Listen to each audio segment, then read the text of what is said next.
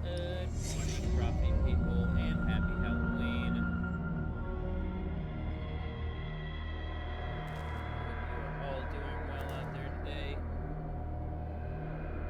Those of you who are in cold temperatures, I hope you're staying warm. Those of you in hot temperatures, stay cold.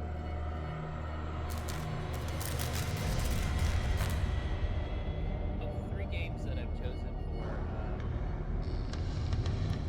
my Halloween replay, this is the only one I actually have played before in full. I played it on PS4 the year it came out, and I did finish it. It has multiple endings. I think I got abandoned, if memory serves. And before my rebrand, I did play this on stream. So, without further ado.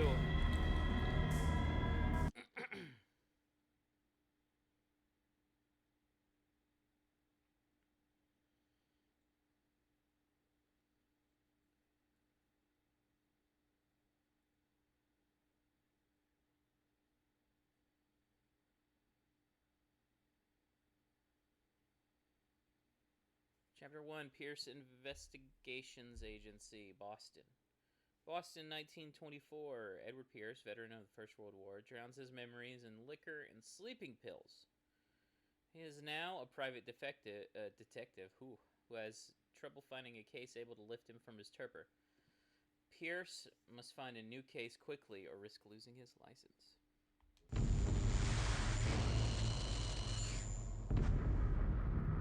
If I'm mad at his mercy.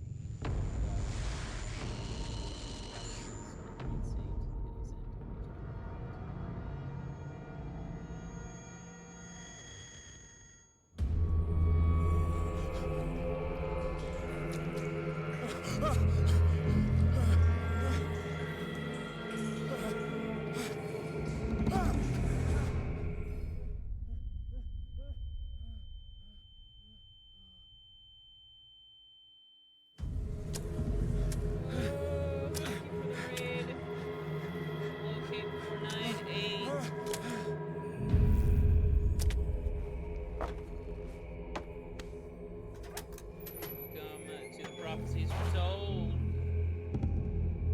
And a happy Halloween to you.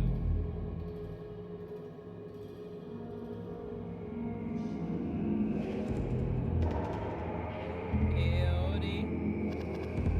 How are you doing today? Hopefully you can hear me, and I haven't streamed with a mic in several days, so I don't know how my levels are. Raid, hype. Turn your mic up a little bit, friend. Just a sec.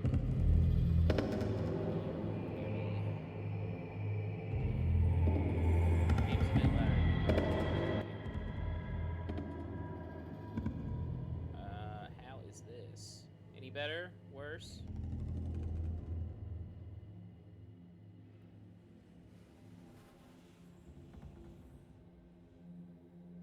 You're pretty quiet. Quiet. Okay. You should turn your mic up more.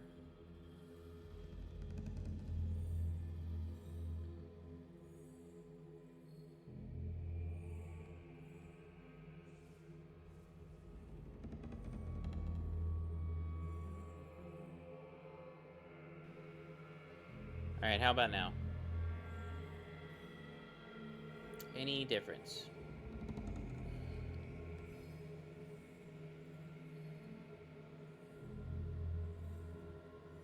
Way better. Okay. Now, I was telling my audience of zero earlier. This is of the three games that I have played for Halloween this year. This is the only game that I have played in full. And I haven't played it in 5 years. So, alrighty. I played it on PS4 when it came out. My brothers actually got it for me for my birthday that year. So I'm a pro then. Not really, not exactly. I don't remember much about this game. I was playing it for the first time just now. Oh, how did you like it?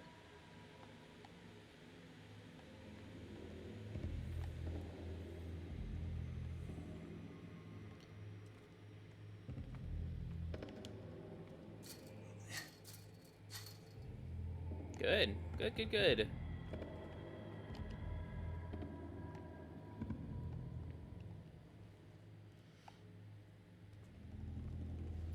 It's definitely not terrified or stuck on puzzles. Ah.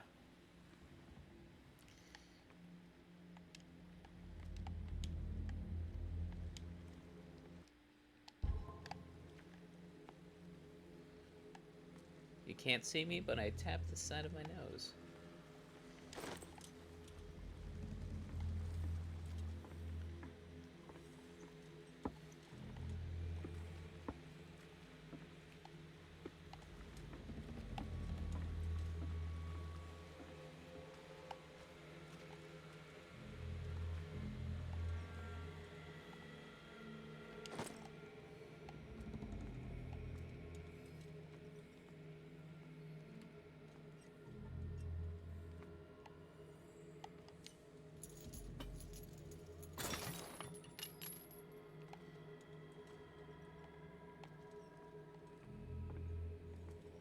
See, the other Lovecraftian games I played this year were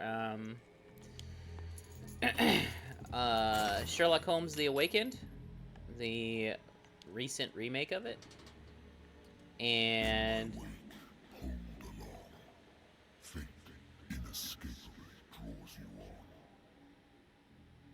still here at the moment though. It's 2 a.m. for me. Probably gonna fall asleep soon, but I did bring some Americans to be babysat and keep company. Okay. Well, thank you all for joining. I hope you have enjoyed my stream. I tend to be kind of quiet. I don't really talk unless I'm being interacted with. In which case, I will respond however I can.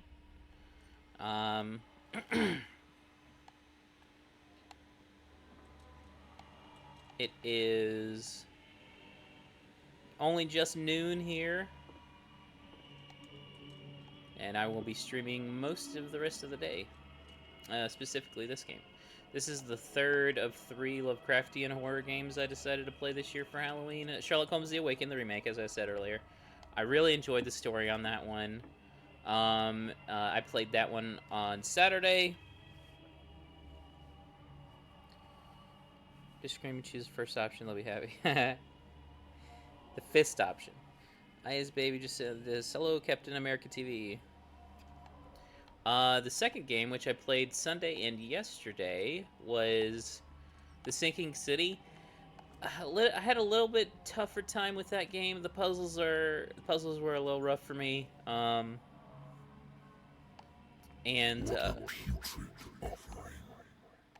I had difficulty sussing out what I needed to do next on several things. So I finally finished that one yesterday evening.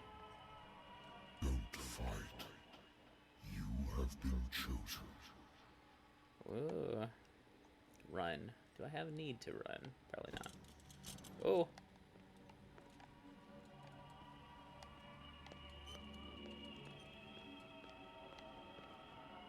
Was it scary? The Sinking City... Kinda. I mean... I take anxiety medication for the last few years, so jump scares don't really get me like they used to.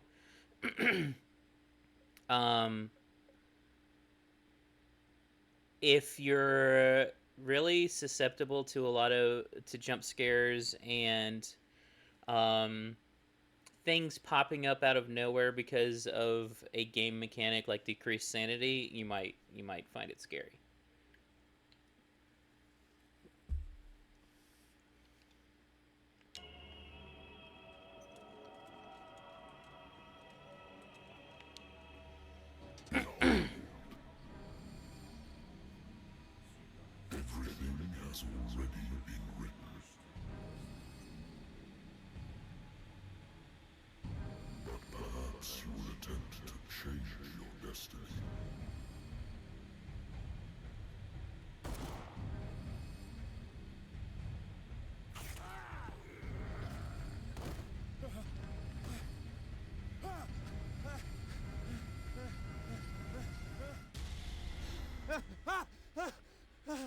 Some nerves of steel, put up a good front then. Maybe. I hate whiskey. I hate whiskey too. It's got a smell. Consult diary. Pierce Investigations Agency. My private detective agency contracted to the Wentworth Detective Agency. After the Great War, I decided to set up in Boston, where there's no lack of work for guys like me. One small-time case follows the other. Adultery, settled scores, disappearances that are not actually disappearances. The old office couch is less comfortable than a real bed, and I should probably get rid of these empty bottles, but this place is mine for the moment.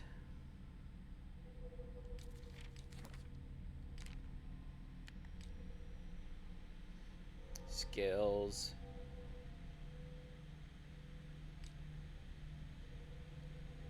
Mental trauma. Edward Pierce is a veteran of the First World War, where he took part in the Meuse-Argonne offensive. That was a joke. He's one of the few survivors of the Lost Battalion, American units that suffered heavy losses from enemy and Allied artillery fire. Allied? Ooh.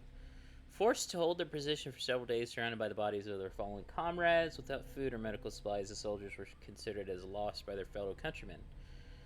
Pierce is traumatized by these events. He consumes sleeping pills and liquor to ward off the nightmares that haunt him. Sanity stable. Confident in your abilities and your Cartesian mind, you conduct your investigation by sticking to the facts, your convictions, and your perception of reality. Your conclusions are logical and reliable. Inventory. Lost Battalion, 10th 718. My old lighter that I engraved in memory of the 77th Infantry Division and men of the Lost Battalion who fell. Is this laudanum? I wonder why I still take these things.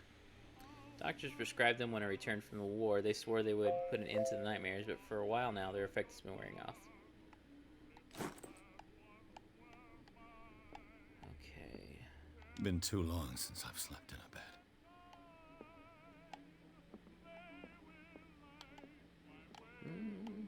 Cool. Yeah.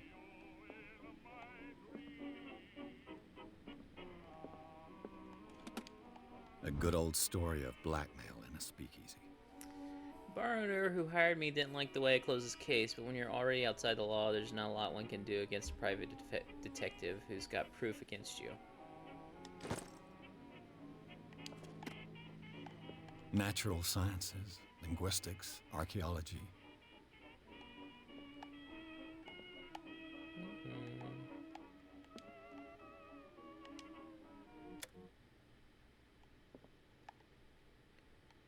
Turn off the jazz for a bit.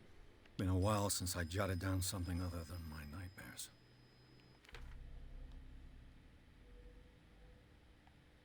Despite the treatment... Oh, okay. Pierce Detective Agency, Investigation Agency. The doctor can well repeat to me that I no longer need my remedy to keep my memories at bay. But I know that if I stop, the memories will return. One of these mornings I probably won't wake up. Despite the treatment, I again hear voices in my dreams, but they're different, unknown. They seem to surface from unfathomable and ancient depths. What nameless creature is calling me? I don't know, is it Cthulhu? I don't need the whiskey.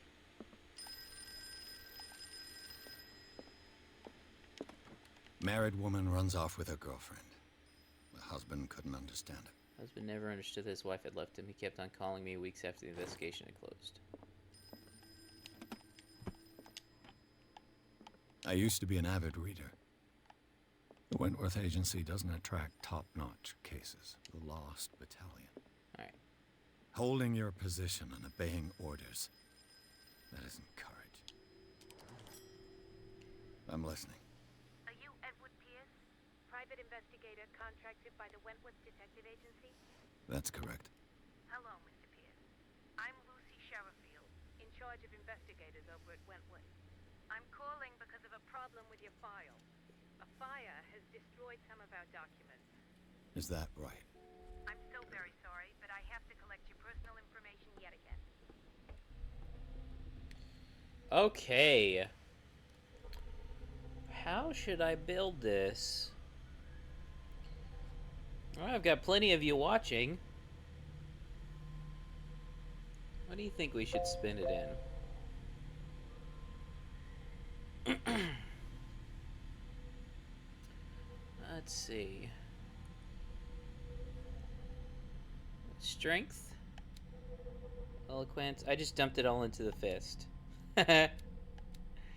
Psychology, occultism, medicine.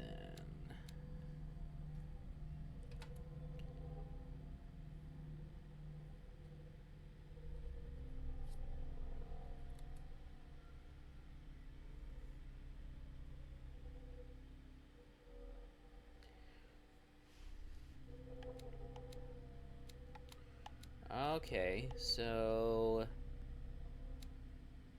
you need to spend double points of the next rank's value in order to get it. Interesting. So I'm gonna do some spot hidden.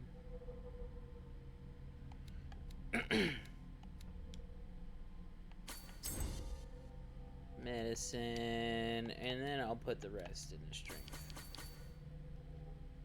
Sound good?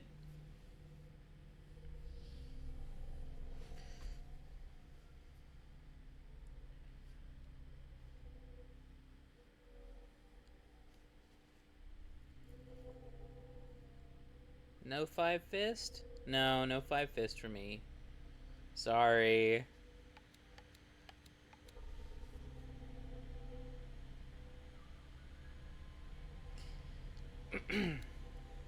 Validate. Character points attribution. Thank you for this information, Mr. Pierce. Our files will still be up to date. And on a related matter, may I raise a sensitive question? What's wrong? As you know, we wish to closely monitor the progress of our contractors. And it would seem you've been accepting fewer new cases. Work is scarce. Mr. Pierce, you know as well as I do, there's never been more investigative work than now. But are those cases worth it? They're worth not losing your license. Show yourself worthy of the Wentworth Detective Agency, and we might keep you on the payroll. Mr. Pierce, do you still... Never seek rational advice from me. I'm coming.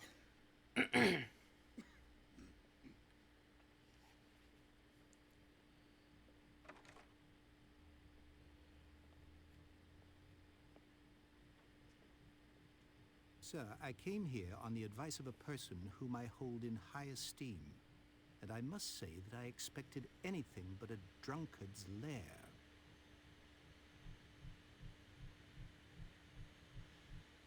You're free to leave anytime, sir. Do you know to whom you speak? Stephen Webster, industrialist and art collector.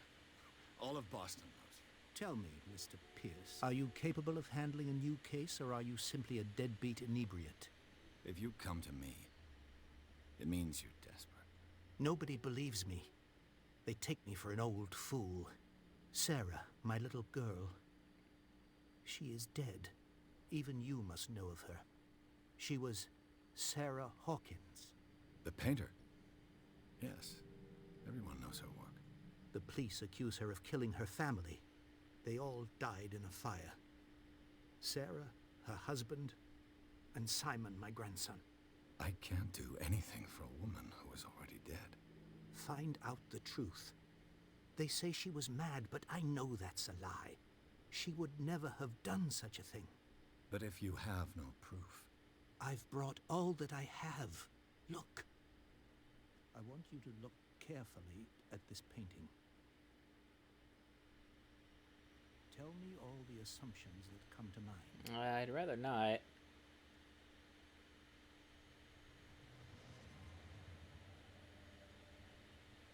What am I supposed to find? Tell me if this is the work of madness. Or if, on the contrary, you manage to detect some logic, a rationality to follow so that I may understand it. Is that all you want from me? Yes, please. All right. I'll look at your picture. That's all you've got? The painting? I placed a file on your desk. It contains everything I have on the affair. A warehouse on Darkwater. Some sketches of the Hawkins family. Rather thin. A shipping label, some of it is unreadable, but I can make out part of the address, Warehouse 36, Darkwater. The police report says that the fire started in the dining room and claimed the whole family. The police decide on a domestic accident, but they nevertheless insist on Sarah Hawkins' mental frailty. Why? A press cutting. Article written about the marriage of Sarah and Charles Hawkins, a businessman from the island of Darkwater. They live a recluse life there with their only son, Simon.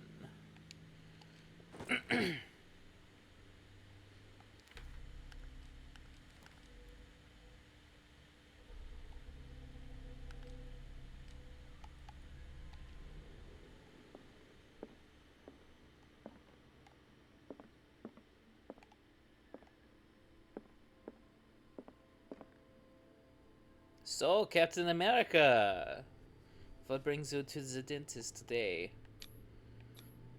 What's this symbol on the man's chest? It's as if Sarah Hawkins breathed a message into it.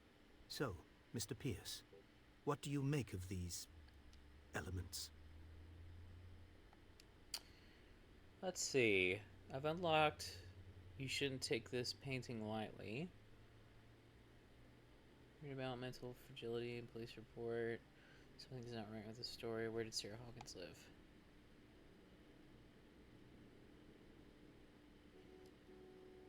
Darkwater. Never heard of the place. Where is that? It's a small, remote island off the coast of Boston. Sarah lived there with her son and her husband. I suppose you want to ship me off there. Darkwater holds the secret regarding my daughter, Mr. Pierce. You must uncover it. The sender's label mentions Warehouse 36. That's right. It came with Sarah's last painting. And you think your daughter could have been the sender? That is what you must find out. Go to Darkwater. Find Warehouse 36.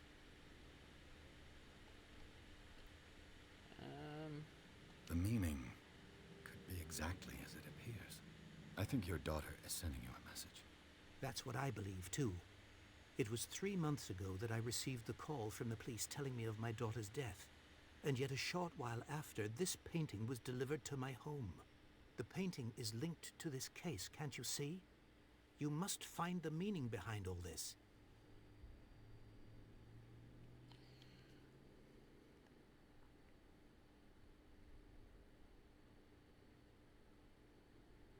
Her husband was a big deal on the island. But the police are sticking to the accident theory. Though they mentioned Sarah's mental state was fragile. I believe you are right, sir. This case is not as simple as it appears. I am aware of that. I believe there is more to this case than just an accident. You must tell me if what the police suggest about the mental state of your daughter is true. No. Sarah had visions. Everyone knew that. She never would have hurt a fly. She only thought she saw things. Saw things? What do you mean by that? I never knew what she meant by that. My daughter was an enigmatic figure, Mr. Pierce. You must find out the truth about her life and death. I'm just verifying nothing new is here. The sender's label mentions warehouse. That's right. And you think you're... That is what you go to Doc. Okay. I think I'm beginning to understand. I'm willing to do anything for my daughter to recover her honor. Quiet down. I'm on your side. Let's sum things up. An artist dies with her family in a house fire. Your only clue is a sort of promontory painting sent from Darkwater right before her death. Correct. And the rumors about her supposed folly. Which you don't totally deny. Find that warehouse. Find out the truth regarding Sarah Hawkins' death. You'll be handsomely compensated. All right. I'll take the case. I'll go to Darkwater and look into the death of your daughter. Thank you, Mr. Pierce. I didn't expect any less coming from a man in your situation. Something's queer. But it's not like I have a choice. Dark water. I think I've got a book on the North Atlantic. I'll note. I'll find some information on this island in there.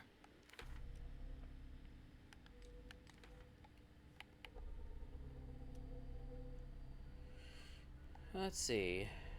A strange picture painted by Sarah Hawkins a short while before her tragic death was sent to her father just after the artist died. He is convinced that she is the sender. He brought me the painting so that I could examine it. Stephen Webster, the wealthy industrialist, came to my office. He wants me to reopen the Sarah Hawkins case, named after his daughter who died in fire alongside her entire family. I must examine the documents he compiled in order to know more about the case. All that remains is to leave for Darkwater. I'll certainly find something about Darkwater in my bookcase. Stephen Webster, age 63, occupation businessman. Wealthy businessman, well respected in the Boston area. Stephen Webster came to see me in order that I investigate the death of his only daughter, Sarah Hawkins. The man accepts neither refusals nor inconvenient truths. He is ready to do anything to prove his daughter was not mad. Charles Hawkins, age 41, occupation shipowner. Charles Hawkins was a local celebrity on Darkwater, the heir of a shipowner family. He used to travel a lot. He met Sarah Hawkins during a trip in Paris. They fell in love, got married, and Hawkins took her to the remote island of Darkwater. They had a child named Simon and lived a very secretive life. Sarah Hawkins, age 33, painter. Sarah Hawkins, a painter known for her tortured artistic universe. She was worshipped for the strangeness of her work and the rarity of her public appearances. I seem to remember that she once said, "I paint what my dreams whisper to me." Her marriage to Charles Hawkins, years ago, surprised high society columnists. A wealthy Boston heiress, known for her party-going, chooses to follow her new husband and live as a recluse on the island of Darkwater. She disappeared from the front pages of newspapers, and nobody heard any more from her. Even her death in a fire remained a secret. Only her father, Stephen Webster, continued to seek the truth. Simon Hawkins, age 11, occupation schoolboy. The only son of Sarah and Charles Hawkins, he died in the fire that claimed his whole family.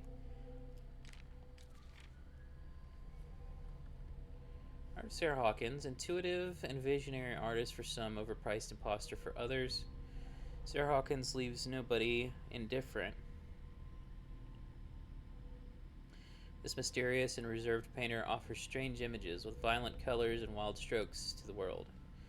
If her paintings are testimony to her vision of the world, then the world of Sarah Hawkins is a portal open to other dimensions. Extract from the notebook of Edward Pierce, private detective. Okay, clues. This painting depicts a monstrous silhouette threatening a woman and child. Flames can be made out in the background. Stephen Webster, the father of Sarah Hawkins, thinks that it is linked to the death of his daughter.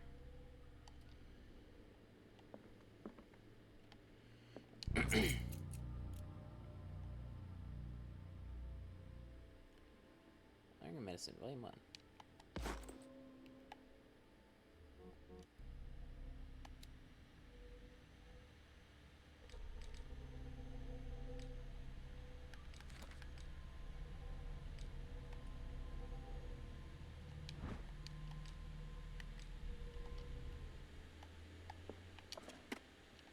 I used to be an avid reader. Yep. So did I. Darkwater is off the coast of Boston. But I've never heard of it. According to this book, it was often mentioned during whale hunting times at the end of the 19th century. But it seems to have been shunned since then. Darkwater Island has been inhabited since the 14th century and is still rich with many memories left by its lost tribes. Don't let the romanticism of these moving evidences of such naive and primitive beliefs fool you into forgetting how violent their gods were. A gigantic creature still ornates the walls of long-abandoned caves. Was it a sea or a dream god?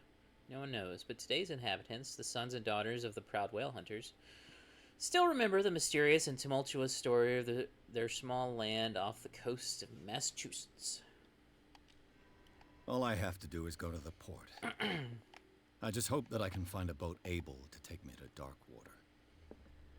I don't need the liquor.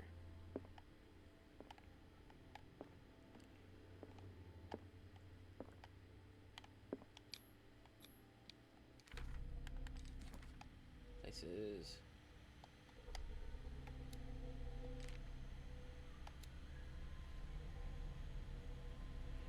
Island of Darkwater. It would seem that the world has forgotten the very existence of this isolated rock off the coast of Boston. It is a small, inhospitable island whose coastline is made up of steep cliffs and sharp reefs, with only one outlet to the sea. It is mainly inhabited by the descendants of whalers who set up supply posts there in the 1800s. It was hit severely by the collapse of this activity. I think that the only venture on the island is still profitable is its medical institute.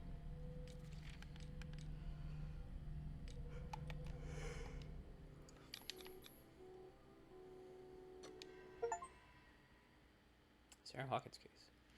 Pierce looked into the Darkwater Port. Pierce took the Hawkins case. The cursed artist is accused of having caused the fire that killed her and her family. As the only clue, she left her father a disturbing painting. On the shipping label, an address, a warehouse set on the docks of the island of Darkwater. The place seems to be the starting point for Pierce's investigation.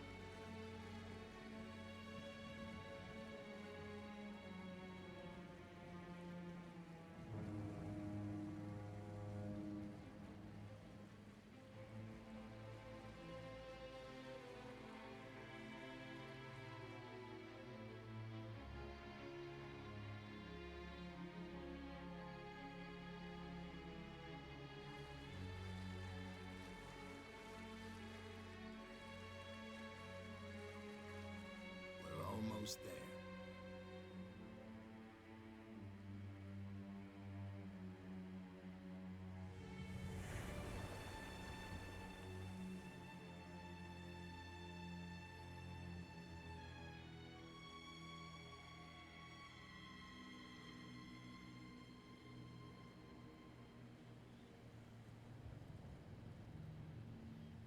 Call of Cthulhu.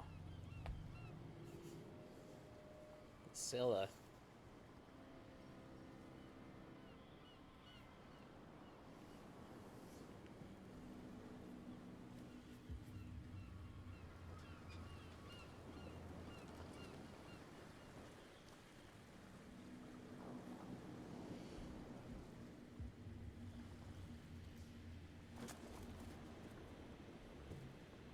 Stay on board. There's guys coming to unload.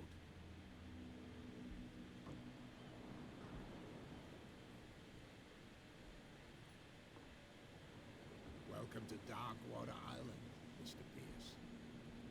Why, thank you, Captain. So, what wind brought you?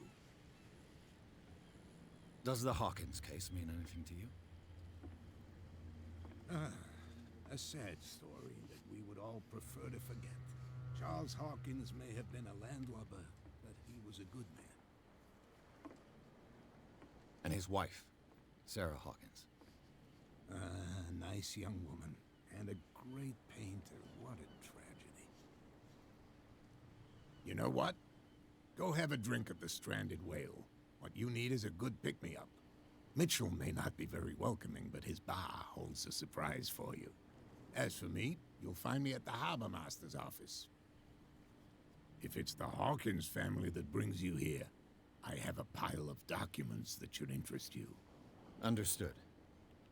I'm going for a look around the docks. Thanks for the follow, by the way, Kate. And objectives.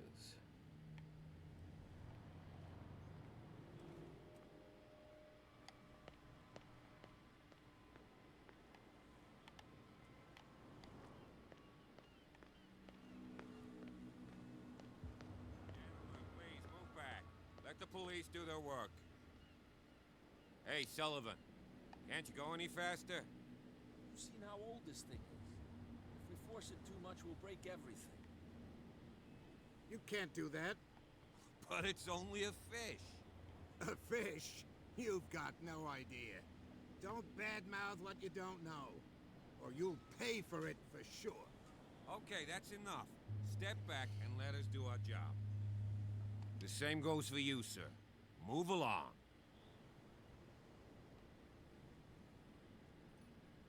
I'm looking for this address. Warehouse 36, Darkwater Harbor. Ah. And so who are you? I didn't introduce myself. Edward Pierce, private detective. In any case, it's not very important. I can't answer that. You can't? Or you don't want to? Oh, no. I'm not getting into those games, me. Now, please, allow me to do my job. You can't understand. You're not sailors. It's a sign. There's something coming. Something real bad. You can see that I'm busy, can't you? You don't put that beast back in the water, you shysters. You're crazy. They're cops. They The blood is just beginning to coagulate. It died a short time ago. Fail a Only a skill specialist test. would know what killed it. Alright, can't I got a understand. trophy You're for not failing sailors. the medicine It's a check on there. sign. There's something coming. Something real bad. What could have done so much damage? Don't put that beast back in the water, you shysters. You're crazy.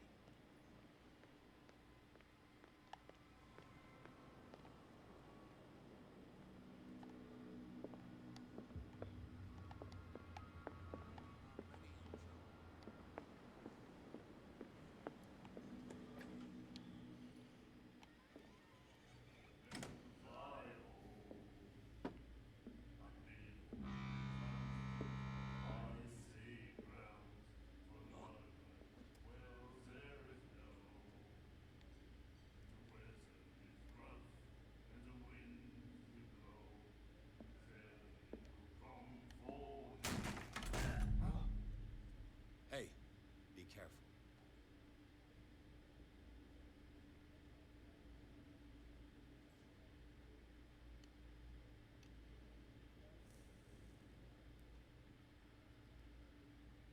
Let's get him another drink. He's dry.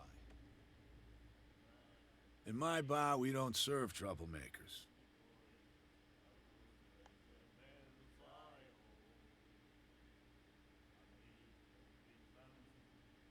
Pure instinct.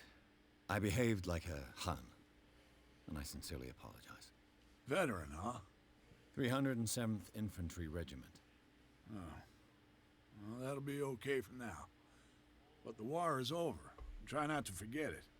I'm here for information, not for a fight. I prefer it that way. Speak then. I reserve the right to answer or not.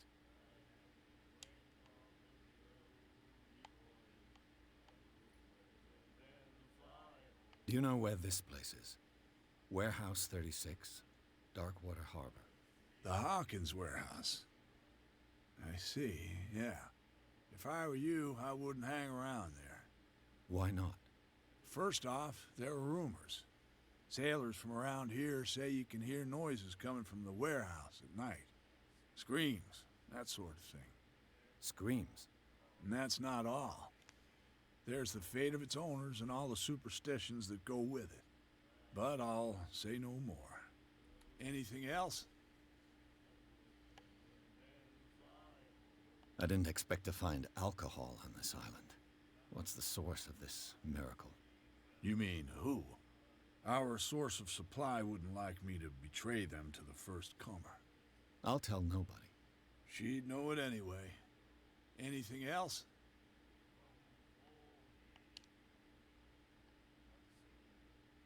What can you tell me about her? We all knew she was famous on the mainland for her paintings. Never understood why. Then, I don't want to speak ill of the dead.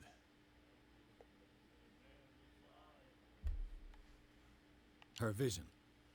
Was it so terrible? Way I see it, the truth is really a question of point of view. What do you mean by that? Do you still trust the truth after a bottle of whiskey? Her style made her famous. How would you describe it? Tortured? Yeah, well, it wasn't normal. I mean, for a young woman with a child and all that. We saw them in the papers and we said to ourselves, who can paint such things? Is that how she sees the world? So they made you feel uncomfortable. You need to see them for yourself. Make up your own mind. I've got what I need. Anything else? The stranded whale. I guess this bar has been here a long time. What can I tell you? I'm a nostalgic sort of guy. The name, it reminds us of the golden age of dockwater, when our whalers left for long months and came back sweating and stinking of the oil and flesh of the whales they'd been hunting.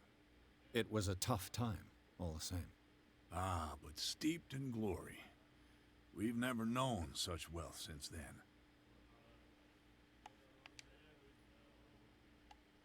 That'll be all for now.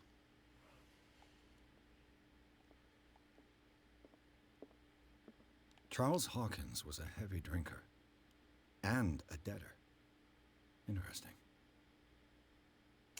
I can't tell. $68. Woof.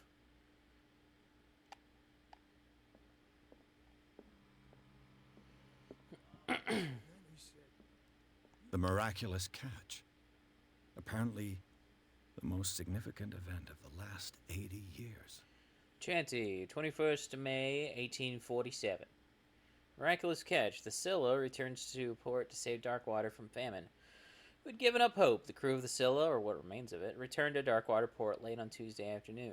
The locals immediately rushed to the docks to welcome the last whaling ship on the island. People were amazed at the sight of the unbelievable catch the brave vessel had on board. Of a size that went beyond that of formidable toothed whales, the cetacean that is already being called the miraculous catch covered the whole deck, and parts of it were hanging over the side of the ship. The surviving sailors told a frightening account of their perilous catch, but also of its meat, unmatched in its quality and plentiful nutritious benefits. There's no doubt that the immense size of this whale will allow numerous inhabitants of Darkwater to feed themselves, bringing an end to the famine from which part of the island was suffering. Warehouse rent. Mr. Marks is putting his warehouse up for rent from June for fishing, workshop, or storage activities. You can contact him via your favorite newspaper or visit him on the docks. Special evening at the Stranded Whale. To celebrate the return of our brave whalers, all the staff of the Stranded Whale invite you to an exceptional free tasting event. Come with your family or with friends to taste the miraculous catch. Each person will leave with a bottle of oil, so don't hesitate. You have no right to treat us like this. And the doctor, what did he say? He laughed. My God.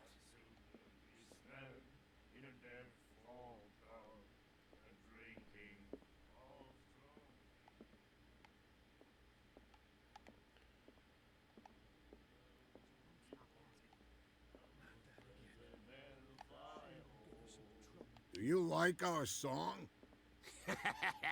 We're true sirens. We may not be pros, but we give it all we've got. That's true. It's a reminder of the time when we were still fishing for whales off Darkwater Island. What brought whaling to an end? The whales, of course. They all disappeared. You exhausted the stocks. You could say that, yes. There were fewer and fewer of them. Until the last, the biggest. The one of the miraculous catch. Exactly. I've never heard this song before. Only people from here know it. It tells the story of the miraculous catch. I saw the newspaper clipping. You don't believe it, do you? Watch what you say, young man. That catch saved our island. Ah. Where's the proof? We're the proof. Without it, the whole of Darkwater would have died of hunger in 1847. It's true. Everything happened just as it says in the newspaper report. Our grandparents tasted its flesh. And it was delicious. I bid you farewell, gentlemen. Good night, stranger. So long. What you looking at, stranger?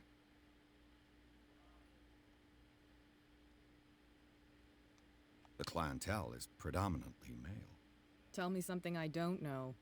I meant nothing by it. I'm just wondering what a woman like you is doing in this flea trap. And I'm wondering what could be going through the head of the chump who goes to disturb her. Let me drink, stranger. I told you to beat it. All right. She will do it again, you know. Oh, the girl doctor. Cold. Stop asking. Nightmares. Can hear things and voices whispering. Will follow its reader and appear at various locations, gifted with its own consciousness, until it finds a new reader.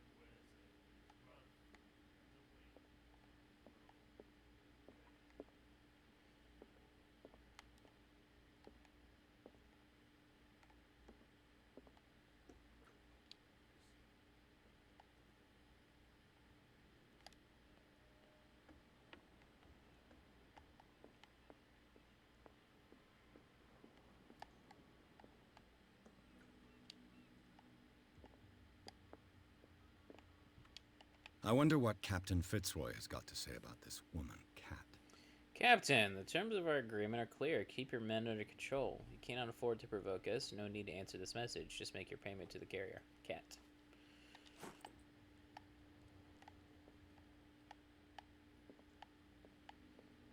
Broken.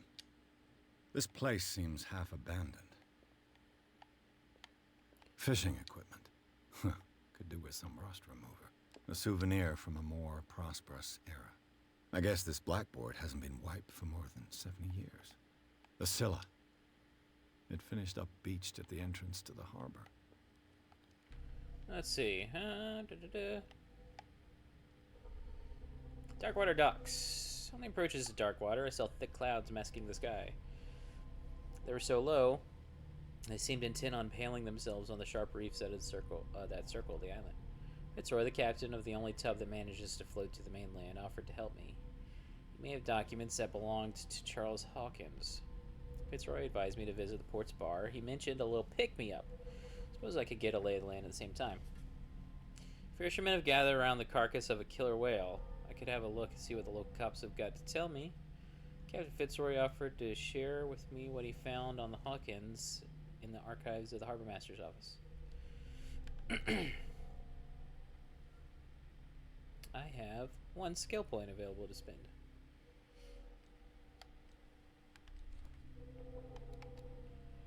Roy Mitchell, age 55, occupation owner of the Stranded Whale Bar. Roy Mitchell runs the only bar on Darkwater.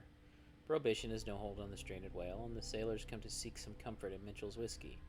The man therefore knows, more than anyone, the secrets and rumors that the inhabitants of the island exchange after a few glasses. Mitchell is devoted to the golden age of whale hunting, if the numerous trophies that decorate his establishment are anything to go by.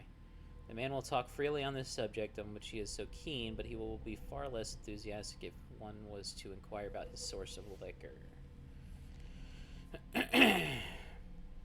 Darkwater Port. At the entrance to the port of Darkwater, one still passes in front of the shell of the Scylla, the last whaling ship to have brought back a catch. Sailors wander the docks looking for some small job for the day.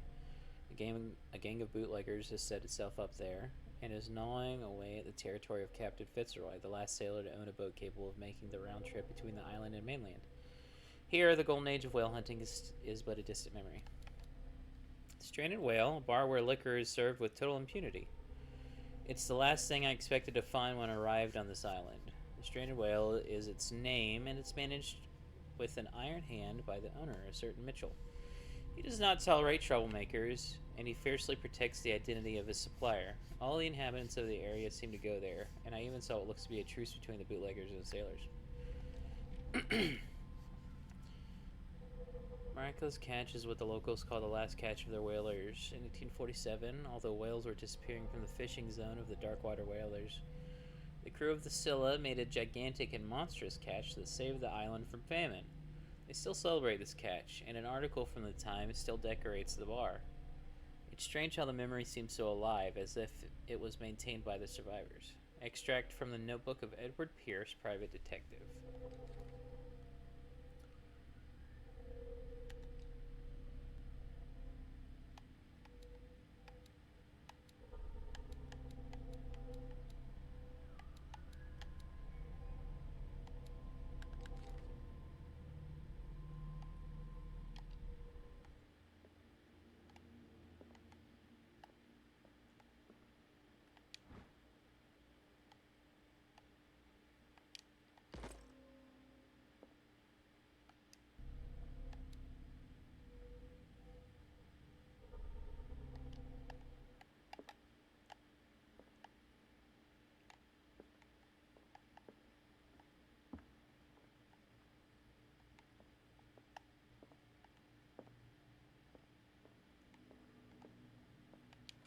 This man and Fitzroy could be twins. In this photograph, a man who looks like Captain Fitzroy is posing on the bridge of a ship. He has a wooden leg.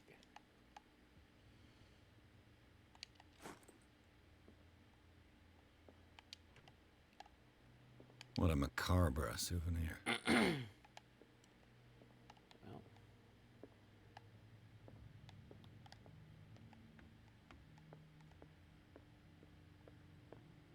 I've brought out the Charles Hawkins cargo manifests. They're on the table next to you. But in truth, you're likely to be disappointed. When you're done, come join me on the deck.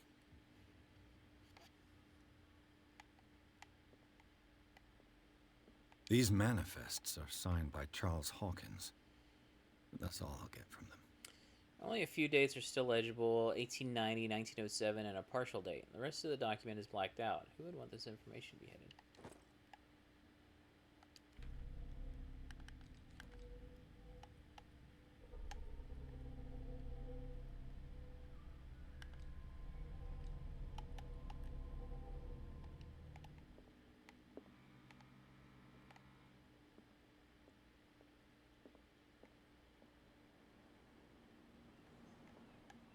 From here, I see everything that goes on in the harbor. The hard-working lives of my sailors, the fights at the stranded whale. Even the antics of these wharf rats don't escape me. It's you who lays down the law around here. Oh, I wouldn't go that far. I'm just the last serving captain on Darkwater. Tell me what I can do to help you.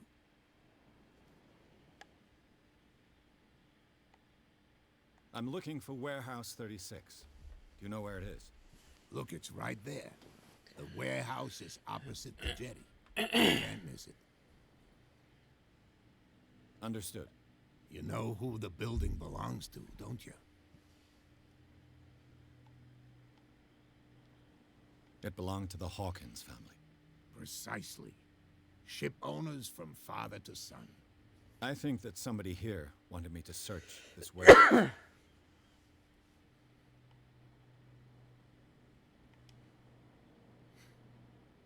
I found a threatening letter signed by a certain cat. What? I don't mind you visiting my harbor master's office, but I'd prefer if you didn't go through my affairs. Are you being blackmailed? Not exactly, no. That shyster wants to make us pay protection money. With any success? I wouldn't say that, but she terrifies my men as much as her own. Can you not do anything to stop her? Don't you worry about that. I was looking at your photograph. The one of the man in front of the boat. Ah, yes, I can see the one you're talking about. Interesting resemblance. I thought it was you, but with a wooden leg. And for good reason. That's my father in the photograph. Your father? John Fitzroy, captain of the Scylla. His wooden leg is here. You can go and see it if you're interested. I'm just back from the wharves. The dead killer whale is unsettling the sailors.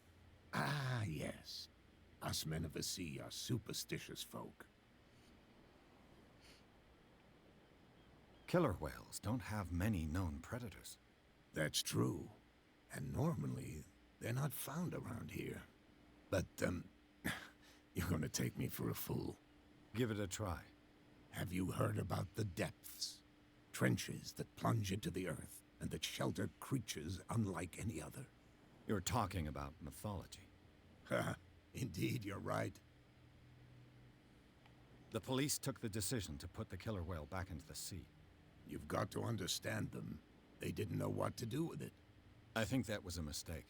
Who says that whatever caused those wounds is no longer in these waters? You think we should have kept it?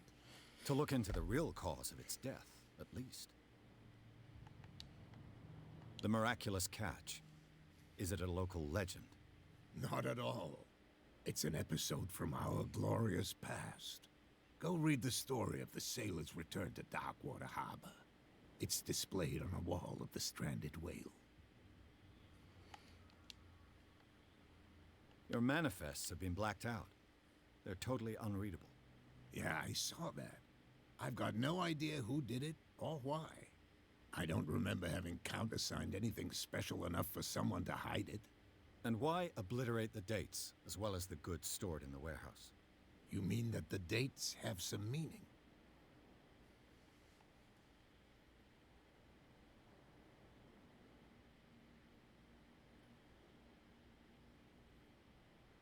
I'm surprised Charles Hawkins had goods to store, knowing that whaling stopped in 1847. I see that you're interested in the history of our island. Indeed, maritime activities ceased altogether at the end of the last century. I imagine that the Hawkins family had other types of contracts. But you don't know with whom? No, it was none of my business. I shall be on my way. So come back and see me when you've got something new.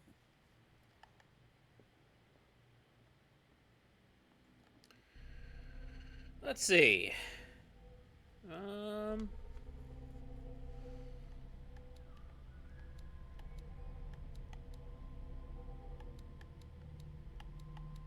Let's go ahead and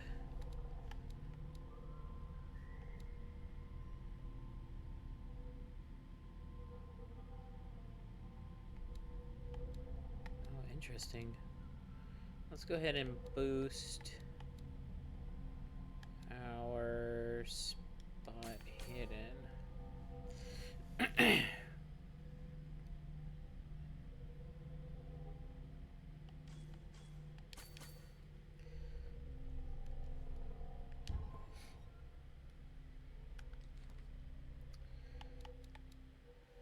James Fitzroy, age 45, captain. James Fitzroy is the captain of the Charybdis, the only boat that still sails between Darkwater and Boston. His base is the harbor master's office, from where he misses nothing that happens on the island. The inhabitants of Darkwater respect him. The bootleggers despise him. He offered to help me in my investigation.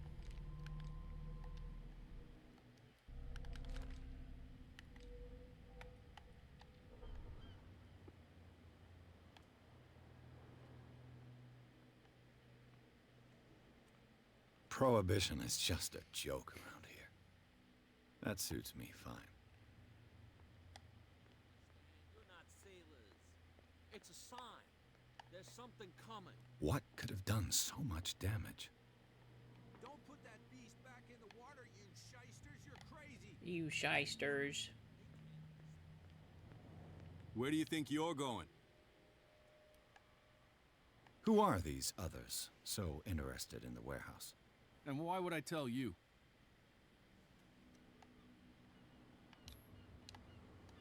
You and I are on the same side of the law. Oh, yeah? You don't want to know the truth behind this case. Are you saying our work was not up to snuff? Forget it. Well, I failed. I thought that the Hawkins case had been closed. That's true. So what are you doing on guard duty in front of this warehouse? Who's asking the questions here, the cop or the tourist? What more can you say about the death of the Hawkins family? Not much more than what everyone knows. I wasn't on the case. They were all burnt to death, right? Up at their place. The whole mansion went up in flames. Don't get it into your head to go wandering around up there. It's dangerous. What do you mean by that? The only one left there is old Silas, and the accident has affected him badly. He can be unpredictable, especially if a stranger starts poking around the property. Is he a danger to the public? No, He's in his own home.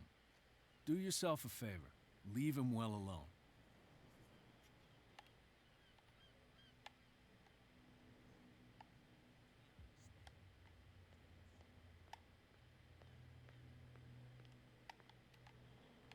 You live here? Why did you do that, huh? We saw what you did to St. Brendan.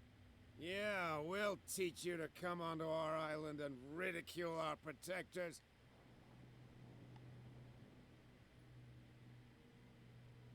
I respect your beliefs. Our beliefs? You mean you don't believe in God? That's irrelevant. That's what you think. There's you, our beloved statue, and then those two bozos behind us. Wait, now that I think about it, it's got to be them. There's one of them who's always going back and forth to the statue. Quieter. That's all we need for them to hear us. What brings you to Darkwater?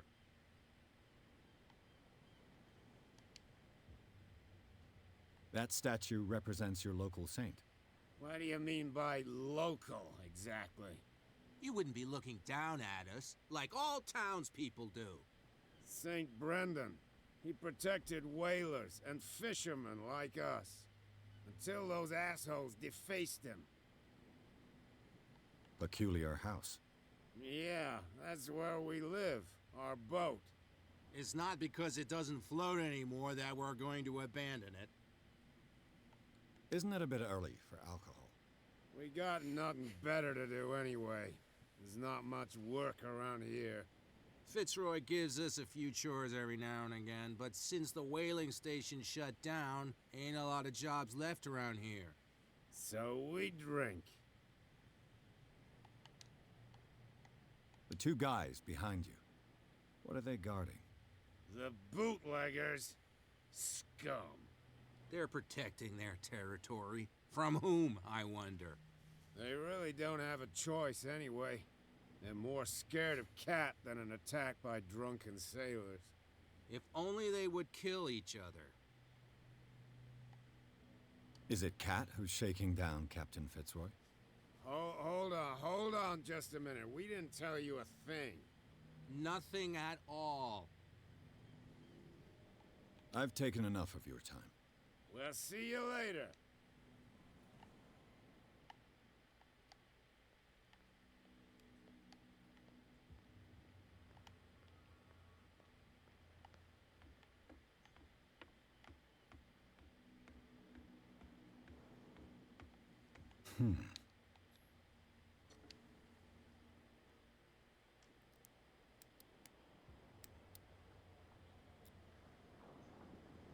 Damnation. I broke it.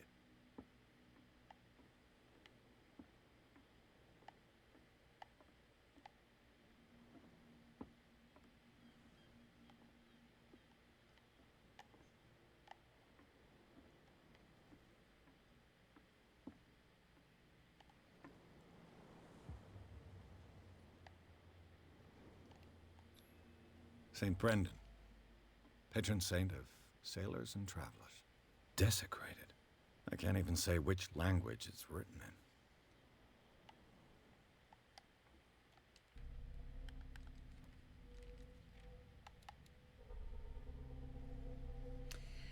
Does the patron saint of whales and whalers still protect the sailors of Darkwater? Visibly, there were other gods before Saint Brendan, and their worshippers do not seem to be of this opinion. Locals still worship the old saint, but a mark was made on the statue by another cult.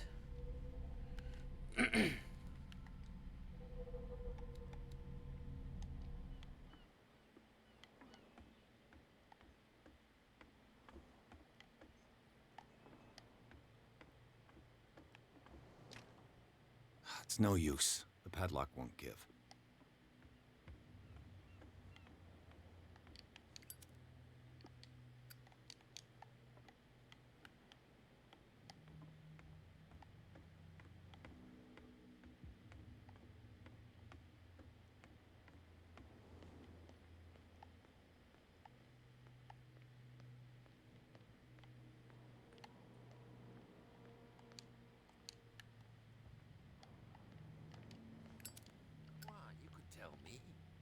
No, if it gets out, I'll have serious problems with you-know-who.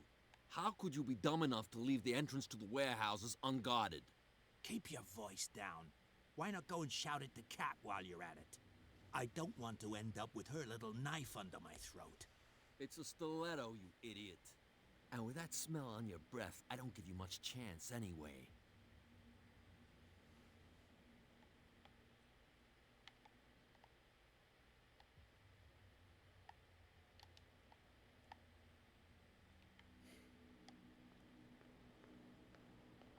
Oh yeah? Get us in trouble. You can't understand. You're not sailors.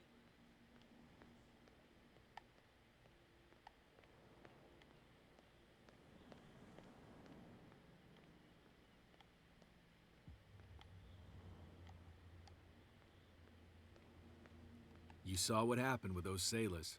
Don't hang around here unless you want trouble with the bootleggers. I've seen the kind of messages their boss sends. You're not scared of her. Of course I am. Everyone's scared of that woman. She's not interested in small fry like me. You, on the other hand, nose around too much, you'll have dealings with her. This warehouse looks abandoned. Why does it interest them so much? No doubt a question of territory, but I ain't asking. You want to know more, go ask the captain. Good. Thank you. I shall take my leave.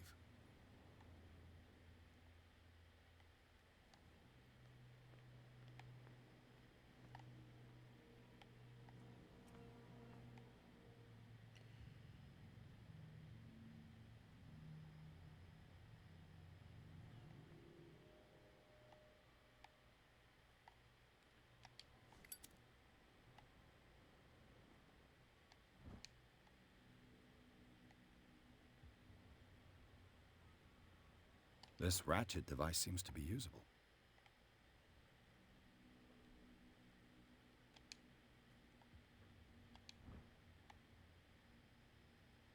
A handle.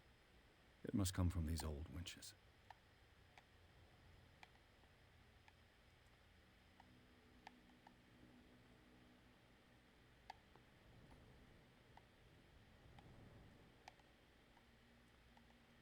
A whale vertebra. If the newspaper clipping in the bar is true, this bone is a real fossil.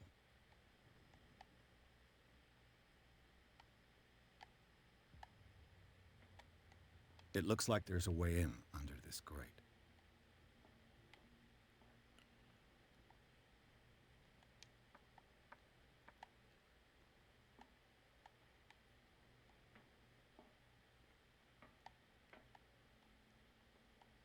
I could use this old winch to lift the grating.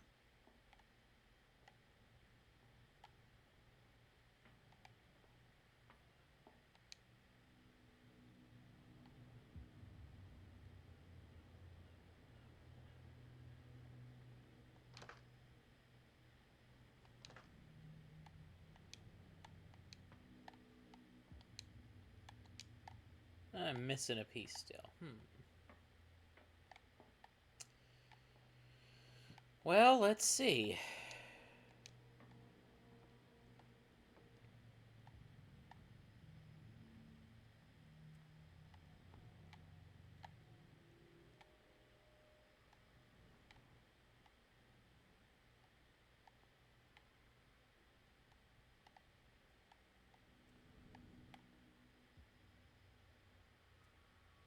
Ah, here we go.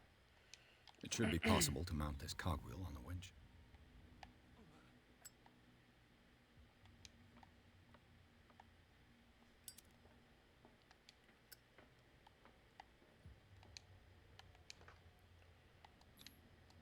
Looks like everything is in its place. All I have to do is turn this handle.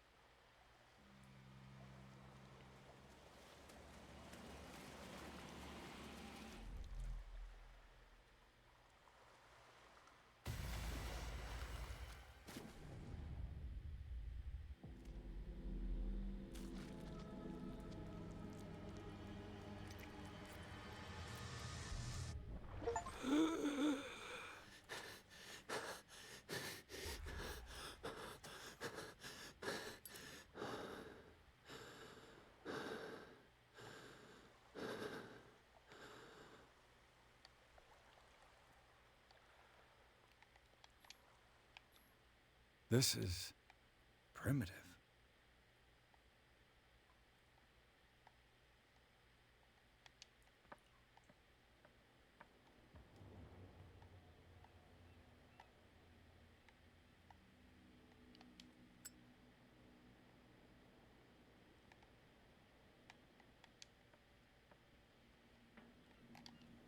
Ugh, this place stinks.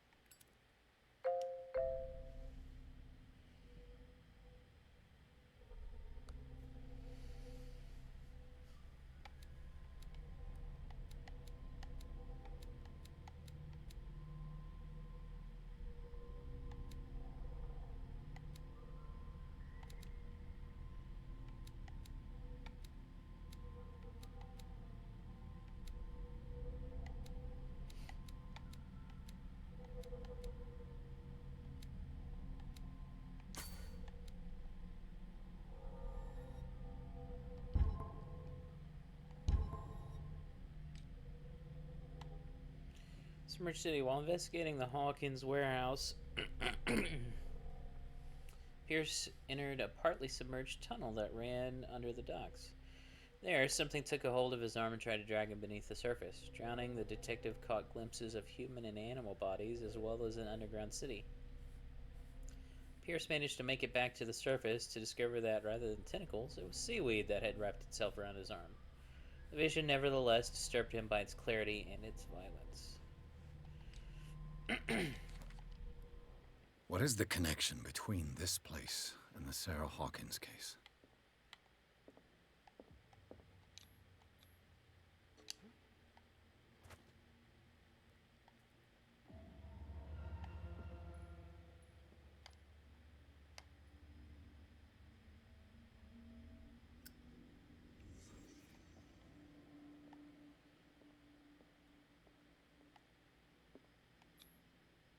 What is this picture of Charles and Sarah Hawkins doing here?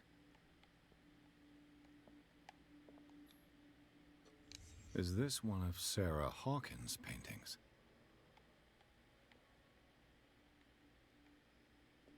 Le Petit Parisien. Who might keep a news clipping about Sarah Hawkins? Can't sleep. I know how that feels.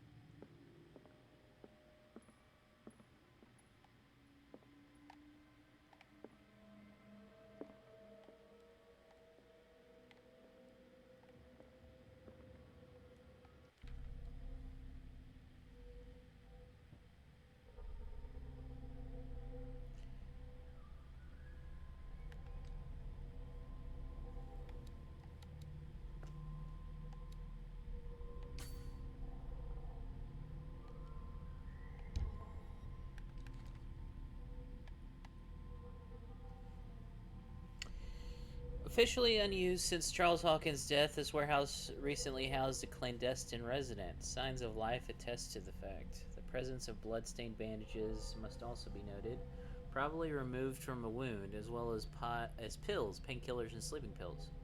Moreover, the occupant seems to be obsessed with Sarah Hawkins, as attested by the presence of several documents connected to the artist's life. Photograph, press cutting.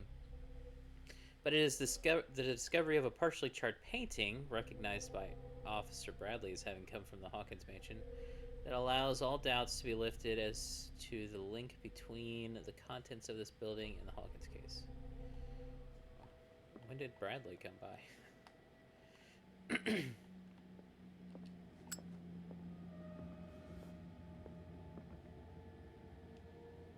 Someone has settled in here. And whoever it is has something to tell me about the Hawkins case. Is there anyone in there? You! Don't move! Detective Pierce. I told you to stay away from this warehouse.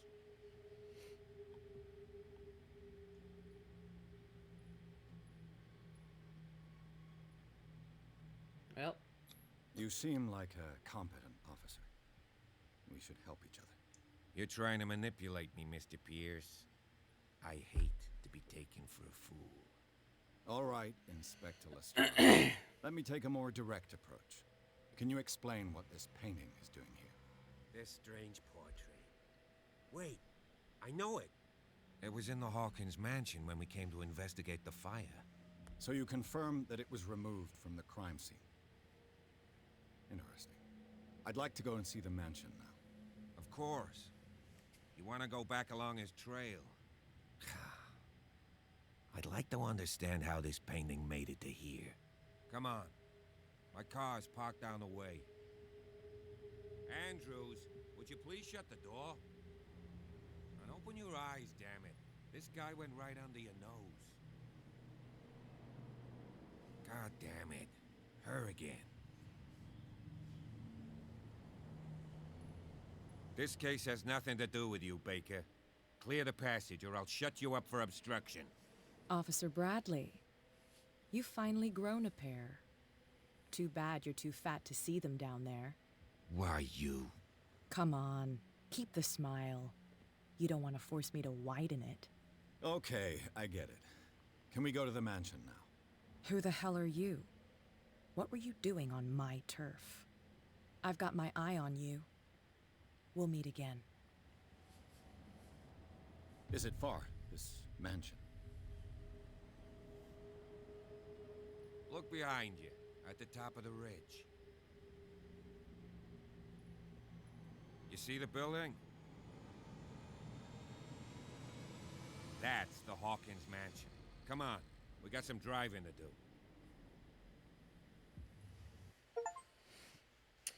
Pierce managed to get into the warehouse. The place, thought to be abandoned, revealed some surprises. Signs of recent occupation, as well as a partly charred painting. Interrupted into searching by Officer Bradley, Pierce convinced him to join his investigation. The police officer is willing to drive the detective to the Hawkins mansion.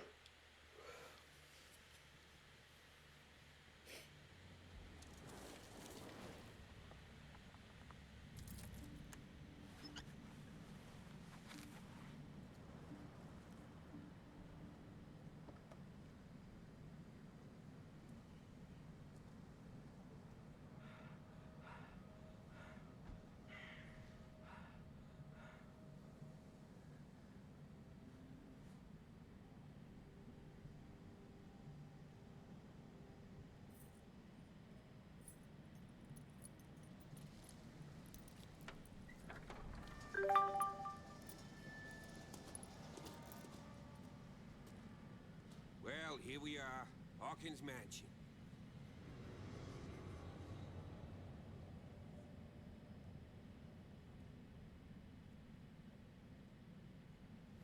The place has been abandoned since the fire. There's only old Winchester in his hut.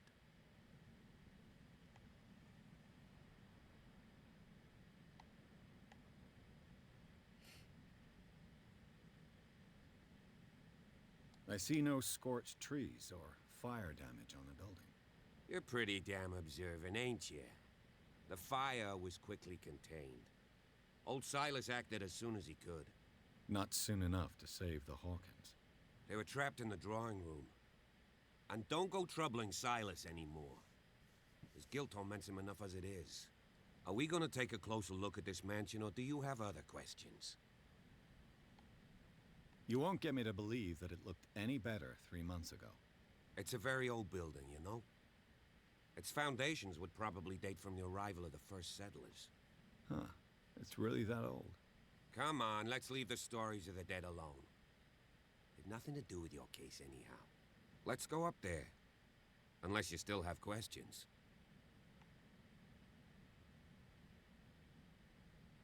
You're the one who looked after the Hawkins case. Don't think I was trying to hide it. It's just that this discovery shakes my convictions. That's why you're so keen to find out who removed the painting from the mansion. Yes. If something escaped us, or if there's been a law enforcement error, then it's up to the police to make good its mistake. Anything else? Your partner, Andrews, warned me against him. You managed to get something out of that bum? I'll end up asking you for advice. He talks too much. He inferred that old Silas was slightly unhinged. That's not far off the mark, I suppose. But kinda unfair at the same time. You know, Silas Winchester has been working for the Hawkins family as far back as I can remember. Charles was like a son to him. The day of the fire, he lost his whole family, so he's got nowhere to go. And, as you'll see, in a way, he's still watching over them. Is there anything else you want to ask me? Or do you want to go up there? I prefer to be prepared if there's going to be trouble. It's a wise attitude. But apart from old Silas and some rotten floorboards, there's nothing to worry about. Could he be a problem? Strictly speaking, he ain't dangerous. But since the tragedy, he's been a little touched. Though he's a remarkably sturdy man, given his age. A true force of nature. A sad old man doesn't worry me. Gee, if you don't want to listen to my advice, we might as well go. Right? Night falls quickly here, and I want to be able to see when we arrive. I'll go with you, if only to reassure Silas. Why not? You can help. Right. Let's go.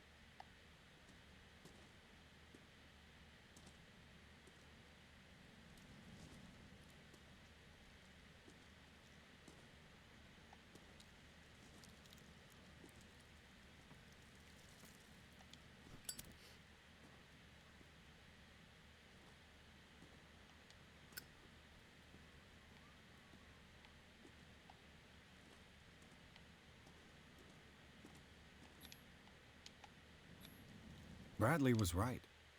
This place is much older than I imagined.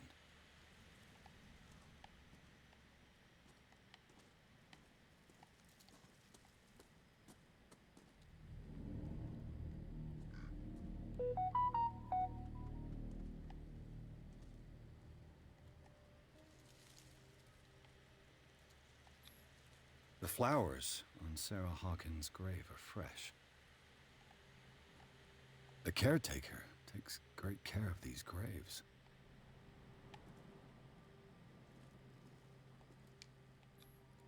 Charles Hawkins' grave. Who could have done this? I told you. Silas Winchester is still watching over the Hawkins family. I must say, it's pretty gloomy. So, Detective, does this place inspire any thoughts?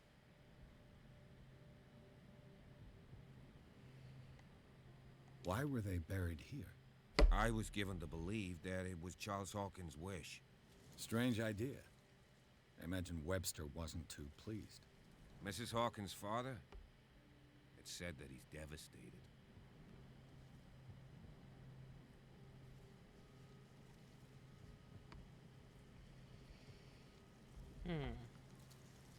Let's go to the mansion. Please give me a minute. I didn't expect to set foot back here after the burial. Poor kid. What kind of deranged individual would defile this sanctuary?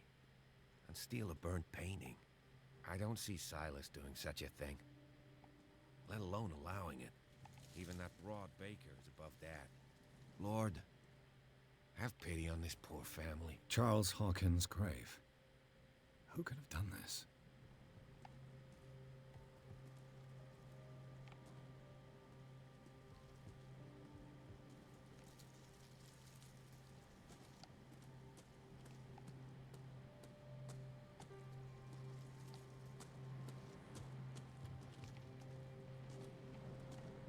The caretaker.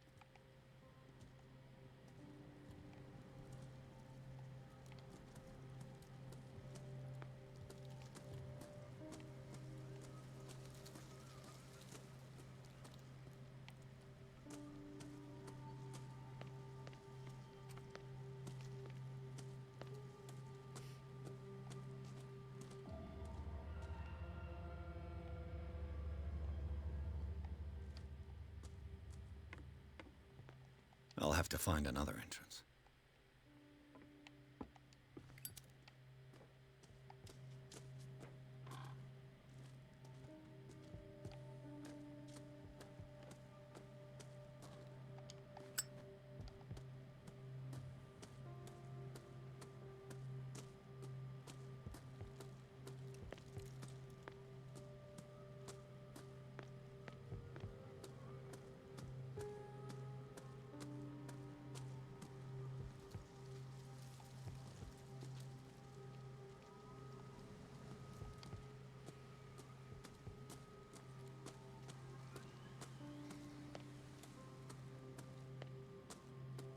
Recently fallen.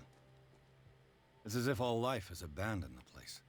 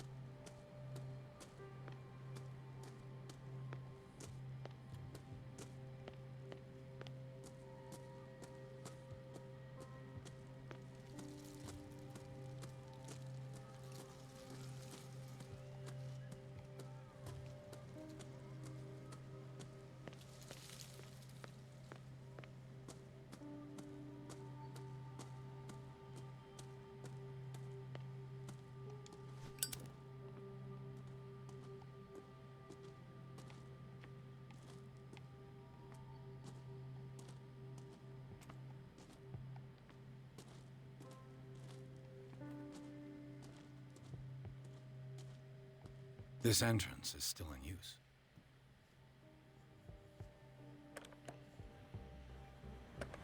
Whoa! Whoa!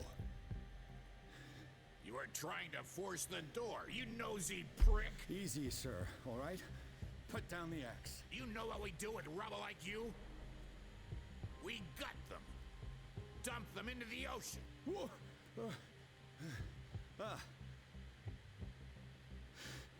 You're Mr. Winchester. Lower that axe. Let's talk calmly. I'll show you how we have it out on Darkwater.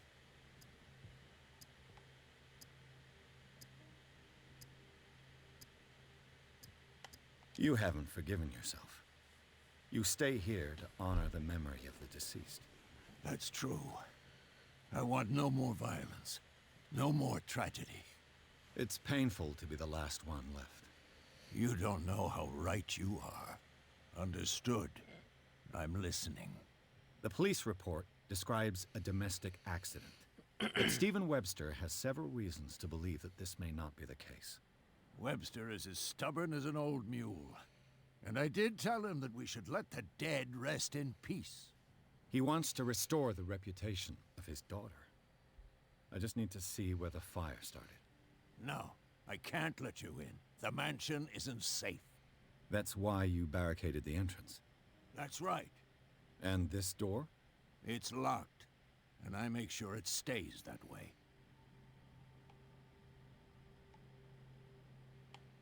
The sooner I carry out my investigation, the sooner I wrap up the case and return to Boston. After which, you'll never hear of me again. Huh.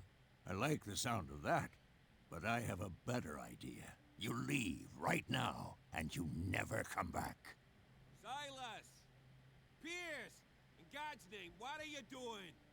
Officer Bradley, this hood was trying to break into the mansion. Do something, Bradley, or this story will have a nasty ending. I vouch for him, Silas. He's working with us. We have reason to believe that someone entered the mansion and stole some paintings. Impossible. I would have seen it. Better safe than sorry. Now let us in. I promise to keep an eye on this one. Okay, then. I'll leave the key with you. You could have told me that earlier, Sonny. Let's see what more I can learn from this mansion.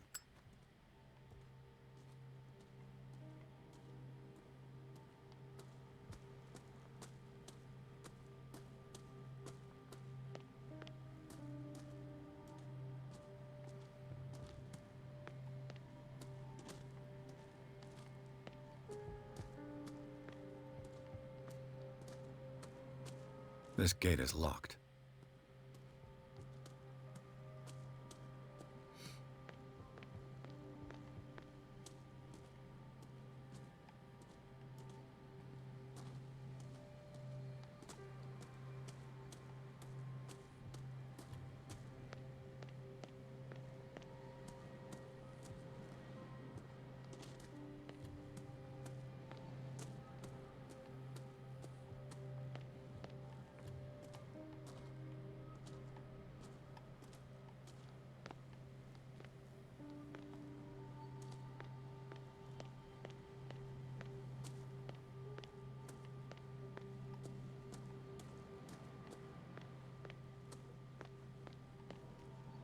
bourbon. Empty, of course.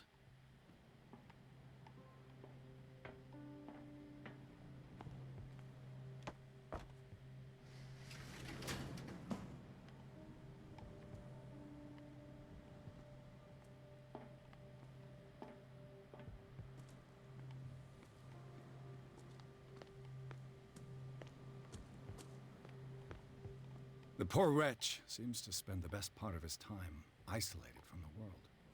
I know a thing or two about solitude myself. Rather Spartan. The caretaker has simple tastes.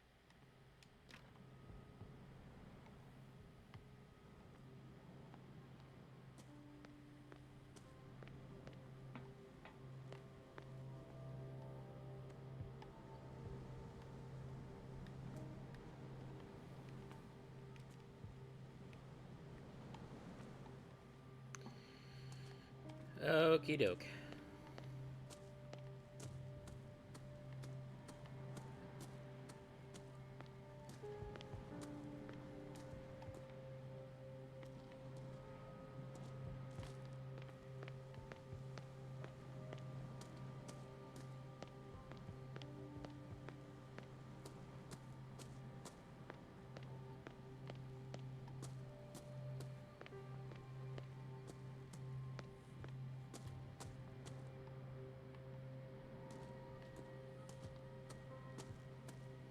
Pierce, shall we enter? Now that you've finished your fun and games with Silas, we can perhaps inspect the mansion. You're right. Let's go.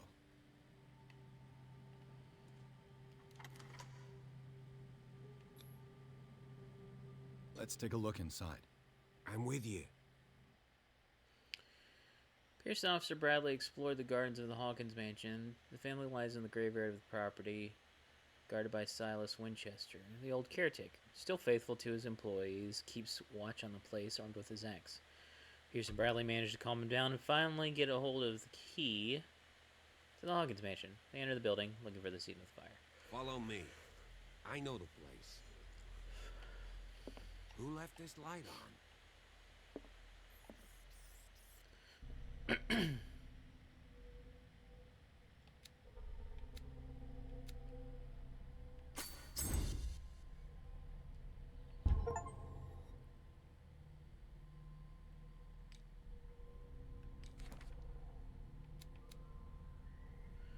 Officer Bradley, age 37, police officer. This hick cop likes order and justice. He's no great sleuth, but he seems more inclined than his colleagues to discover the truth in the Hawkins case. The inhabitants of the island seem to be friendly with him. He could help me in my investigation. Hawkins Mansion Gardens. The Hawkins Mansion is perched at the top of a steep cliff.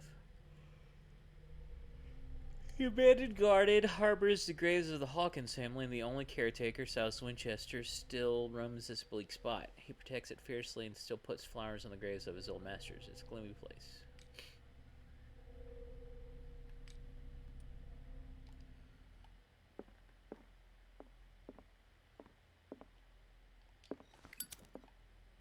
The Last Supper of the Hawkins. What does this tell me?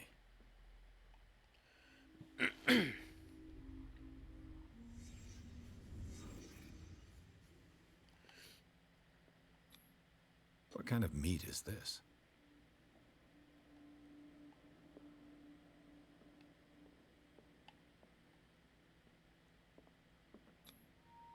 This place is for the head of the family, Charles Hawkins.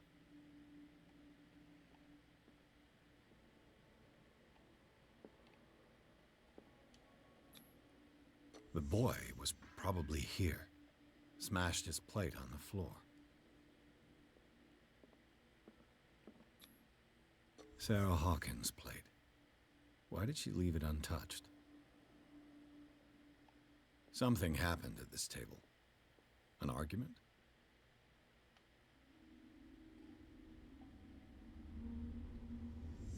Hey, Pierce. Daydreaming again? Working, officer. This dinner table tells us a lot about the Hawkins family life. Well, we don't have all day. The scene of the fire is next door.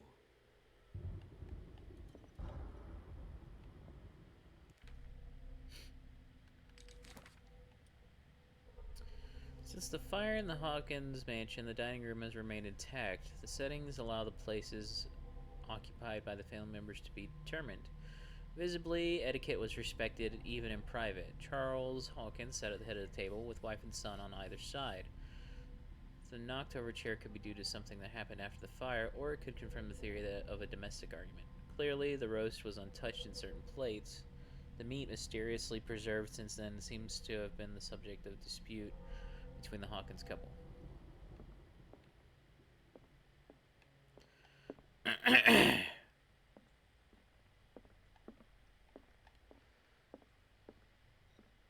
Silas managed to bring the fire under control, but it was already too late for Let's see if I can find something the cops missed. Alright, first I'm gonna...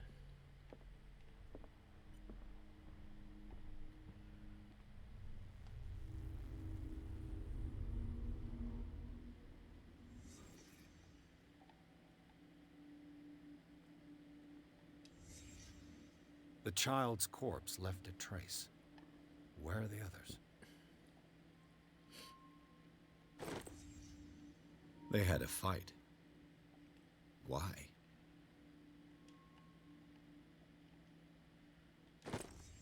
Did Sarah Hawkins lose one of her shoes? How?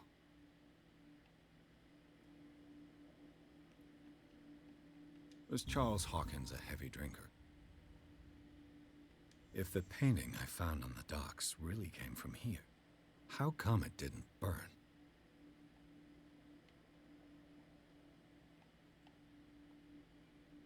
Did it stop at the time of the fire?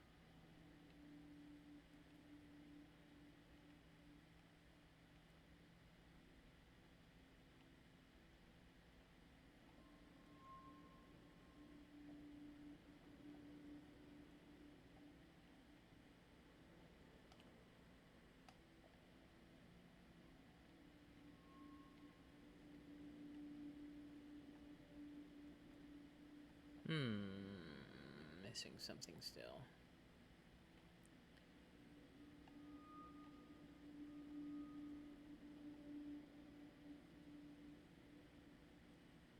Ah.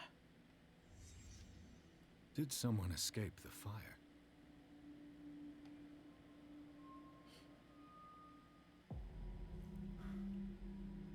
Blood. This lamp was thrown. This was no accident.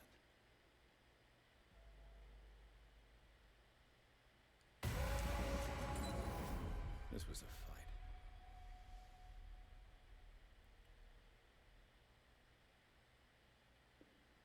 Someone fell here.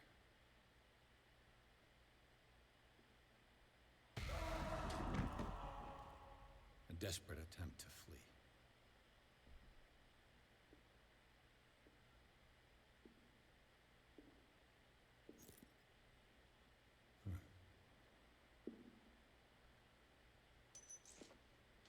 And the boy.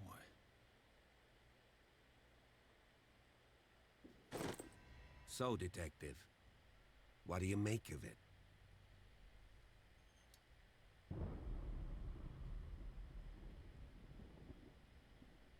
I firmly believe this fire was more than just an accident. Huh. What's your theory? I think the Hawkins couple got into a fight. You sure of that? There's only one way to be sure.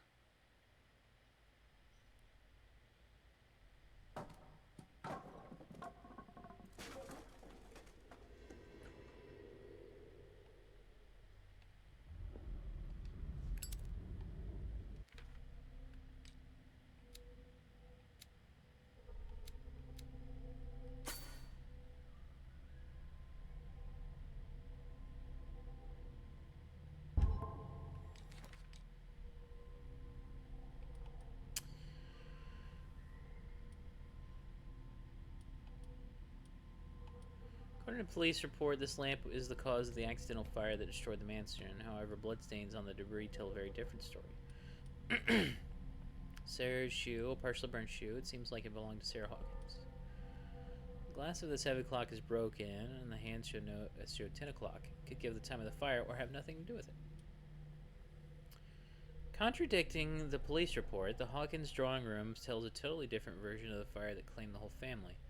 Beginning with the presence of a handprint that throws up the possibility of a survivor, the bodies of Charles and Sarah Hawkins left no mark on the floor, nor, to that matter, in the drawing room, contrary to that of the child, still visible close to the fireplace. Same goes for the glass shards on the floor. A close inspection reveals the presence of blood on several of them. On the wall, the very clear mark left by the painting found in the Hawkins warehouse confirms that the Hawkins case could be much more than a domestic accident. I just ask that you don't disturb anything. If Chief West found out about what we're doing, I'd be in serious trouble. This door is locked.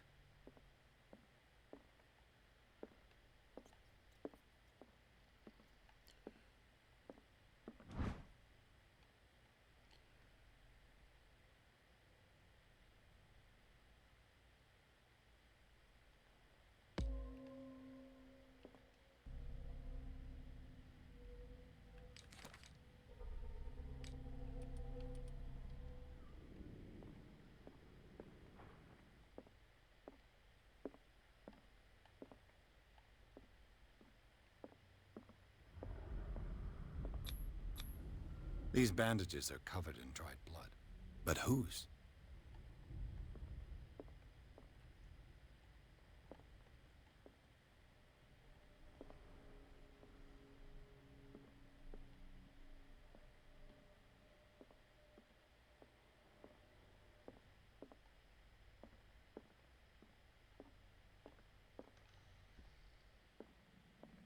The lyrics of the drunken sailor, the sea shanty.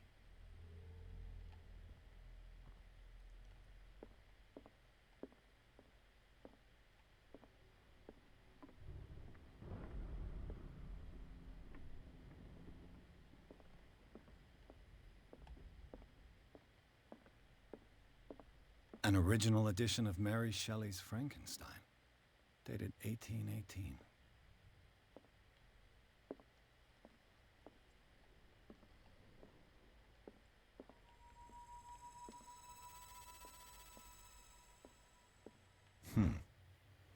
Moby Dick, Melville's classic.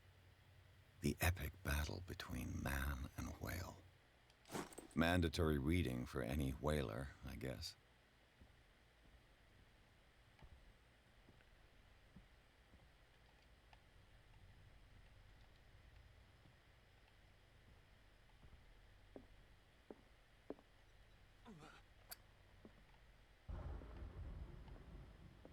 This piano is in disrepair.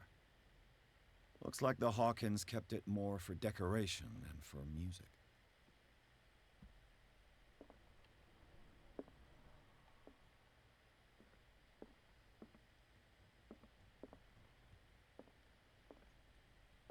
A book on the first inhabitants of the island. It seems they got here around the 14th century.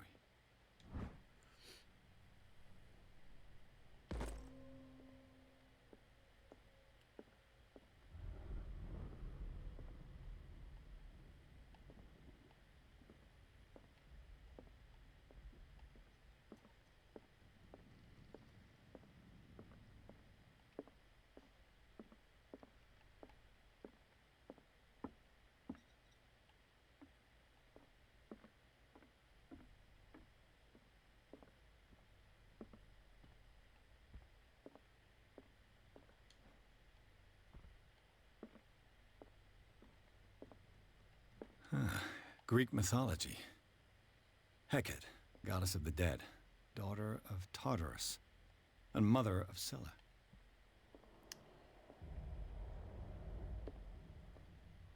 Actually, I believe it's pronounced Hecate. Thank you, I'll be here all day. What could Sarah have done to make this person threaten to call the police? Dear sir, as you know, I've always held you and your family in high respect. Unfortunately, I can no longer continue to close my eyes on the behavior of your wife. Last week, she again terrified my clientele. I know she means no harm.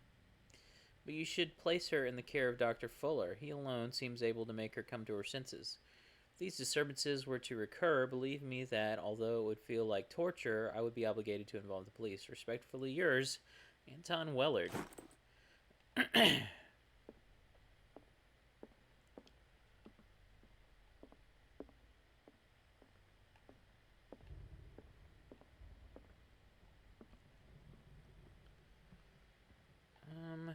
I'll go back down. I feel like I've missed something.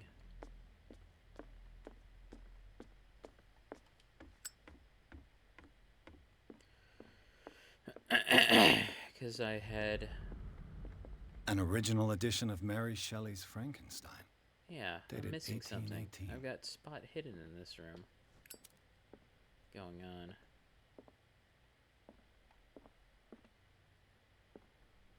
And it's only here. Okay.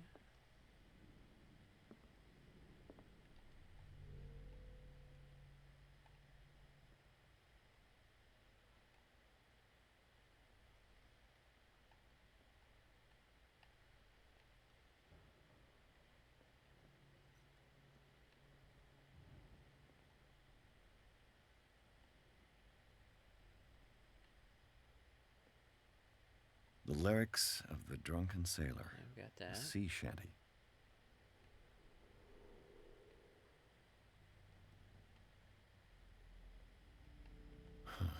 This door is blocked from the outside. Aha! Crowbar. A crowbar could prove useful. Yay.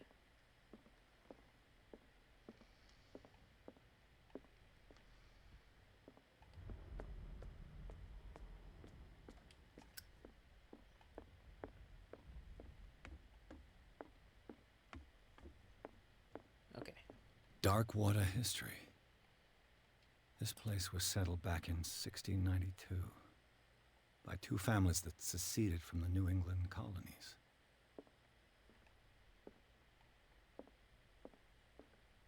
A book on hunting whales, the island's staple diet last century.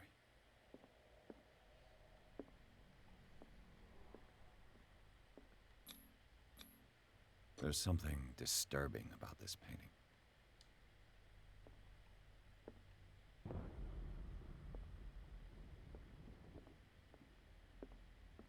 "20,000 Leagues Under the Sea."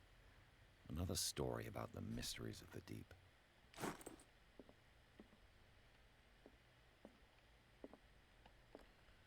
Okay. Clues. That's the letter. Inventory. Pry bar. Disturbing painting.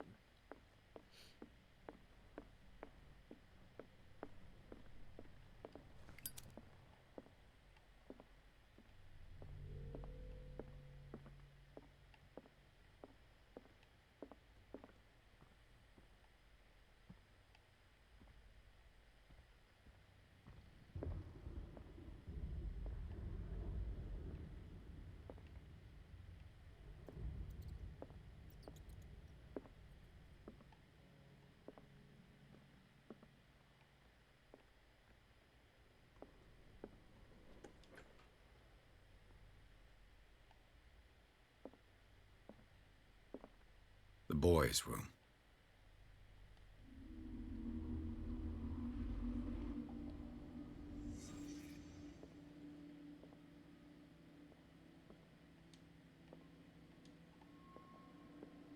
A child's fort.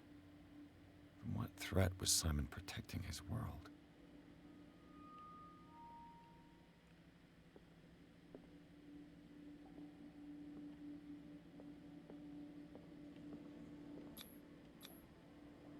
Tom Sawyer, Mark Twain. Sarah must have read it to him before bed.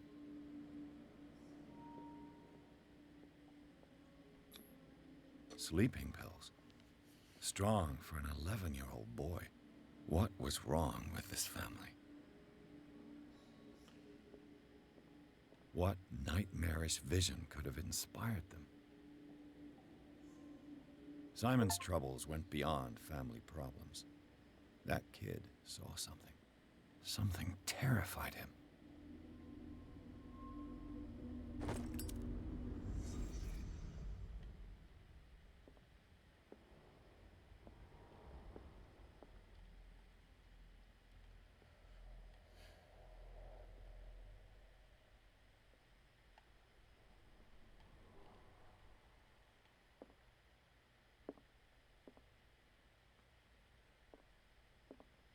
What was going through that boy's mind?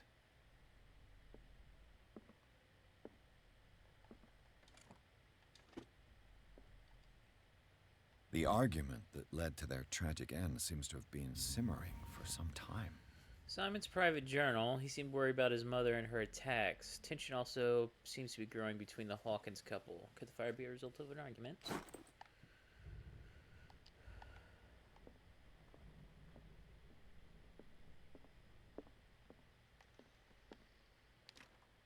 Locked.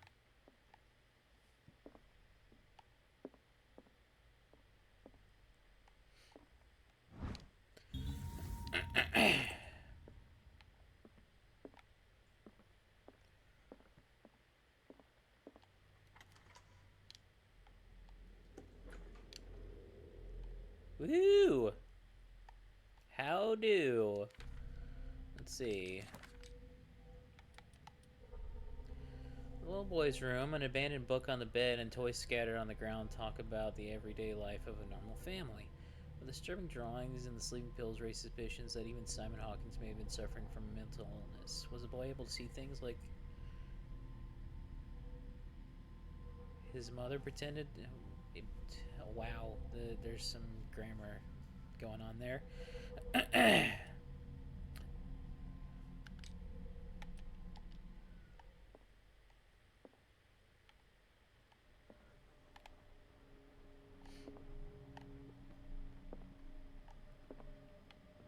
Despite what happened, they seem to have loved each other. Fate brought us together, and forever it will bind us.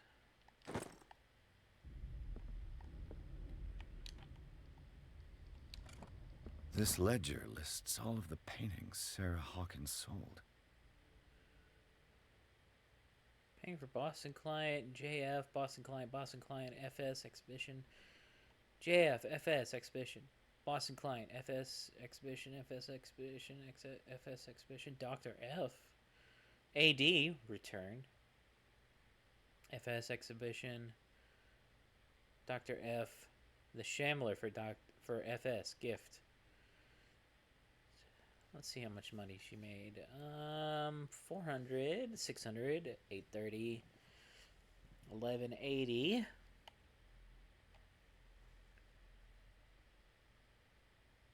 $14.50, $18.60,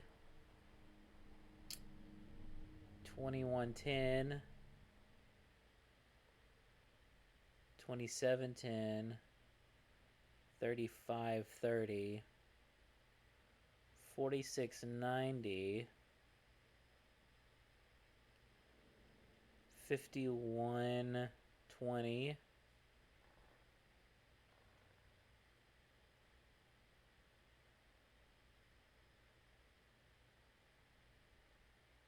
$6,900 in the 1920s. That's 8 months, $6,900.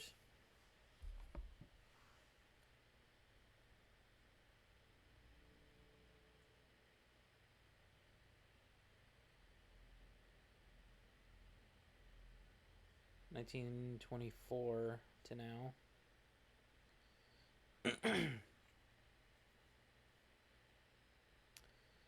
So, $1 in 1924 is worth $17.59 now. Now, if we calculate that, $17.59.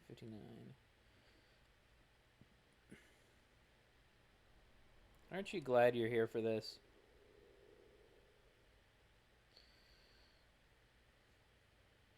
$6,900 times 17.59.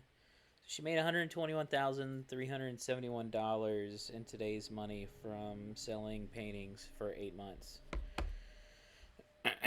So, for being a still living painter, she made quite a lot of money.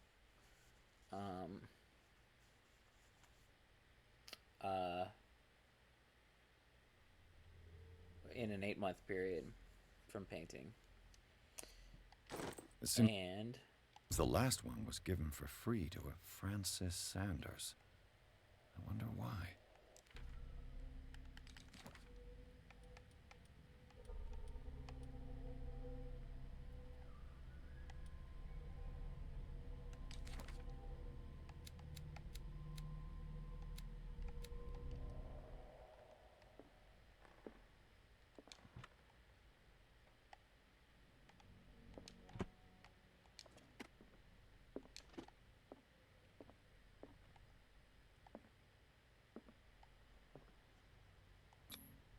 Was Sarah Hawkins interested in the occult?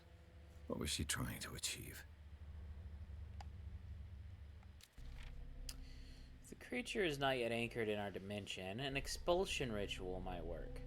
As long as the person performing it makes sure that he integrates the elder sign among the glyphs that make up the ceremonial circle. Be careful, though, because the works that describe the creation of such circles are not all of proven reliability. Extract taken from the Malleus Bestiarum by Abigail G. Let's see.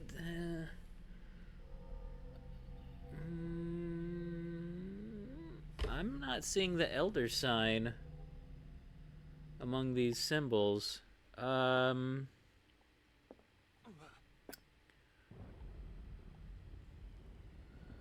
So, for those of you who don't know, the elder sign is kind of like a crooked star. So, yeah, I'm not seeing the elder sign in there.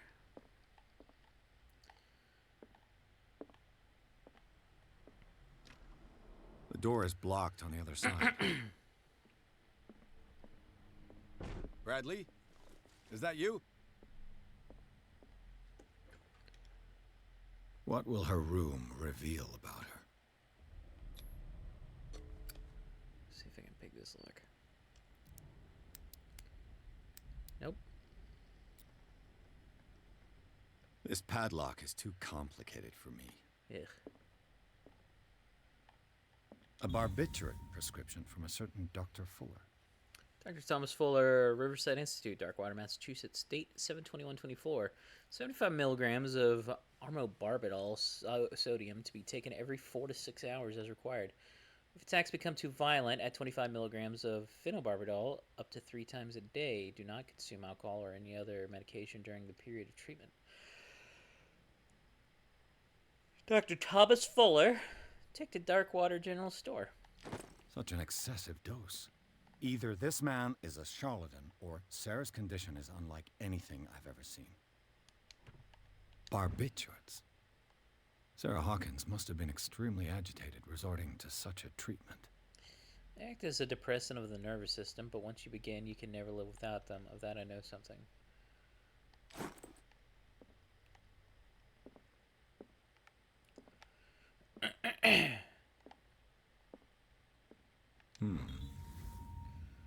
Sarah Hawkins sketches look more like gallery of horrors than anatomical studies. Do they represent what haunts her nights? Occultism progression.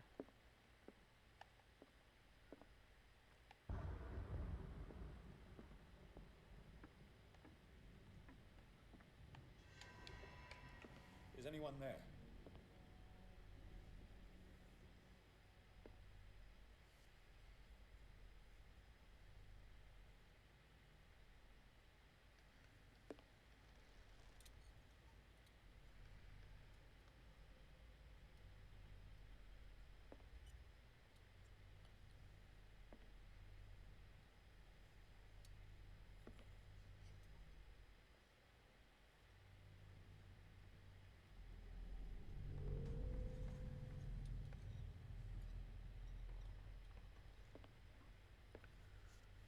Uh-oh.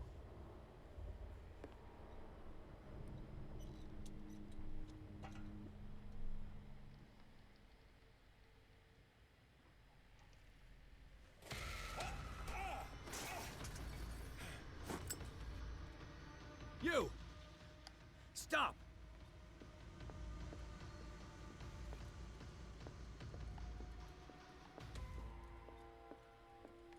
Where'd they go?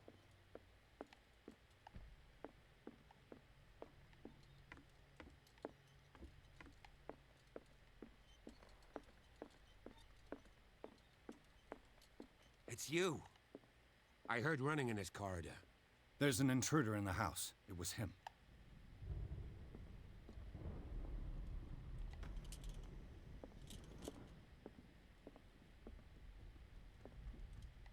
This door was closed earlier. Where did he go? Okie dokie. I'm going to take a quick ad break here. I've got to get some things done around the house real quick, and I'm going to stretch my legs, get some more water, etc. So, I'm going to run an ad, a 3-minute ad, and then I will be back in a few minutes. So, please stick around, and we'll get back to more Call of Cthulhu in just a few minutes.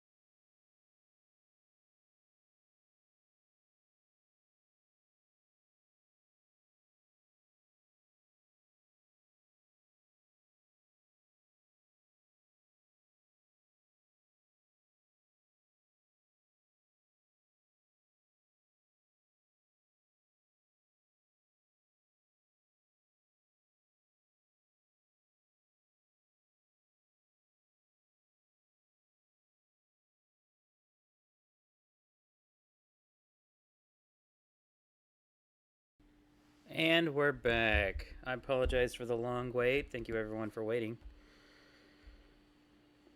Those of you who have remained.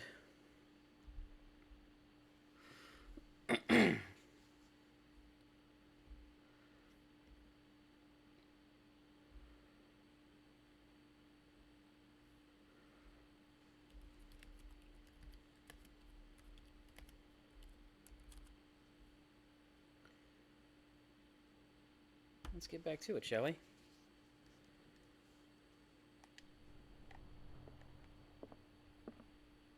It looks like an old seaway map.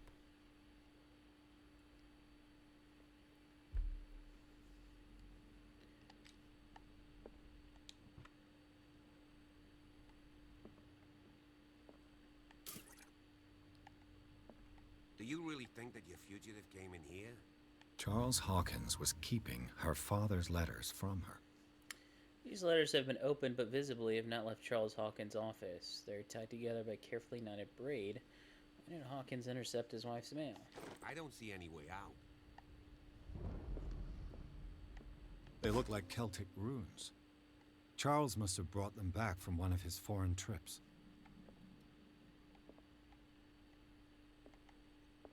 Seems like this came from a log. Monday, 24th May, 1847.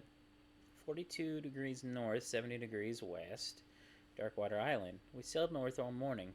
Captain Hamilton is confident. He says we'll beat the Orpheus this season. May God be merciful.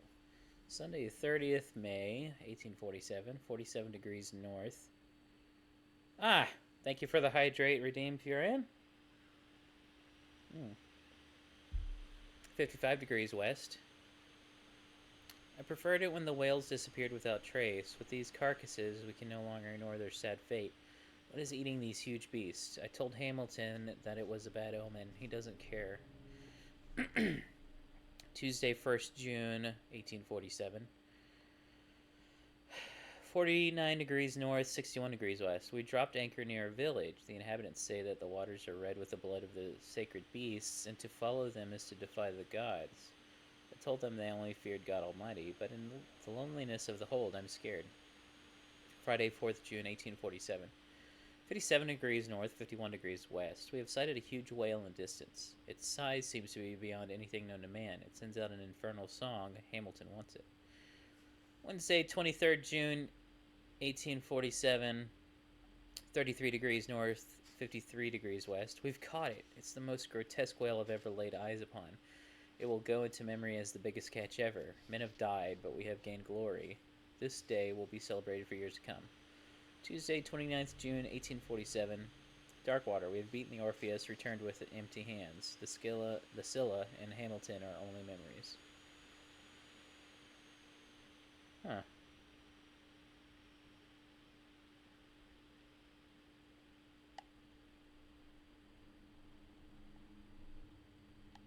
There must be a link with the Seaway map. As if the bookcase has been moved several times. Clearly, Charles Hawkins knew Captain Fitzroy very well.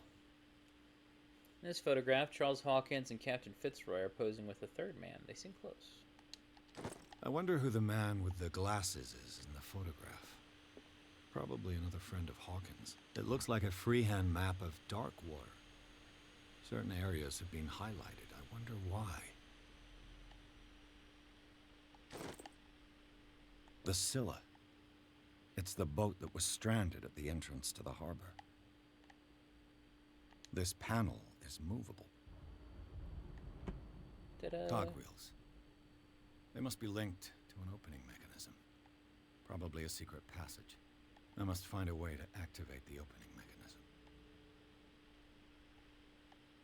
I'd be better off not touching them for the moment. Okay.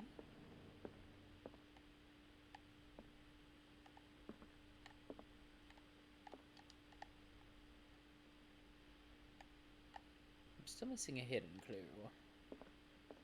Ah, here we go. This Dr. Fuller, was he Sarah Hawkins' therapist? Charles, I understand your worries, but I assure you that Sarah is in good hands here at the Riverside Institute. It goes without saying that her state requires very specific care and a high level of attention. Potential will only be able to express itself if she's placed in a secure environment and surrounded by qualified staff. The decision of yours is yours, of course. I seem to understand that you're running out of time. Your friend, Thomas Fuller. Oh, am I hearing a mic'd up mic? You are hearing a mic'd up mic.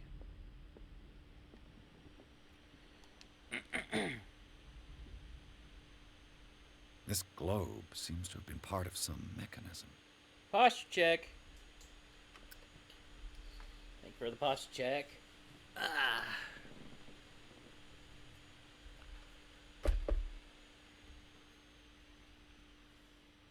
Stretch. Oh, goodness me.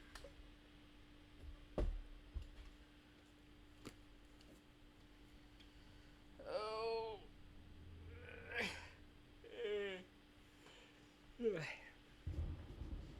Hydrate again. Thank you for the redeems. Actually forgot something.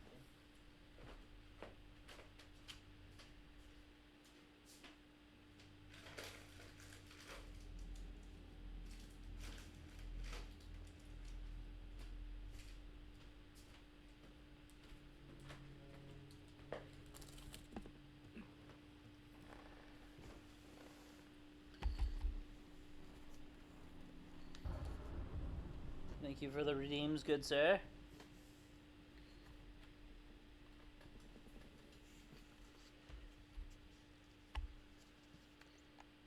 Let's see.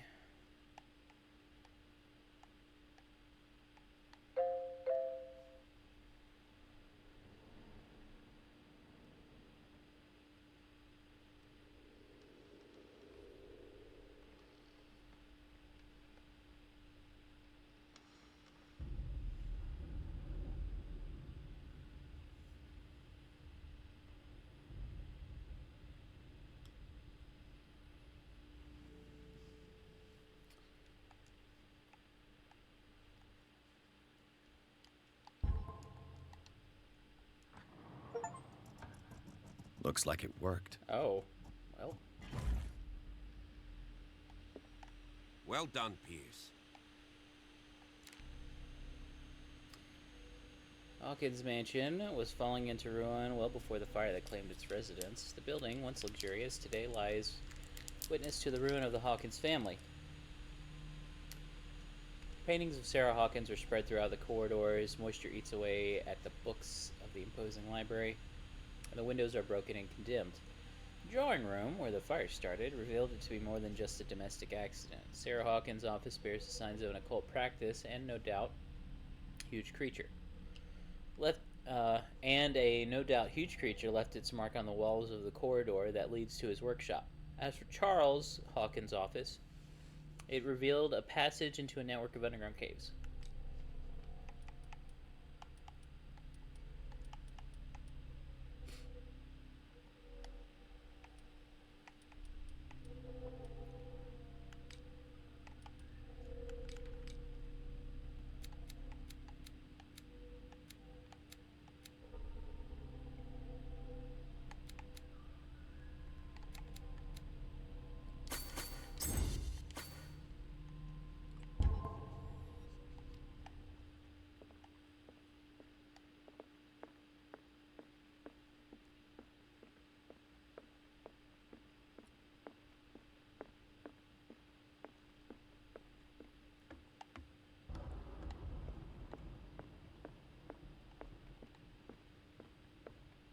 Wrong way.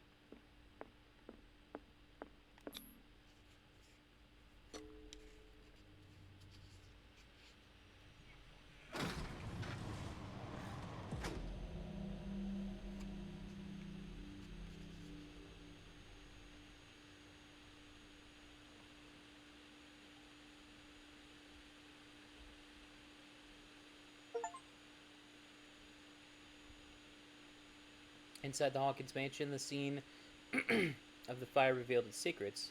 Pierce and Officer Bradley, now on the trail of a survivor, had undertaken to search the place, looking for proof. When a hooded man leaped into Sarah Hawkins' workshop to steal a painting, detective and police officer set off after him. By following him to the office of Charles Hawkins, they discovered a secret passage. Pierce and Bradley entered the tunnel under the mansion. Secret passage, under the manor. It's like a detective novel. That guy must have already gotten far. Yeah, and he had a direct means of entry to the crime scene. We must find him. What is this place? 3 seats. Look, someone's been here recently. But up. Did Charles Hawkins use this place? Who were the others?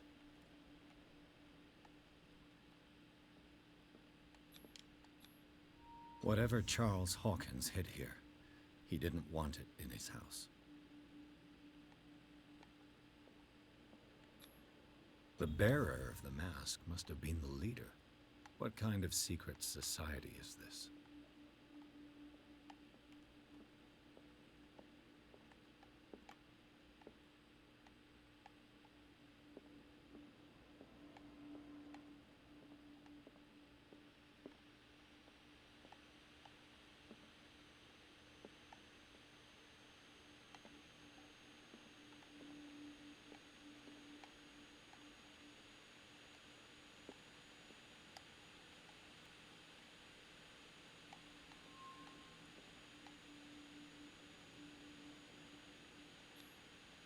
This piece of cloth is unmistakably from a dress.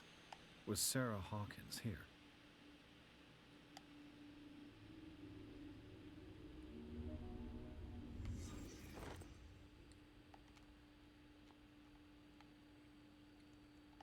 You plugged in your controller achievement.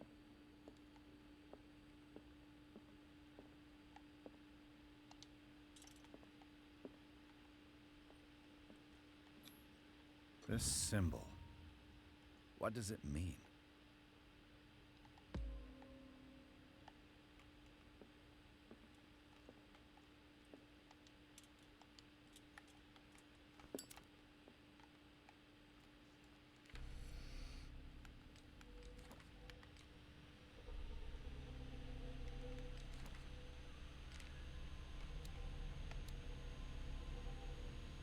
Who would have guessed that Hawkins Mansion was hiding such big and intricate tunnels underneath? Seemed to be the hideout of a cult of some kind. I can't believe Sarah and Simon lived right above such danger without knowing anything. It is drawn on sheets of paper hidden in a safe, itself hidden in a tunnel under the mansion. The symbol was repeated on the paper, its form becoming more distinct with each attempt. I didn't know what Charles Hawkins tried to represent with this symbol, but one thing is sure, it was important in his eyes. Strange antechamber hidden at the entrance to the network of caves raises new suspicions. Presence of a table and 3 chairs leads to the belief that Charles Hawkins used the place for meetings in small groups. The existence of objects with esoteric connotations is more worrying, since they lead to the impression that we may be in the presence of a cult. Moreover, the torn fabric revealing Sarah Hawkins' presence in the place does raise questions. Was she in danger because she discovered these tunnels?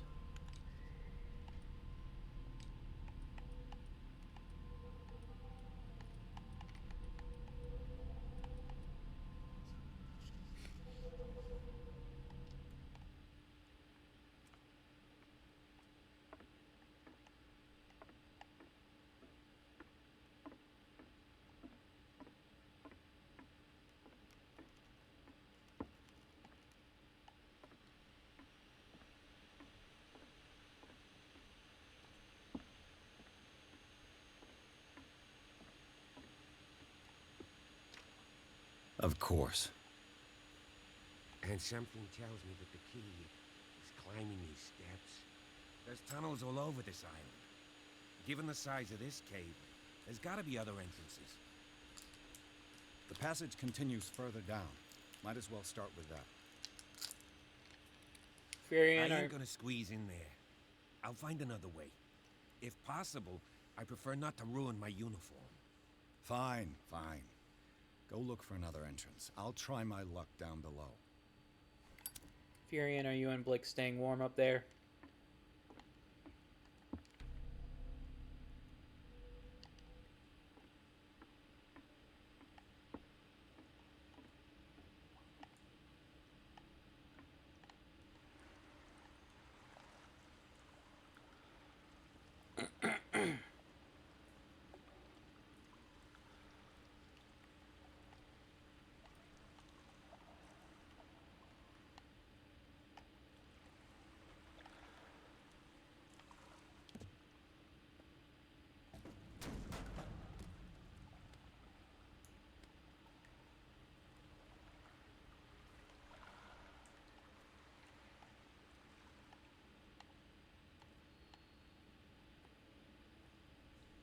Some kind of dream catcher. If I touch it, it'll turn to dust.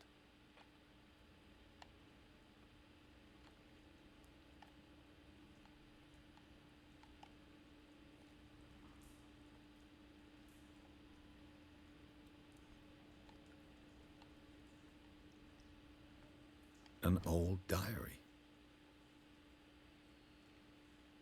In this volume, there's mention of the beliefs of the lost tribe. They worshipped an entity that spoke to them in their sleep. The whole tribe seemingly disappeared in a mass sacrifice to the glory of their deity. A sad way to go.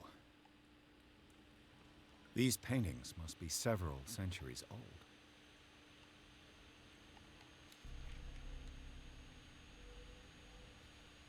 A tribe of men, worshippers of the sea and its benefits, landed on the shores of an island surrounded by dark waters. They were discovered by the creature some call the Devourer of Whales. For years, the creature hunted them down into their dreams, until their weakened minds surrendered. Following the creature's orders, they sunk into the dark waters surrounding the island and never came back. Extract taken from the Malleus Bestiarum by Abigail G.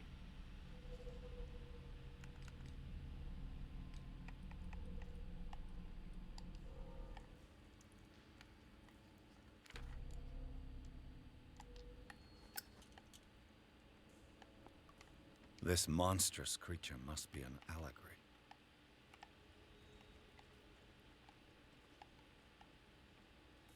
These people lying down, are they dead? Are they asleep?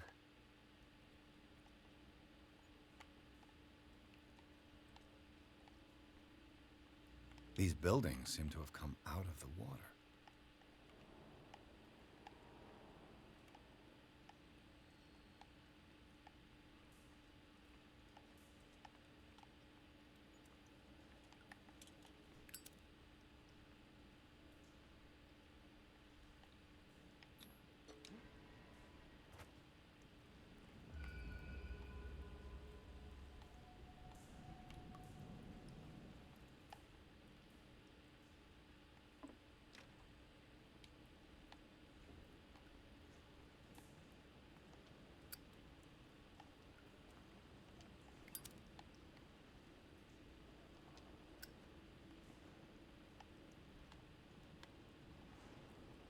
Time has weakened these structures.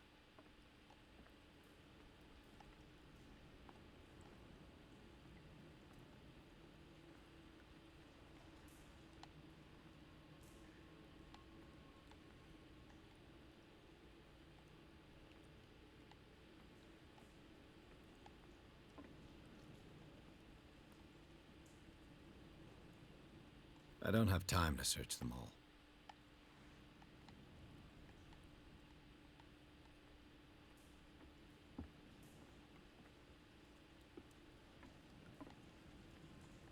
It looks like animal oil, but certainly not whale.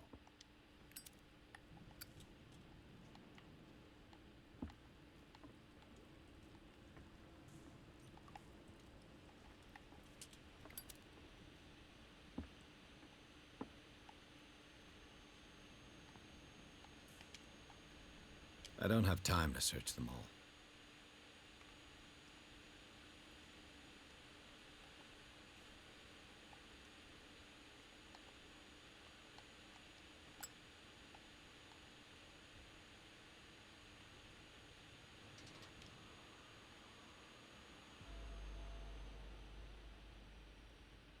What's going on here?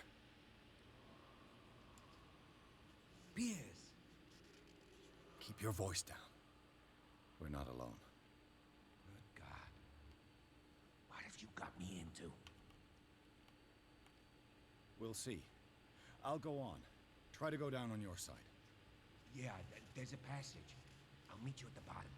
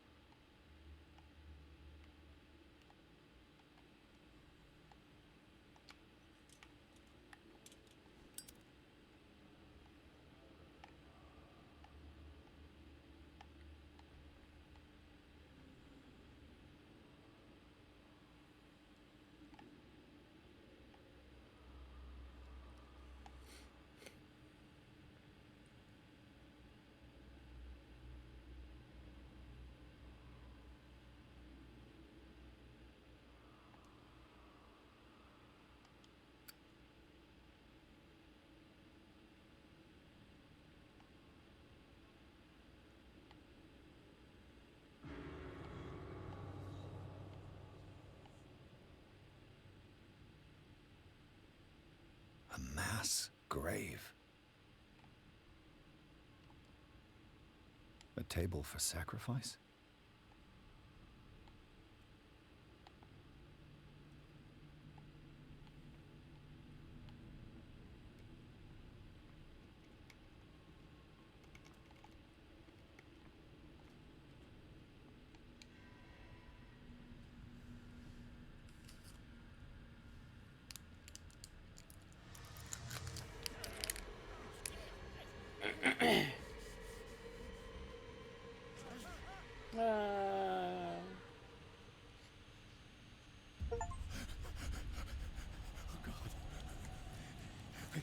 I gotta... What? Oh, I can't breathe. What's happening?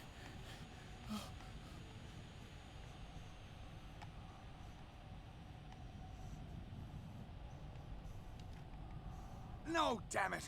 I must find a way out of here.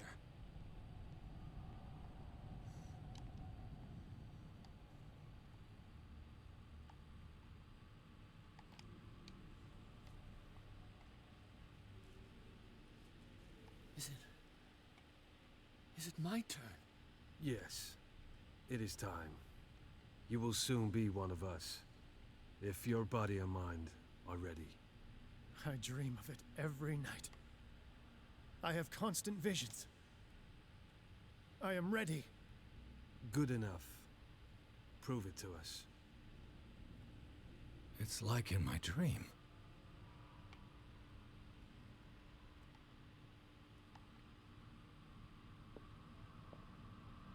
It seems to have been used recently. Probably some sort of ritual.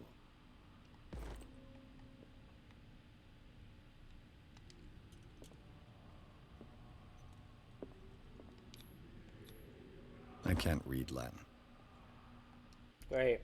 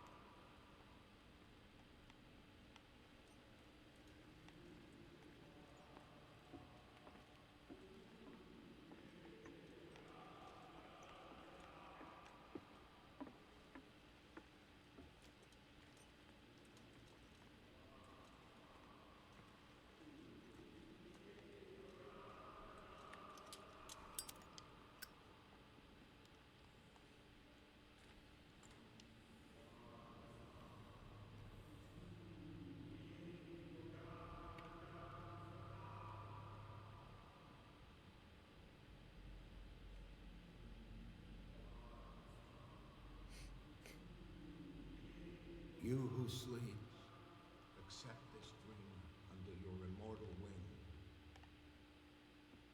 Ya Cthulhu Nitziha Fitag. I feel him. You are gifted indeed, not another word. Let him pass through every part of you. Bring me more sacred flesh for your return into the kingdom of the earth.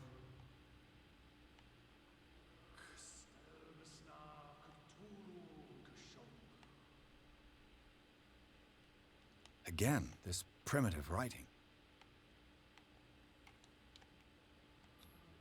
It looks like a kind of deep coma.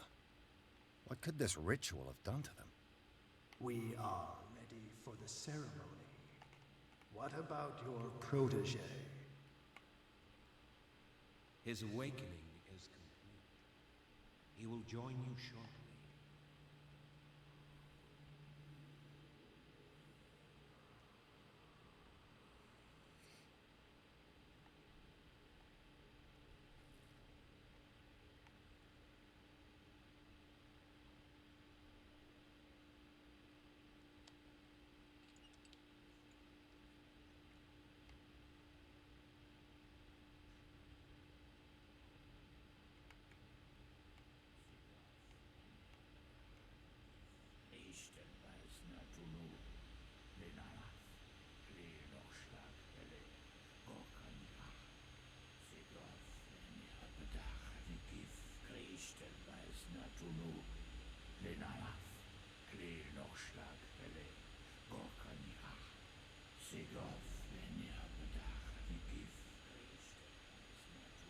Bradley, what are you doing here?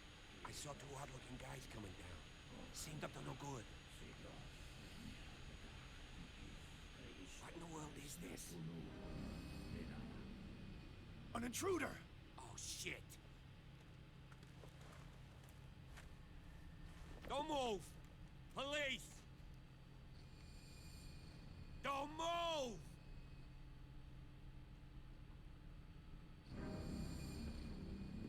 I won't hesitate. Bradley, get to back! shoot. Get back! You asked for it.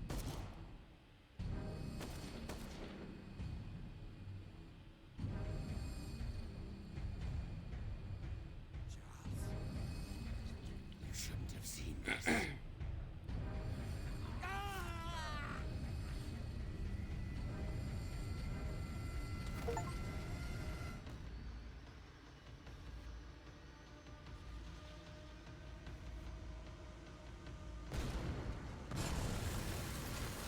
It's all caving in. I need to get out of here.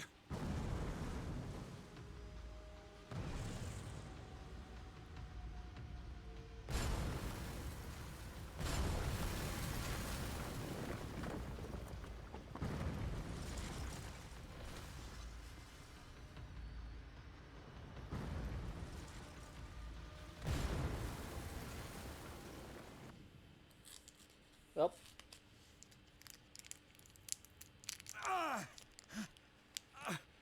My leg! my leg.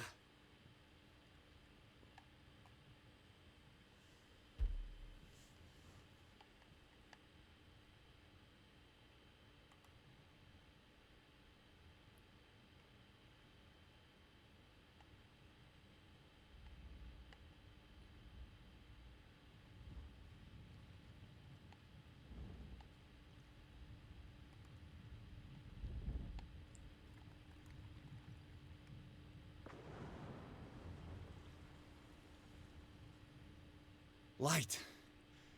At last.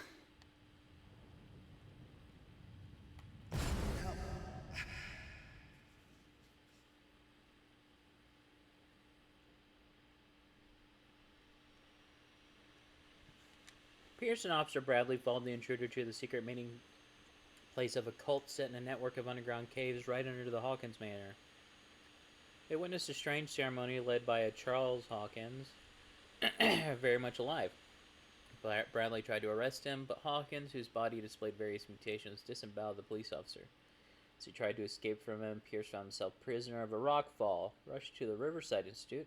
He is in critical state.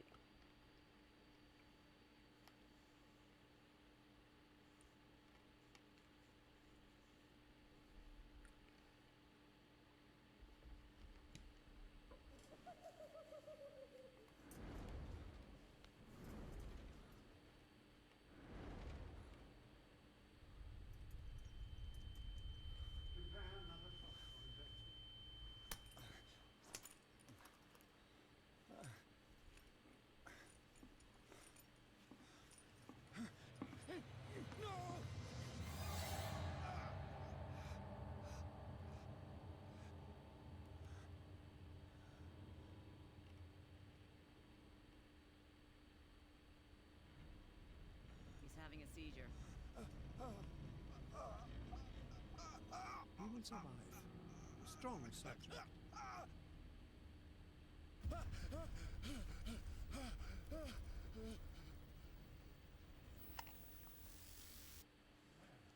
Opening his eyes. Saved him, Fuller. I can't get up. Don't move, Pierce. You can certainly say that you gave us a scare. What did you do to me? Undo these straps! Whoa! Go easy, my friend. You were dead. He killed you. Are you sure he's better? He was dead. Me too. We were dead. What are you doing? Sorry, my friend. What? No!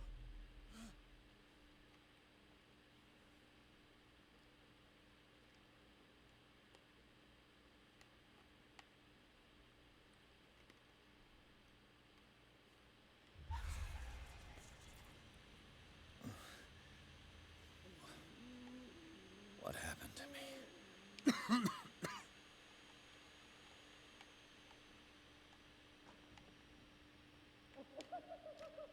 Mr. Sanders, you have to come with us. No, please. I can't leave here. You got no choice, Sanders, and neither do we. No, you don't understand. If I go out, he'll see me. No! No! You're leaving this cell. Please. I don't want him to find me.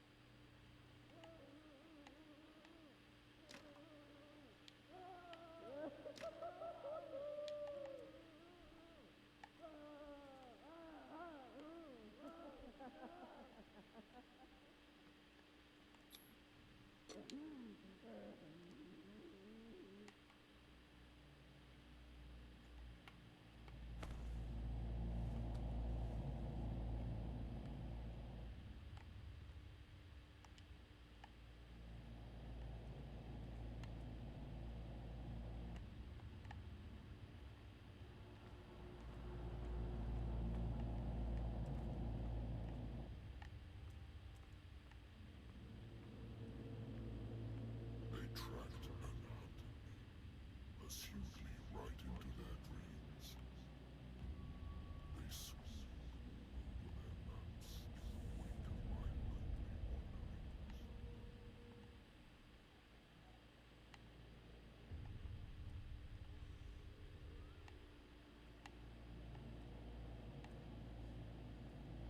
No sea is dark enough to hide the color of my blood.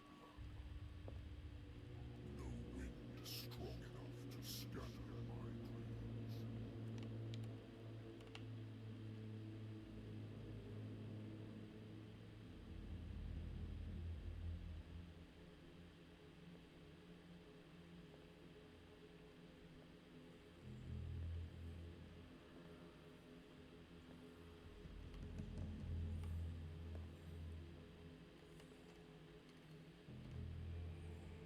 When the last of them rises up, you will choose.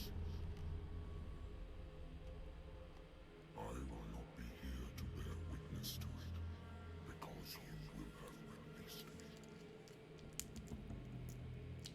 But the earth will resound to your cries, or theirs. Awake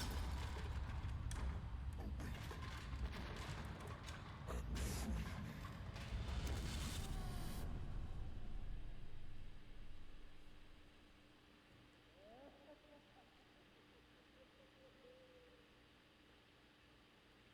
You there. Wake up. Come on, stand up. We don't have much time.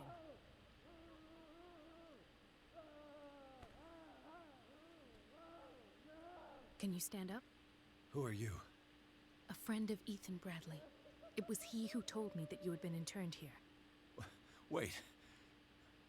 Bradley is really alive? I don't understand. You filled me so full of drugs I can't distinguish dream from reality. Please believe that I have nothing to do with these disgraceful treatments. Look, I don't have time to explain everything. I'm not really supposed to be here. And the same goes for you, according to Ethan. You must leave as soon as possible, and as unobtrusively as possible. I've brought you your clothes. Let me go ahead. We'll meet upstairs. Wait a minute. What's going on here? What do they do to the patients to make them so terrified? I would really like to know. I only see them when they are brought up for medical treatment, for problems they didn't have before going downstairs. But this is neither the time nor the place to talk about that. We must not stay here. There are 2 men standing guard near the stairs. It's the only way to the floor above. I shall try to distract them, and get at least one to come with me. All you need to do is to follow me as soon as the way is free. Understood.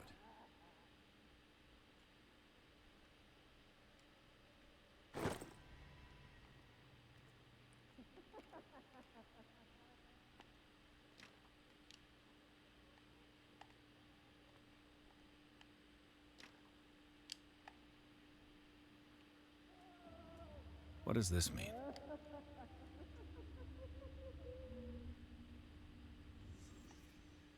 Sarah.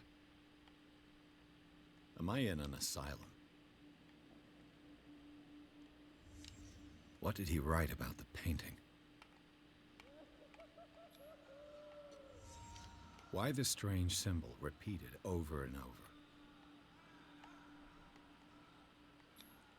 This is no medicine. Sarah Hawkins is on this list of authorized visitors.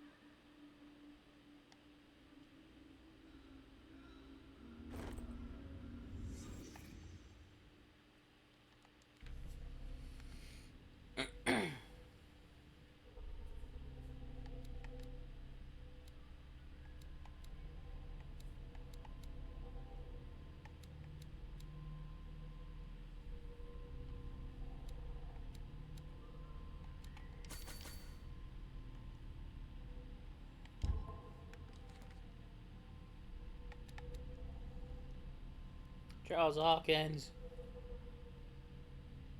Charles Hawkins is alive. Despite its crude and deformed appearance, this thing looked like Hawkins.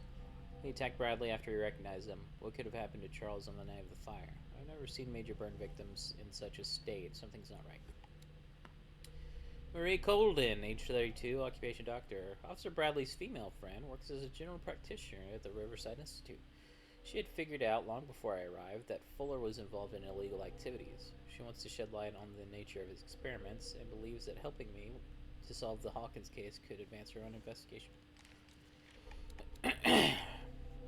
Sleeping cultists. They are laid out on a frozen stone. One would say that they are dead, but their bodies do not decompose. Are they in some form of coma? One thing is sure. These men were subjected to a type of treatment that changed their physical characteristics. I'm not sure we can still call them men.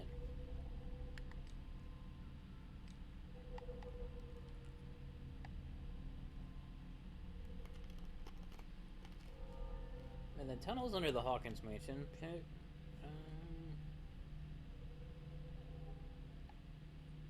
Pierce witnesses disemboweling of Officer Bradley by a man with a monstrous appearance.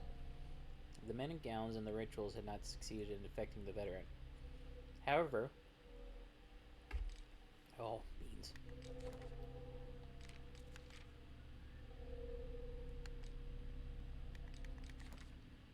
There we go. However, the brutal death of Bradley, discovery of the identity of his killer, whom he recognizes as the dead Charles Hawkins, as well as the latter's superhuman strength, managed to strike fear into him.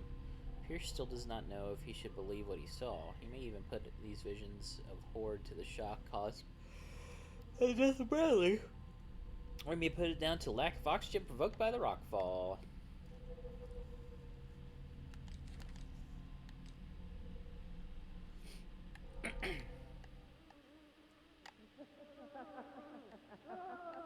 If I don't get out of here, I'll end up like him.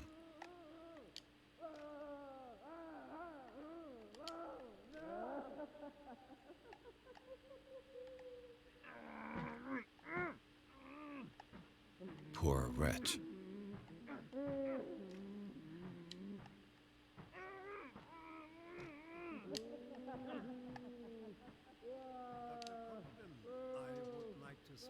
Surprised to see you, but we all know that your curiosity will be your ruin. I don't understand. These people need care. You keep them in this terrible place as if... Go back upstairs where your patients are waiting for you to treat them. As for you, gentlemen, do not disappoint me anymore. No one enters or leaves. Yes, Doctor.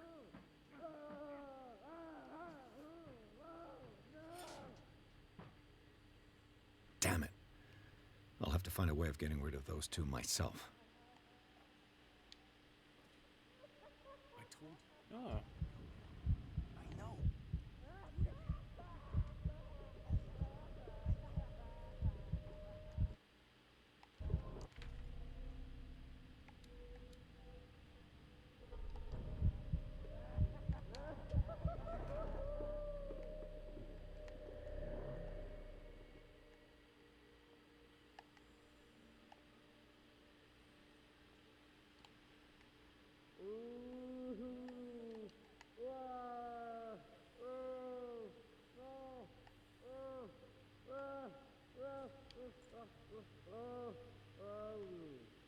The machine is working again, but the control wheels haven't been put back on.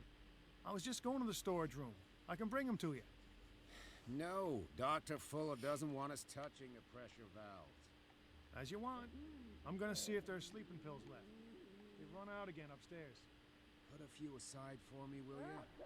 And above all, leave the wheels where they are.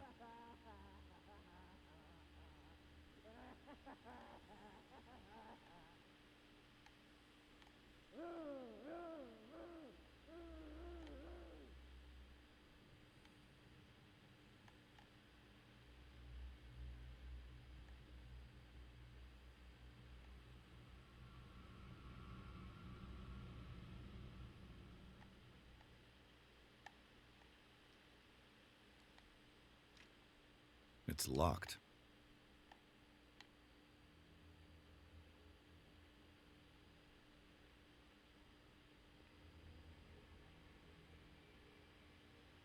The green gas leaves from here and it runs through the whole building.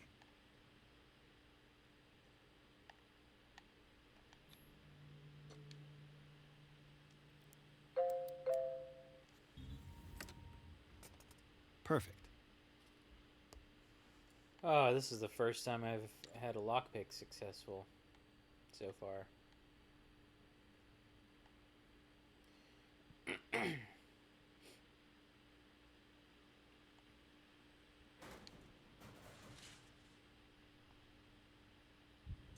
Oh, okay, it's a hiding place. Sort of.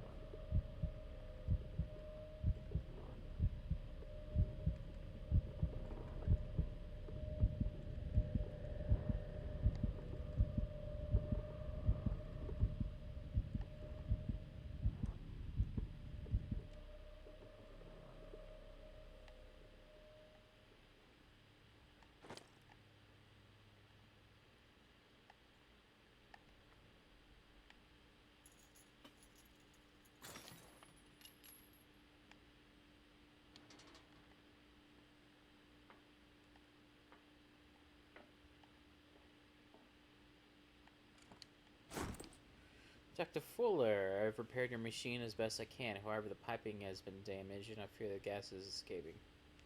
I cannot do any more in such a short time. All I can do is to warn you. If the equipment is put under too much pressure, there's a risk of explosion. See, Alan, mechanic.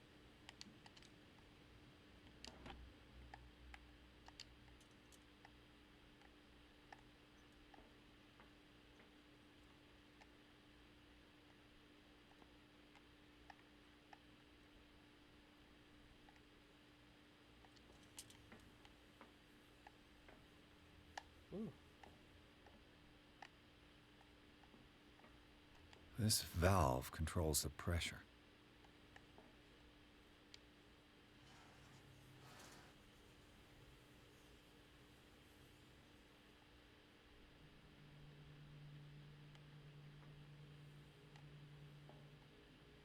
Okay. Go to staff. Last week's incident caused significant damage to the infrastructure, putting a stop to current experiments. This is unacceptable. From now on, the wheels to operate the gas stopcocks must be kept in the storage room after each use. Moreover, you must keep the register of use up to date, Dr. Fuller.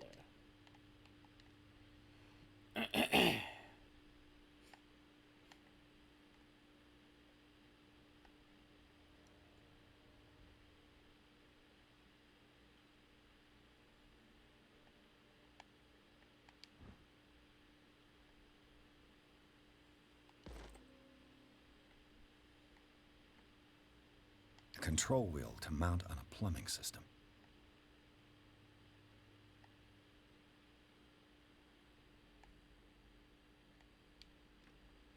Locked.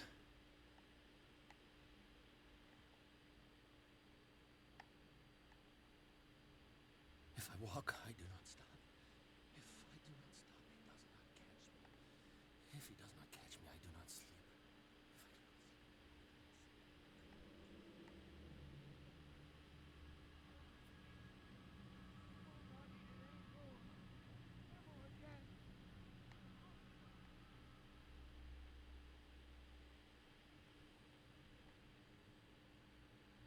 Good God. What could this machine be used for?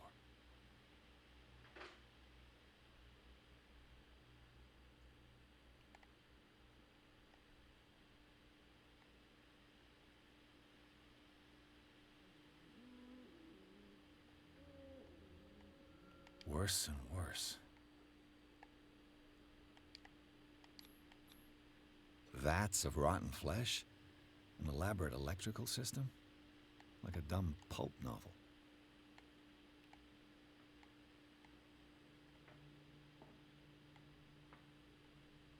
Do the cops know what's going on? Oh.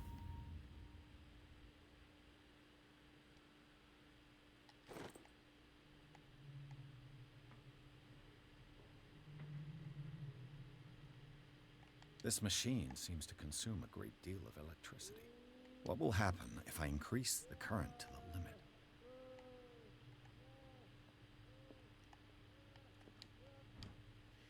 According to his record, the patient seems suffering from psychosis. He gouged his own eyes out in an attack of delirium.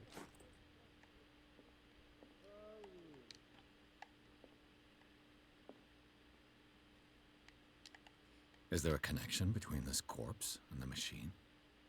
The corpse is complete. Whose are these limbs?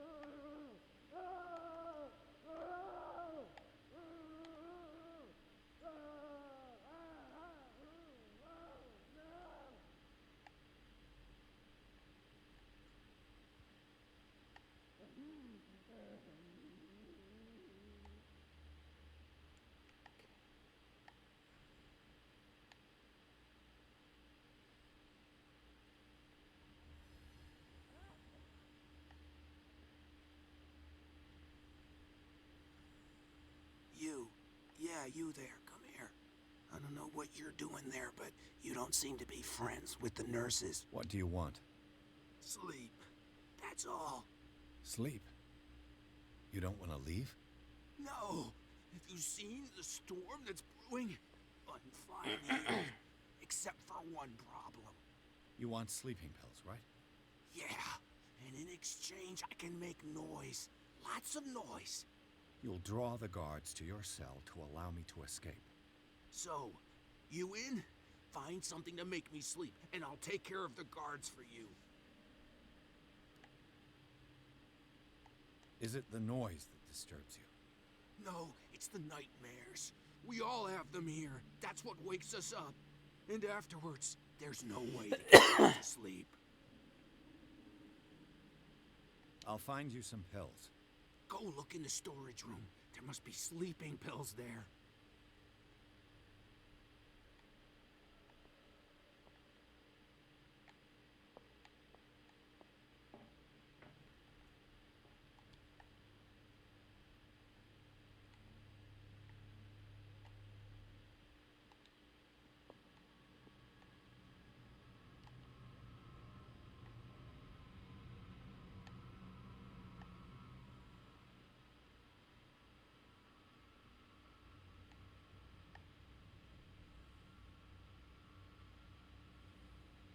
Oh, beans. This way.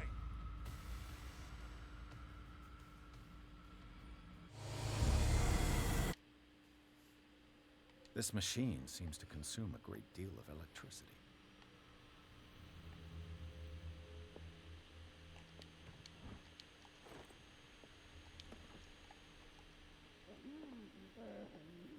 Is there a connection between this corpse and the machine? The corpse is complete.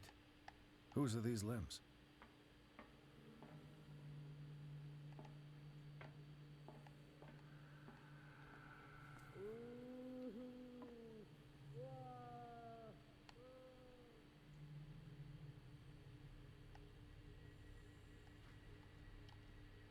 You.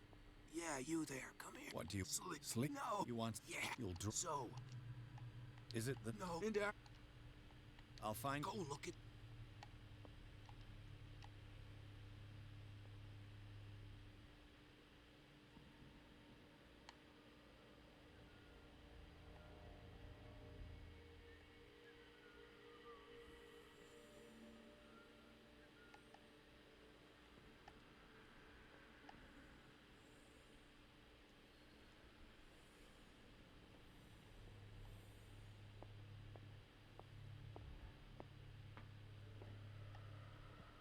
Alright, so I got a couple options.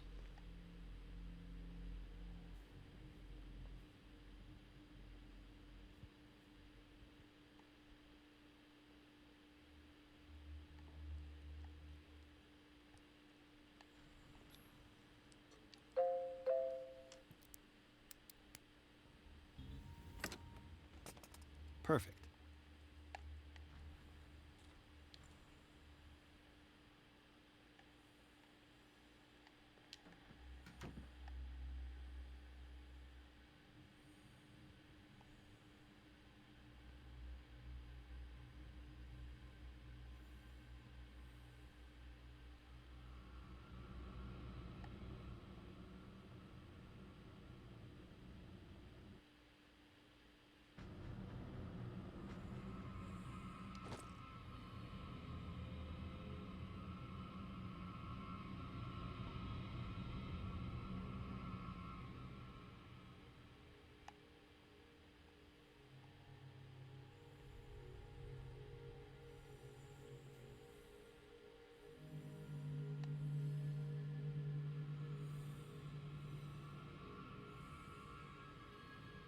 I'll go take a look. Hey!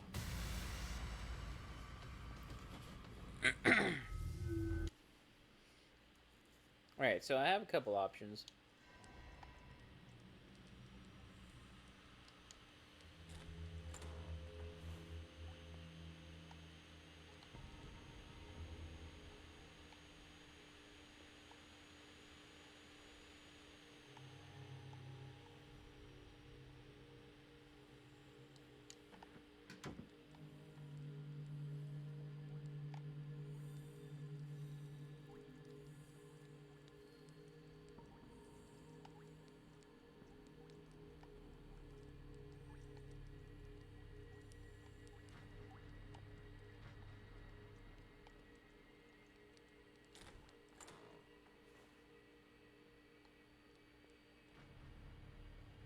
Uh-huh.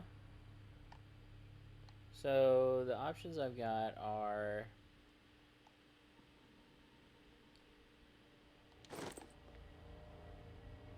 overloading the power, overloading the pressure, or getting that guy some sleeping pills. I just need to find the sleeping pills first. Frick.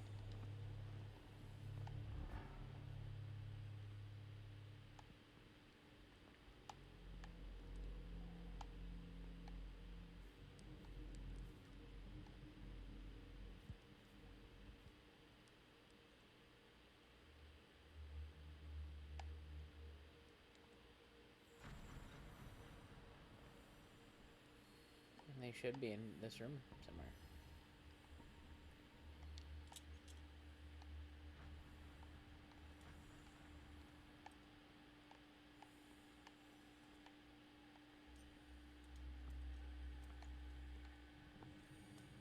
With these chains on your wrist, you can't escape.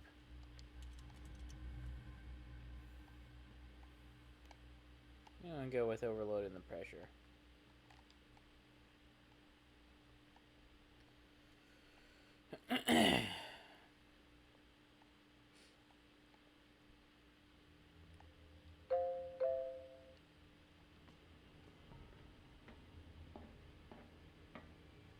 Now for the next step.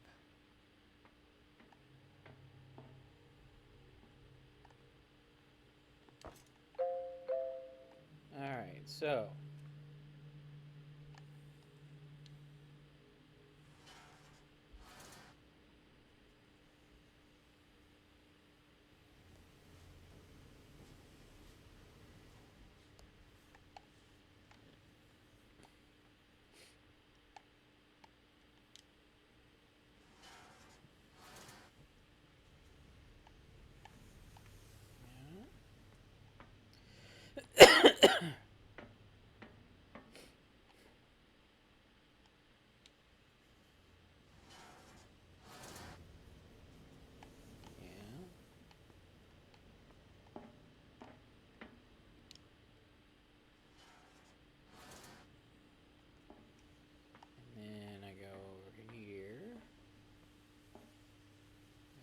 This lever must turn on the gas machine.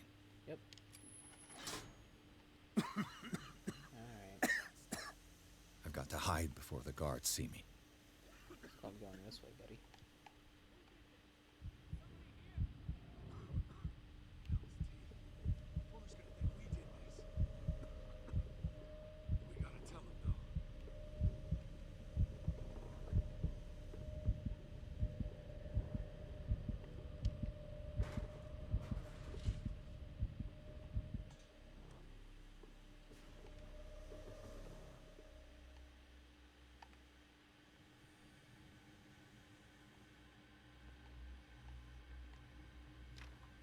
It's locked.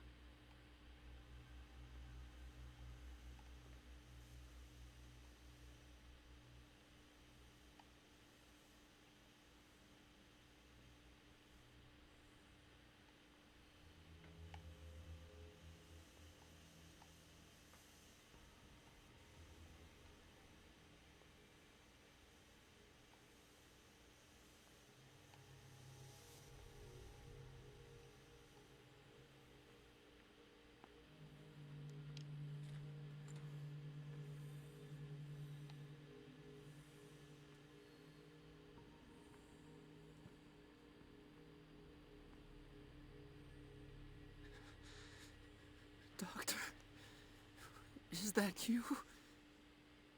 Don't you worry about the doctor.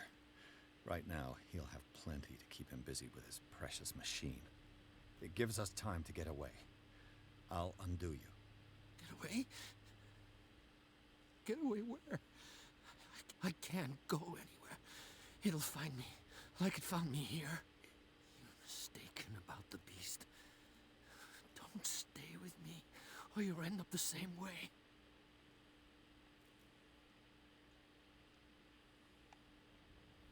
You're Sanders, aren't you? I heard you from my cell. What did they do to you? What does Fuller want with you? The doctor? You think it's the doctor who scares me? The doctor wants to heal me. But he's the one who's crazy. He wants to restore my sight. He wants to give me back my eyes. And yet I told him that I didn't want him. I do not want to see it anymore. The real culprit is Sarah. Her and her accursed paintings. You're kidding me. You're talking about Sarah Hawkins. The one and only. The legendary. There is no artist more enlightened or cursed than Sarah Hawkins. In her office, I saw signs of a ritual, perhaps an invocation. These things, that's what makes you say she's cursed. You're wrong. It was not an invocation, but a revocation. But she failed. And that's what counts. What's going on this island? I'm so sorry. We should never have met. What are you talking about? Destiny! It has trapped you. Don't let it see you, or you won't be able to escape it. Don't look at it. That's how it finds you. What finds me? Sarah Hawkins' visitor. The Shambler. Sanders, pull yourself together.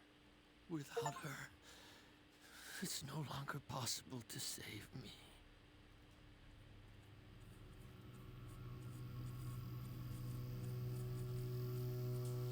No! Sanders!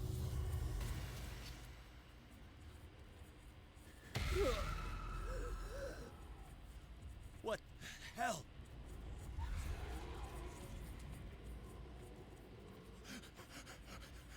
Oh God. I gotta...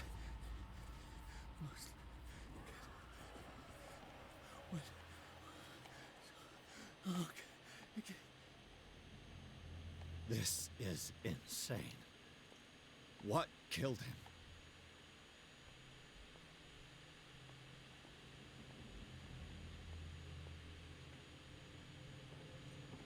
It was the Shambler in the dark.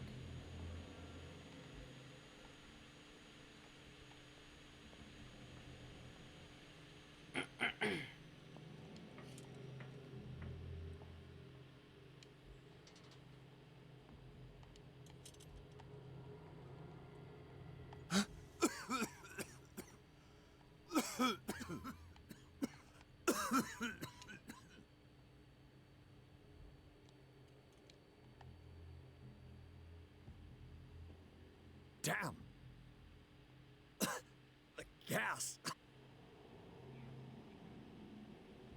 Oh. My head. Later. We need to move on. Pierce woke up in an asylum installed in the cellars of Riverside Institute. He met Dr. Colden, a female friend of Bradley, who helped him escape. Wandering through the corridors of this place where Dr. Fuller reigned supreme, Pierce was able to talk to a man called Francis Sanders. Before dying in full view of the detective, he accused Sarah Hawkins of being the cause of his torment. Pierce finally left the accursed building, accompanied by Bradley and Colden.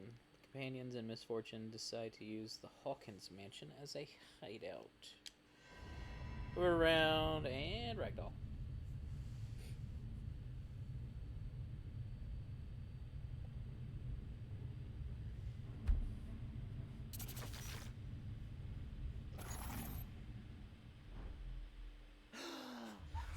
Who goes there? That nightmare again. I need a drink.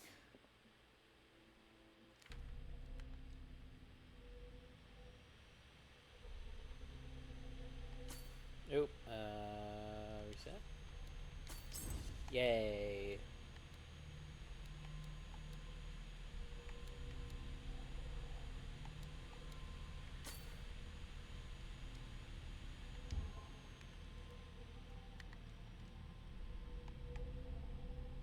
Death of Francis Sanders. The weirdness of Francis Sanders' death went far beyond anything Pierce had ever seen. Lifted off his feet by a invisible force, the poor man's body was carried into the air before being thrown violently against the bars of his hiding place. Pierce, powerless, watched the limbs break and Sanders' body crumple to the ground. During long moments of agony, the detective saw nothing that could explain this event. Looking by his wounds and the operations he could remember undergoing, Pierce begins to question his ability to tell the difference between reality and the nightmares that haunt him. Sanity is at shaken. The ordeals you have gone through have left their mark, but you still manage as best you can. You keep your mind busy in order to chase away doubts and painful memories. You still have some way to go. Who knows where your mind could lead you along the paths of insanity?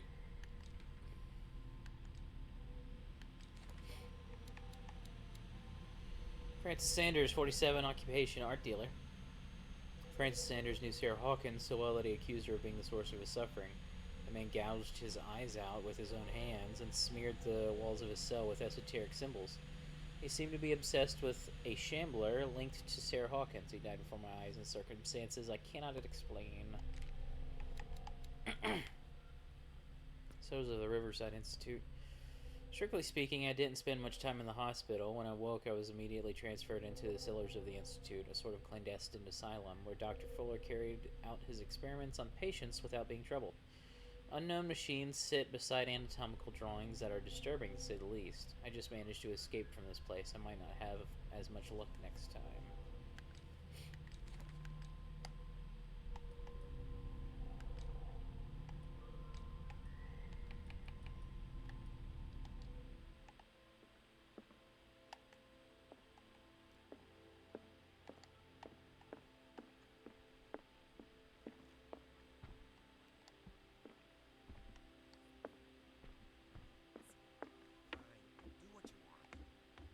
You're awake, Mr. Pierce. How do you feel? Did I sleep long? The day is only starting. It's fine. How's our fugitive? Dr. Fuller hasn't reported your disappearance to the force, but that'll come soon. Bradley? Who else would it be? Mr. Pierce, are you all right? You look like you saw a ghost. There are things I can't explain. Tell us. What happened?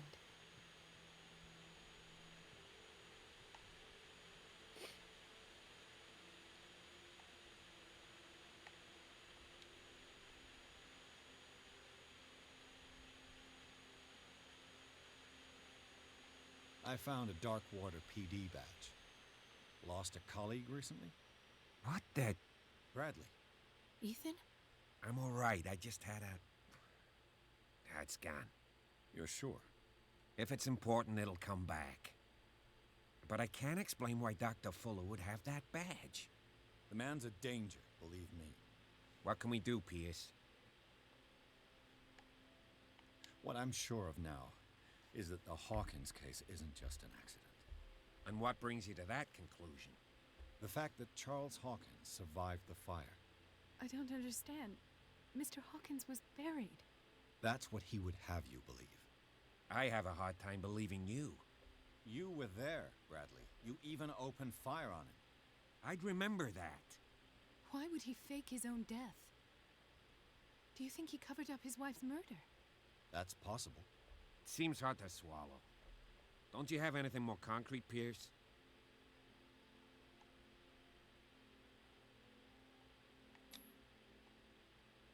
Bradley, what do you remember? I don't understand your question. The night we went into the Hawkins mansion. You don't seem to remember the tunnels and what occurred there. No memory of going down any tunnel. No, we were in the manor, then, Then what? The rest is quite blurry. I don't recall how I came back home. And then? I went to visit you at the hospital. And called on Marie's help to get you released. And you don't remember the events of the tunnel? I don't. Let's talk about something else. Seems you two know each other pretty well. It's a tiny island. Everyone knows everyone. Especially since I'm a police officer and Marie's a doctor. The chemistry is obvious. I do seem a little bit stupid, don't I? Anyway, let's get back to the business at hand.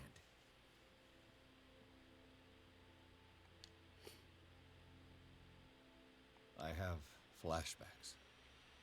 They haunt me. What did they do to you? There was that Dr. Fuller and a nurse. Blood everywhere.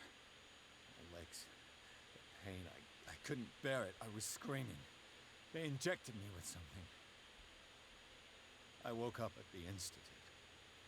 Bradley was there. And how you scared us. You seemed demented. You likely woke up during the anesthesia. No wonder those memories haunt you. What in God's name were they doing to you? What happened afterwards? When I woke up the second time, I was in a padded cell. That's where you found me, Doctor. After you released me, I got a good look at what's in store for the patients of the Riverside Institute. Hallucinogenic gas pumped into the cells. An infernal machine. Horrific medical experiments. Impossible. Dr. Fuller would never do such a thing. You should believe it, Ethan. What Mr. Pierce saw is precisely what I've been trying to prove. Did you discover anything else? I met a Francis Sanders. Do you know him? Of course, he's a patient. Or was. I haven't seen him since Dr. Fuller had him transferred to the basement. He knew Sarah Hawkins, and that's what killed him. What? How did he die? I'm not sure I can explain it. Tell me how Mr. Sanders died. I didn't see what, but something was there with us. Of what do you speak? Sanders said it was Sarah Hawkins' visitor. He spoke of it like a living being. Sarah Hawkins? Have I missed something here? This makes no sense. I don't see how it can help crack the Hawkins case. You really think she's involved? How could she have murdered Mr. Sanders? Francis Sanders mentioned Mrs. Hawkins just before dying. It's no coincidence. You know, Francis Sanders was a well-known art collector. I guess you can still pay a visit to his wife, Irene Sanders. An art collector, you say? That's probably how they met. If you plan on having dinner at the Sanders household, please spare the widow the tale of her late husband's suffering. I don't agree. She deserves the truth. But that truth may be biased. We don't know the bottom of it. You're right. Without a plausible explanation for what I saw, let's not jump to conclusions. That seems wise indeed. Very well. I'll go to see Francis's widow. Perhaps I'll find a link between her husband's death and Sarah Hawkins. Don't end up in the hospital this time. I'll do my best.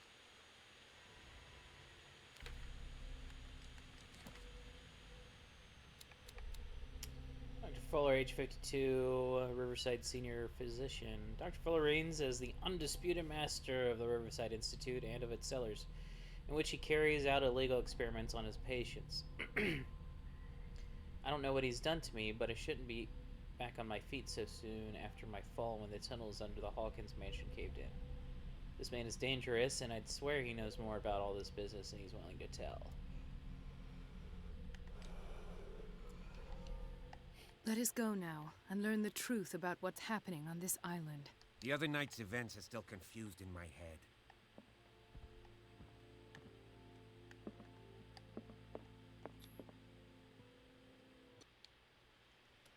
Pierce, Colton, and Bradley decide to team up to solve the Sarah Hawkins case. They have a new trail to follow. Francis Sanders, an art collector and friend of the painter who died right in front of Pierce. The detective goes to his house in order to speak to his widow about the shambler that the unfortunate man mentioned before he died. Why does the lady look like she's supposed to be saying, "Bring us the girl and wash away the debt"? She doesn't look like that. What can I do for you, sir? Mrs. Sanders, I'm a private detective. We must talk about your husband and his ties to Sarah Hawkins. Can I come in? You may. However, before we go any further, please know that my husband died yesterday. That is precisely what brings me here. Well, well, look who's here.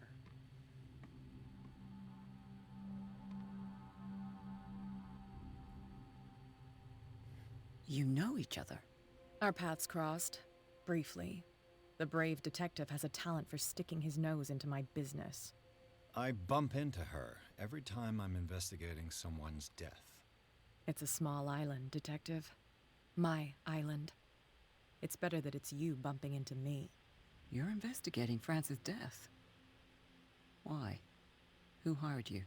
I spoke to Francis before he died.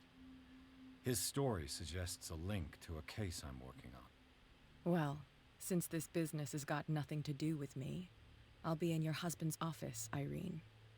We'll carry on later. Very well, Miss Baker. This way, Mr. Pierce. And do make yourself comfortable. It would seem that you have much to tell me.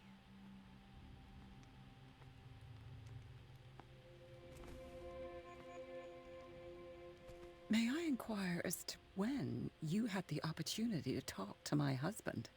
Yesterday. I met him at the hospital. He spoke to me about Sarah Hawkins. Oh, of course he spoke to you about her. That's all he talked about. Sarah Hawkins and her paintings. Please forgive my tone. The fact is that I have not been allowed to see him since he was interned.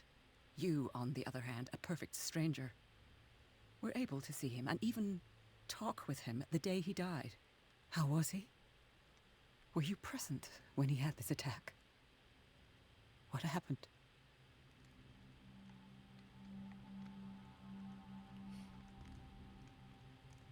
What happened to your husband is terrible, Mrs. Sanders. But from what I saw, it was inevitable. The man I met yesterday had lost his reason. He suffers no longer, if you would allow me such a platitude. Of course. Thank you for your kind words. Nobody in that hospital would have deigned to speak them to me. However, it will require more than that to soothe my mind. I need to understand. How could this happen? In a reputed institute? And right before your eyes? Did you not do anything to help him?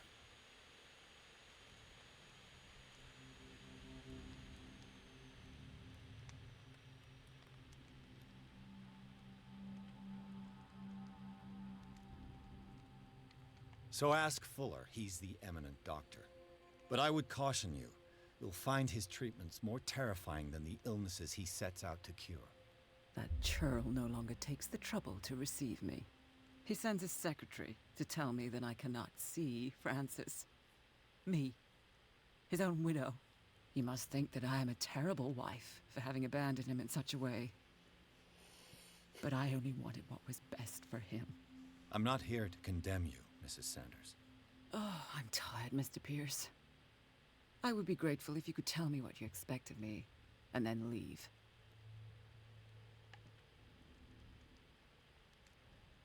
How did you come to meet Sarah Hawkins? We were the wealthiest and most influential families on Darkwater. Of course we would know each other. And when Charles returned from Europe with his sweet little artist, she and her sinister paintings were destined to catch my husband's eye. He bought many of her works over the last 5 years. They adorn his macabre gallery. May I ask you what Miss Baker is doing here? How do you know her? My business with Miss Baker is private, Mr. Pierce. But you do know what kind of business Miss Baker is in, don't you? I am no fool. Please believe that much, at least. Did your husband talk to you about Sarah Hawkins' visitor? A shambler, to use his precise terms. Well, you can imagine that's all he talked about. It's exhibited at the center of the gallery. No better place for the painting that endowed him with the privilege of such a shameful and miserable end to his life. Hold on. The Shambler is a painting by Sarah Hawkins.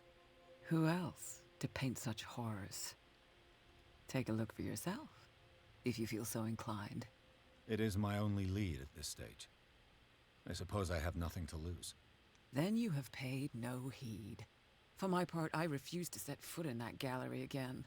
But if you're so eager to see it, I would urge you to make the most of your visit. Because I count on ridding myself of that thing as soon as I can. Thank you, Mrs. Sanders. I won't be long.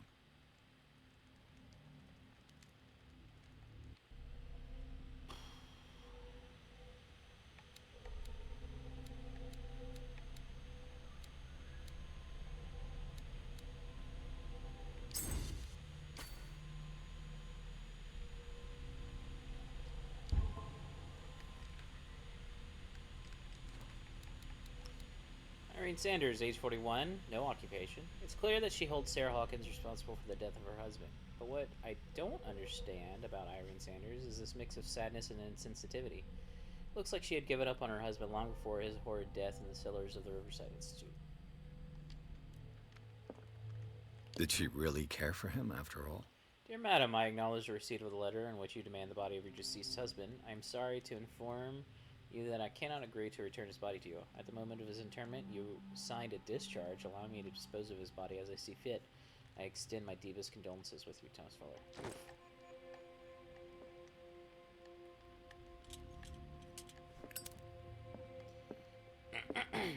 The day the Shambler came into the Sanders' lives.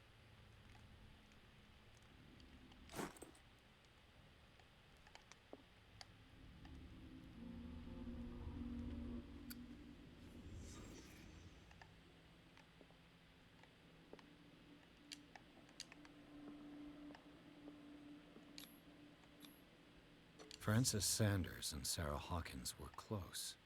Friends, even?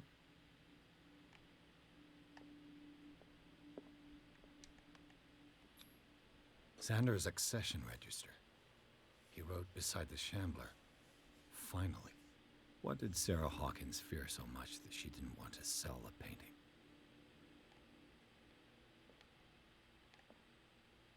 He finally won. Was Sanders aware of his imminent doom?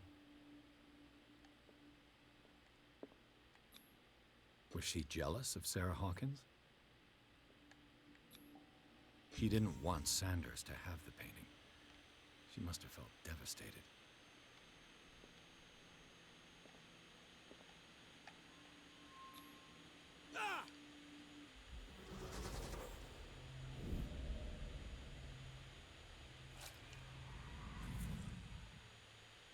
The Shambler.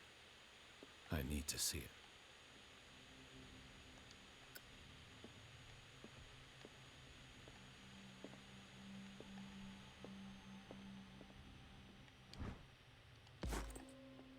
Yay, medicine.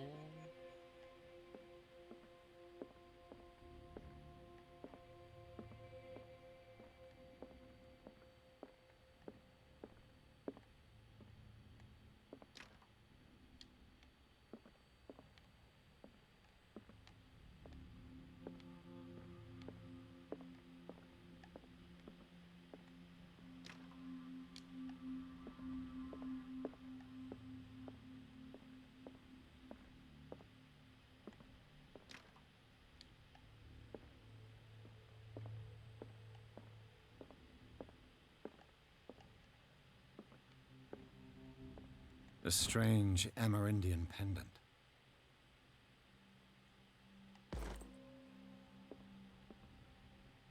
I could use one of those. Strange. For months, Sarah Hawkins refused to part with her painting, to finally give it away for nothing. No, thank you. Dear Francis, I beg you to give up all hope of ever owning this accursed painting. If our friendship has any meaning for you, please spare me the weight of guilt. I cannot be the architect of your fall. I beg you, my dear friend, forget the Shambler, your friend, Sarah Hawkins.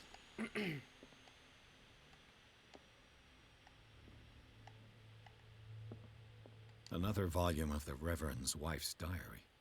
This volume spends some time on Reverend Wickwood's community. His wife expresses her worries about the strange dreams that the Reverend's congregation are having since their arrival on the island. Some members of the community, her husband included, began to speak of their vision as a messenger sent by God. She is scared that they will suffer the same fate as the lost tribe.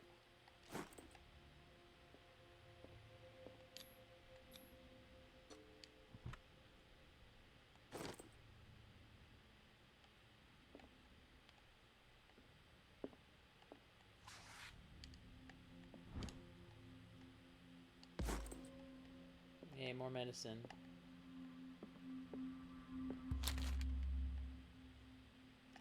Would you read the book? Don't read the book.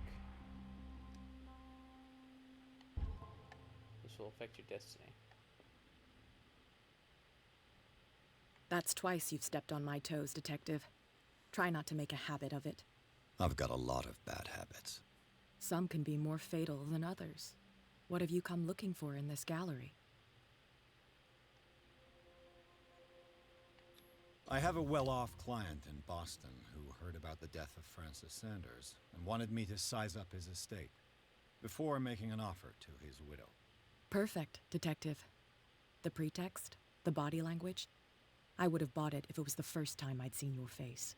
You're a good talker, Pierce. Your story will do for the moment.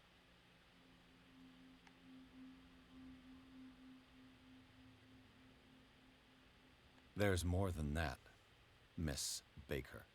So people have been talking behind my back. I was almost beginning to like you, Mr. Pierce. But it stays Cat for you. You knew the Sanders? Irene is a friend of mine. And you? What brings you to the Sanders home? I'm here on business. Irene asked me to liquidate all these paintings. She doesn't intend to hang around here for long. Why you? Believe it or not, there aren't many collectors on Darkwater. It needs someone with a network and a means of transport to the mainland. A choice that comes down to Fitzroy and me. And I'm far more pleasant, wouldn't you say? Not now, sweetheart. I'd like to read this without some snoop looking over my shoulder.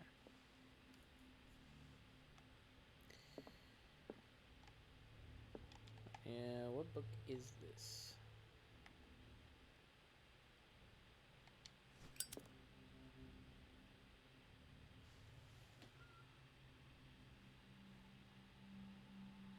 Oh, it's the bestiary.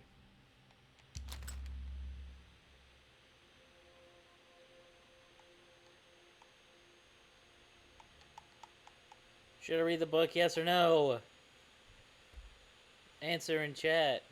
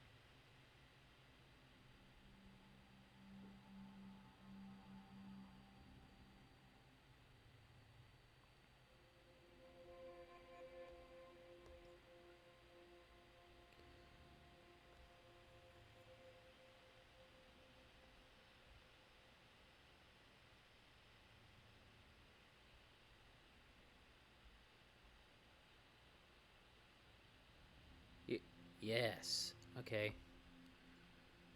Okie dokie.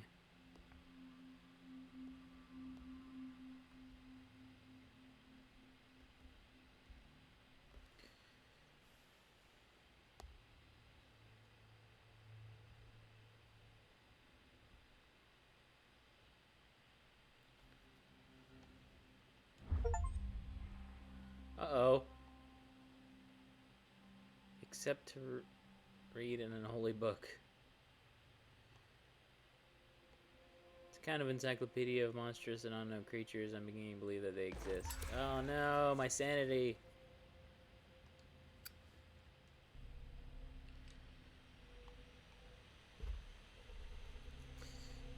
Pierce read an ancient treatise, the Malleus Bestiarum. This bestiary makes an inventory of numerous creatures from the occult world or parallel dimensions. The very nature of its knowledge makes it an unholy book. By reading it, Pierce lost some of his sanity. Oh no.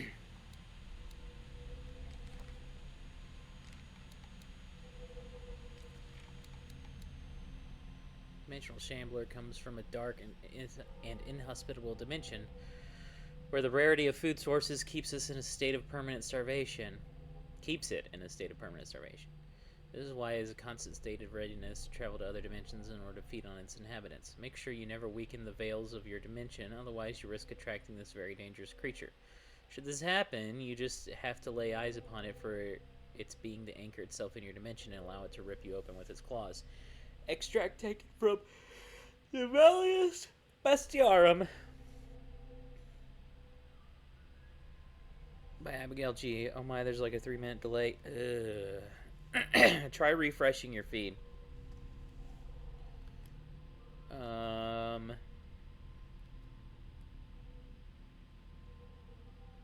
I don't have any dropped frames at the second.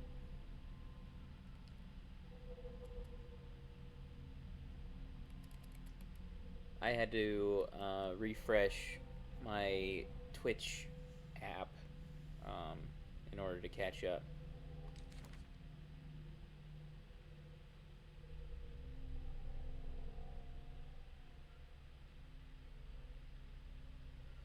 looking at like 30 seconds or so. Malleus Bestiarum, men will gather the knowledge through the lines dictated to me by the great old ones, but also in other volumes. The visions that assail me whisper me names and silhouettes of mystical creatures. Soon the Malleus Monstrorum, repository of all anatomical, cosmic, and dimensional knowledge, will be seen as the authoritative work.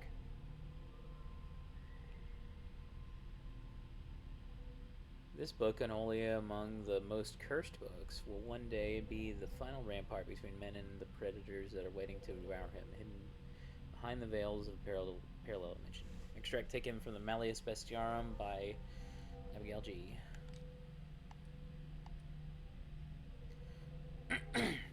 Cross-checking the information given by Francis Sanders and his widow, it is possible to reconstruct the events that led to the internment of Sanders. Everything points to Sanders and Sarah Hawkins being close, linked at least by the interest of the collector showed in the artist's work, but the more probably by a certain friendship, attested to by the repeated refusals of Sarah Hawkins to sell the painting called The Shambler. Against all expectations, she finally gave it away for free. The feelings still shown by Irene Sanders towards Sarah Hawkins are evidently derived from what she considers to be the artist's responsibility. Madness struck Sanders a short while after he gained possession of the painting.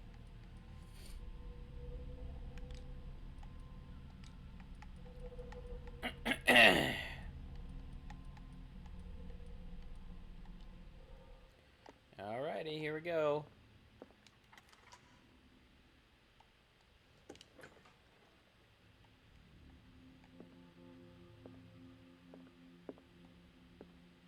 These artifacts date from pre-Columbian times.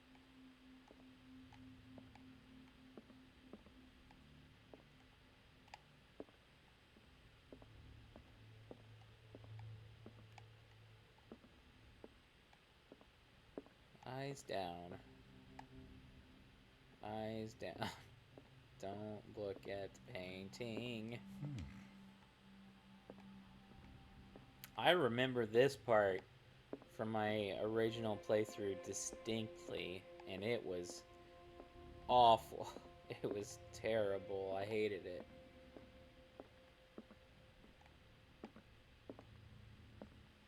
Why was he so interested in old weapons?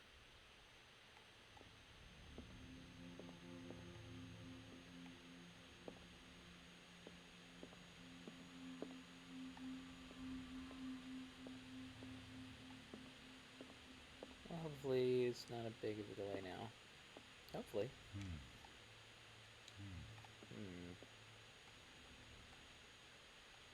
Okay. Yay. Okay, where's that blasted painting? It's right in the middle of the gallery.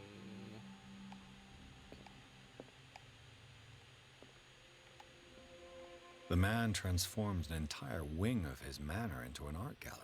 Sounds like a good time. No, that's even worse than delay. Oh god, that was like 5 minutes. Oh, I just didn't read your thing right away. Don't.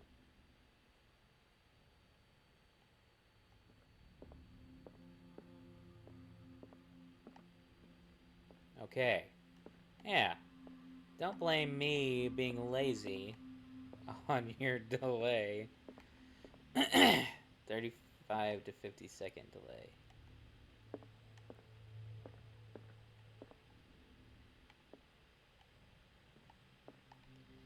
Ugh. I really don't want to do this next part because there's not a way to manually save. Oh, is there blood?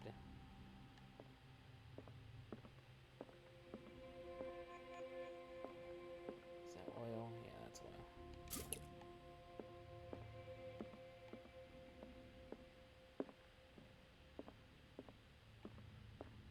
Ooh. Is this dagger part of Sanders' collection, or was he seeking to acquire it? Far from possessing the talents of Sarah Hawkins, Sanders drew a dagger with a tortured form down to the smallest detail. The guard carries a strange esoteric symbol, a recurring feature of his correspondence with Sarah. Drawing of a dagger. So, yes. That's a clue I didn't have the first time around. And that dagger is...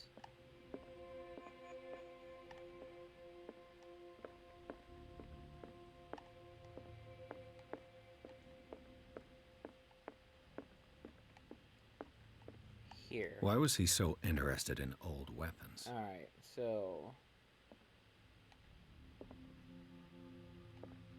if I'm facing away from it, I need to go right. And if I'm facing towards the painting, I need to go left.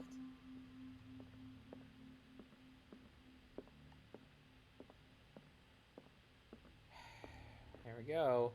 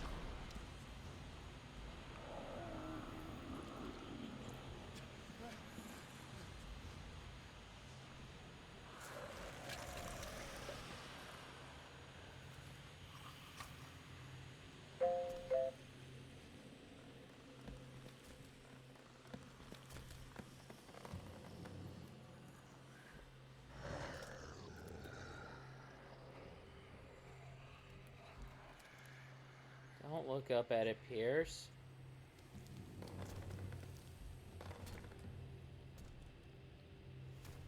Jeez, alright, here we go. What the hell was that?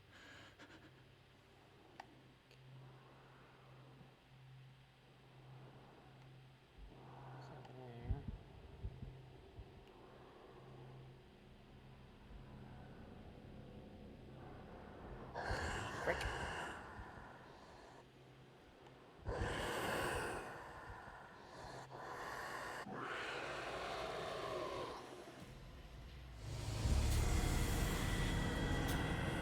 Yay.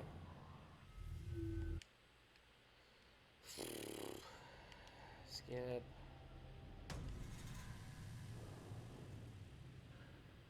What the hell was that?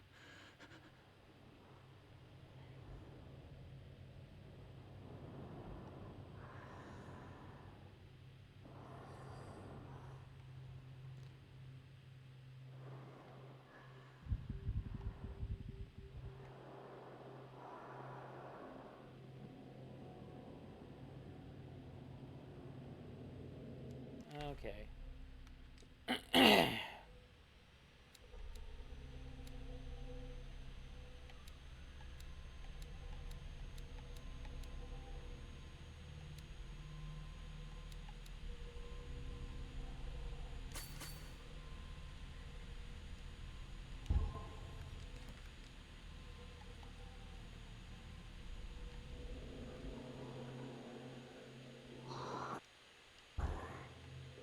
What?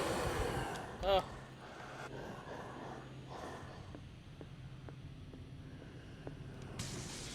Damn. This dagger looks different.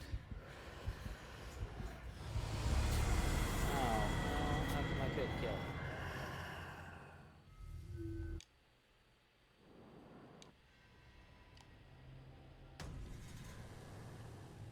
Consult diary. Shambler's painting. Well, Sanders.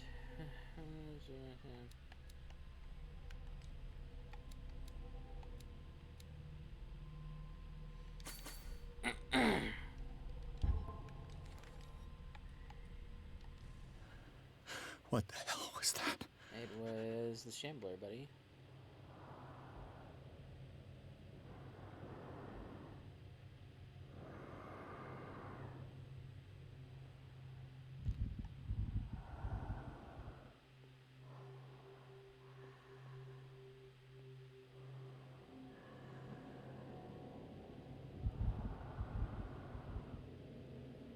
All right.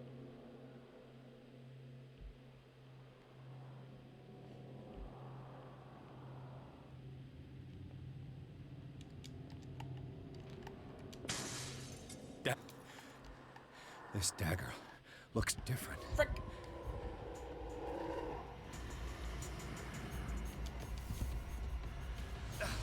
Ow. Touch it. Oh, I remember what I need to do now. Silly me.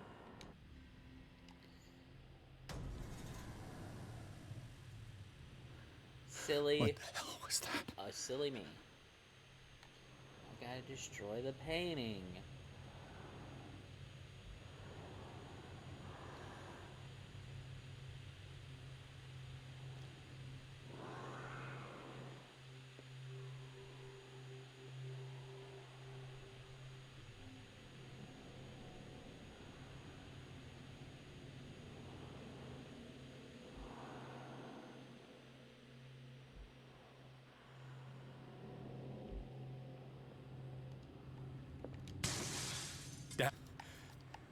This dagger looks different.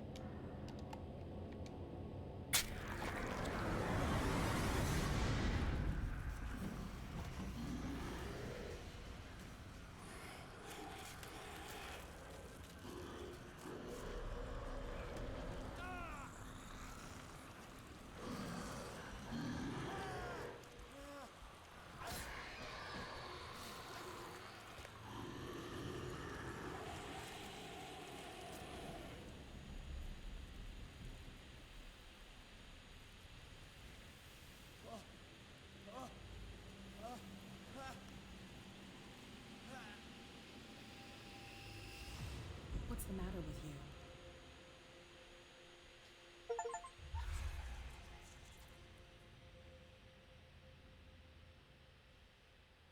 You sure you won't be needing that hand? You're losing it, Detective. At this rate, you're right. The bottle will get you before I do. You didn't see anything. I saw you within an inch of putting a dagger through your forearm. Did I miss something more interesting?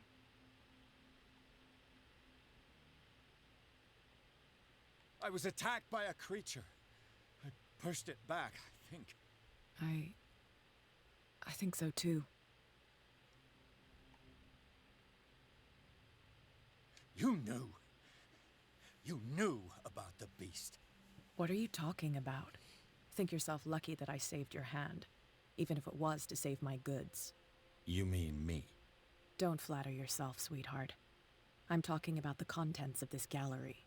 And by the way, where do you think you're going with that dagger? It saved my life. It's an extraordinary dagger. You should talk to Algernon Drake. He's an antique dealer here on Darkwater. He'll tell you all about it. From what I saw in the ledgers, it was him who sold it to Sanders.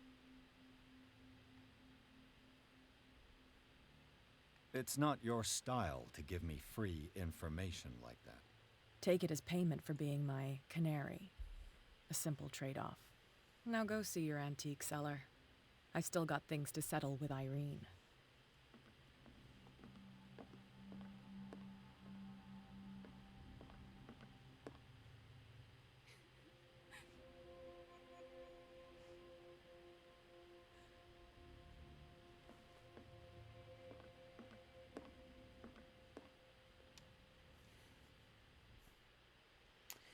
Nameless Bookstore. The Shambler turned out to be much more than an artwork painted by Sarah Hawkins, as a huge creature came out of the painting to attack Pierce. After a hard fight, the detective managed to send it back into the painting.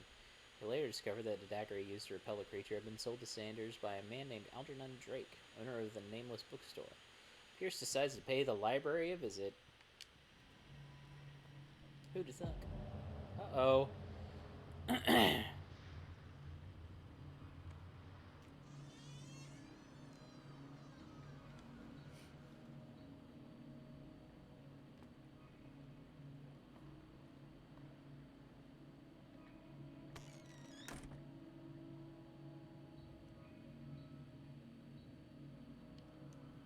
Where is the bookseller?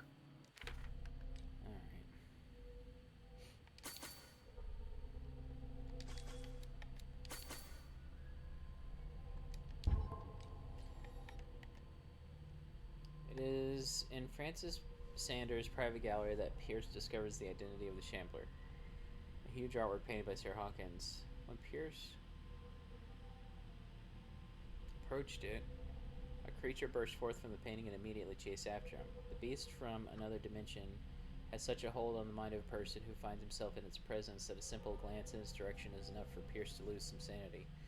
Pierce finally managed to send the Shambler back into the painting using a dagger engraved with a strange symbol, but this encounter has left its mark on the psyche of the investigator. Still under the influence of the creature, he almost stabbed his own hand.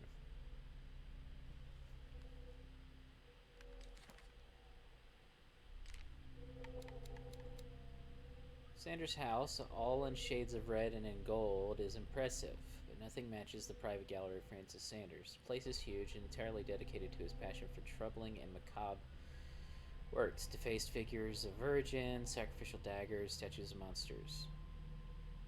And the painting that led him to his demise takes center stage, The Shambler, a painting by Sarah Hawkins, a close friend of the couple. What happened in this room, I will never be able to forget.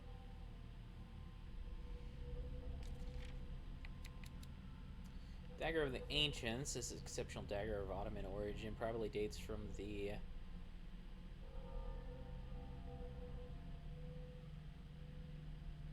th century.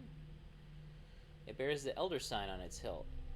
It apparently belonged to Pargali Ibrahim Pasha, Grand Vizier at the court of Suleiman the Magnificent. Legend tells that Pargali used the symbol on the dagger to protect the court from a creature that haunted the mirrors of the palace. What is certain is that Suleiman had his vizier executed. Did he fear him after this demonstration of power? Extract from Arts and Mysticism, Francis Sanders' Forgotten Objects.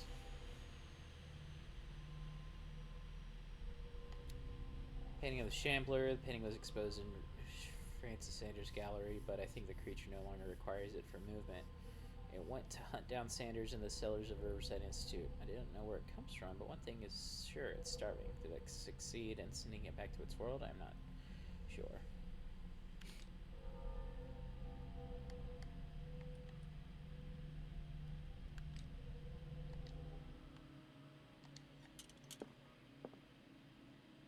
Freud's The Interpretation of Dreams. It's the work that laid the foundations of psychoanalysis at the beginning of this century. Medicine in Greece. Another volume of the Reverend's wife's diary. The pastor declared himself to be the prophet. He renounced God and worshipped a strange pagan entity with a monstrous appearance. His wife tried to reason with her husband, but in vain. He was convinced that he must listen to the voice in his head because it holds the truth.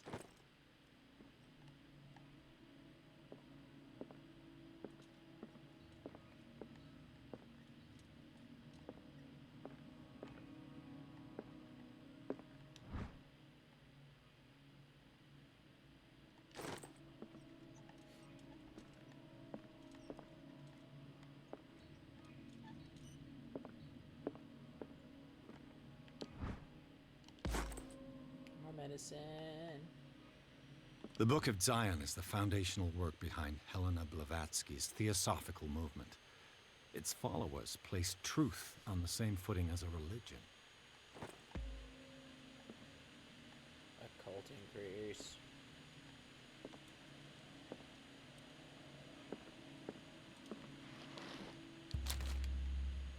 Uh-oh. Another book to read. Read or don't. Tell me now.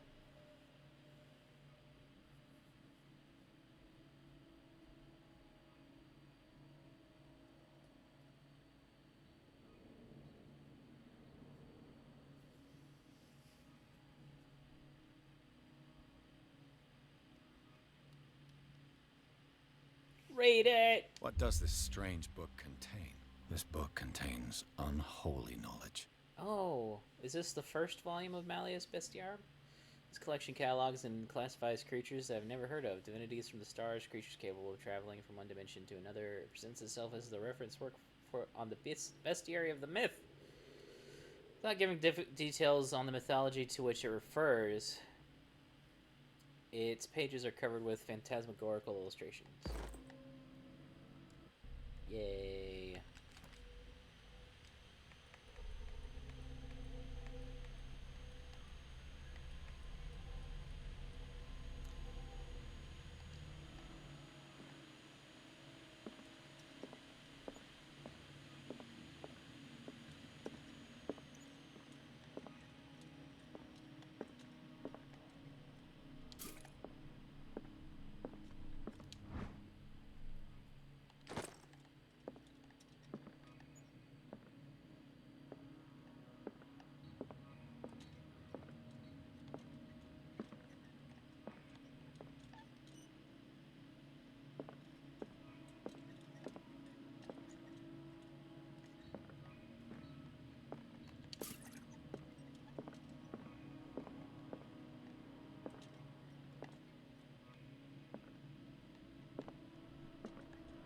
What happened here?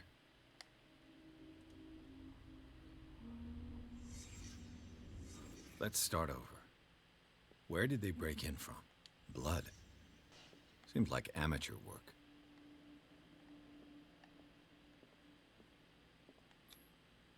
To whom does this footprint belong?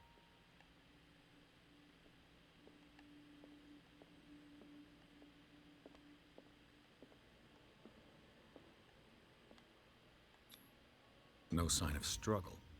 If the burglar smashed this jar, it wasn't intentionally. Was he hurt then?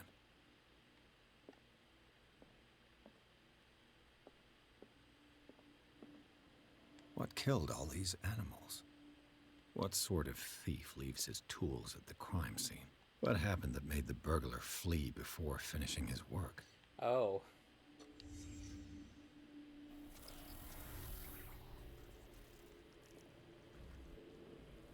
What the... Charles Hawkins?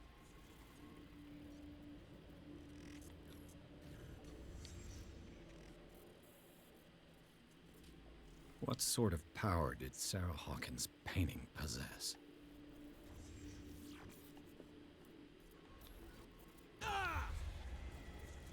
Sarah Hawkins helped hide something in this safe.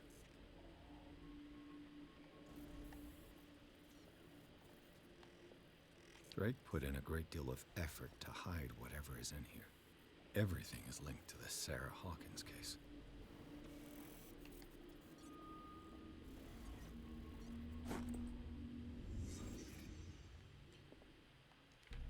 Let's see here. Open the safe.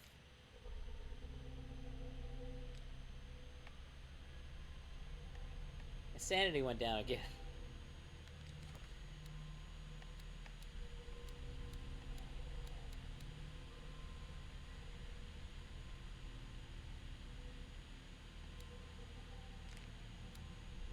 Nameless Bookstore.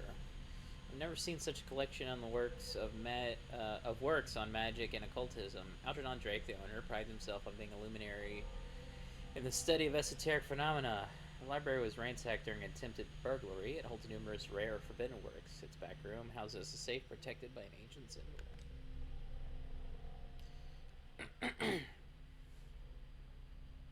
The Nameless Bookstore's burglar came through the door a bit further. Some knocked over objects allow the trail to be followed into the back room. There, the mess next to the safe confirms the person's name. However, there is no material evidence to support my hunch as to the identity of the burglar. Charles Hawkins did indeed appear to me, as well as the star symbol on the door of the safe.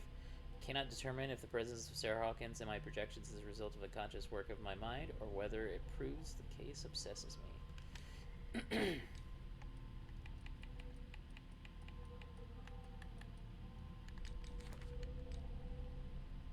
Occultism is at 47%.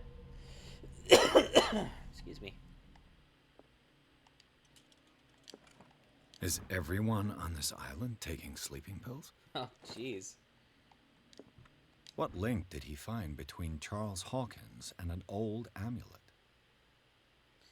This key that bears the Elder Sign is the only one able to protect your psyche. It is in the form of a cylindrical medallion hanging at the end of a heavy chain. Hundreds of years ago, Star and the branch, whose purpose is to push back the forces of the Great Old Ones, were engraved at its center. Everything points to it being Charles Hawkins that tore it from its last owner, an Egyptian antique dealer. In press cuttings that mention the misdemeanor, the date of the robbery coincides with the last of Hawkins' trips off to Cairo. It remains to be seen whether he knows of the true purpose of the artifact. Try to find it. Key of Lié file.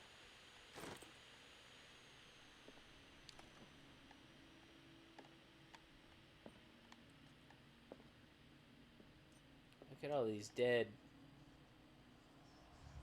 roaches? Oh, it's some mice, rats, whatever. Drake left instructions on how to find the combination of his safe. A page seems to be hidden here. It is possible to read. If somebody finds these memoirs, there will be no doubt that I am in serious trouble. My last and only hope is that my my body and bones are still in this plane of reality, in order that they be recovered and burned. The funeral urn must be given to my dear mother if she is still of this world. The following message is of capital importance. Whoever reads these lines demonstrates the acuity as sharp as mine, can hope to gain access to my most precious possession. It lies within my safe, and the clues to the combination are to be found in 3 cylinders, each hidden where life and study combine in the Greek world. Each cylinder is numbered, even if, as the celebrated author says, order is the pleasure of reason, but disorder is the delight of the imagination.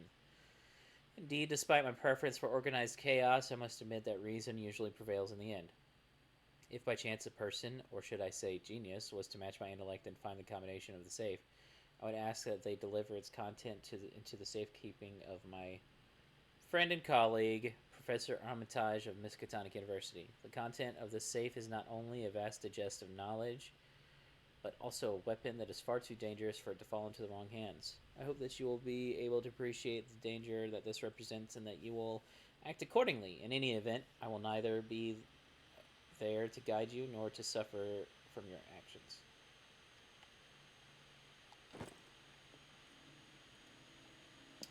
Great. What a strange amulet. I have a feeling I better not touch it. It's shape of a large dog. I don't know what it represents. I might find out more by searching the bookstore. You don't touch it, but where did it go, buddy?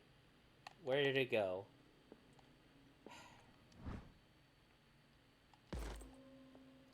More medicine, more occultism. Alright.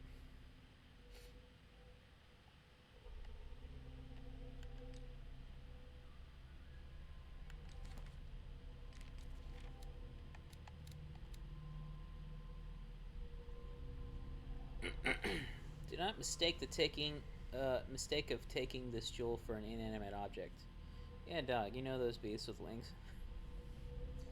The soul of a powerful sorcerer, devourer of bodies of the Lang cult, sect from Central Asia, lies in this jade amulet. His very characteristic form, a massive hunting dog, represents the transformation of the sorcerer into a man-eating ghoul. Whoever unearths the amulet and wears it around his neck is at risk of the sorcerer's wrath. The latter will return in the shape of a formidable hunter to track and dismember all defilers. Great.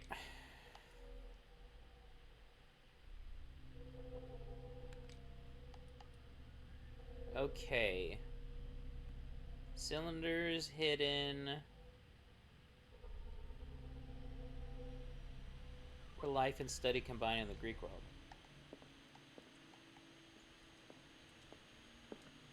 Arkham editions. Never heard of them. How many volumes are there in this collection? Another volume by Arkham Editions. Arkham Editions. Never heard of them. How many volumes are there in this collection? Another volume by Arkham Editions. The Key of Solomon. Arkham editions. Never heard of him.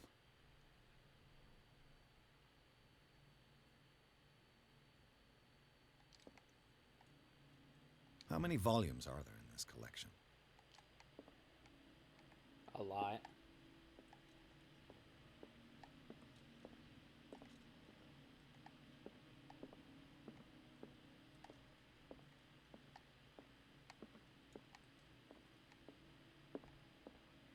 Okay, so it's got to be from these 7 books, 8 books. Another volume by Arkham Editions. So it's not Key of Solomon. Arkham Editions. Never heard of him.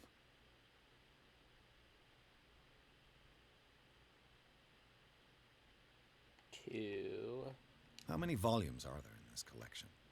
Another volume by Arkham Editions. 8. Arkham Editions.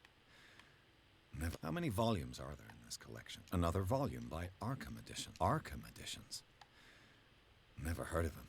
2. Okay, 2, 8. How many volumes are there in this collection? 1. Alright, wish us luck.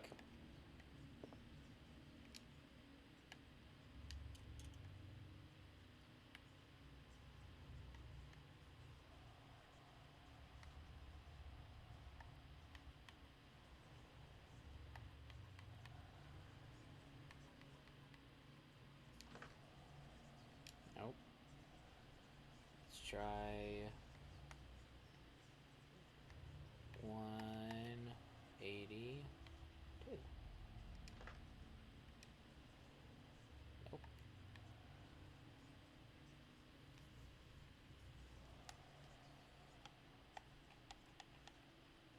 Eight.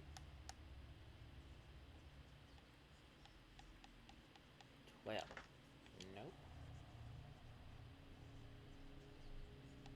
821. Nope.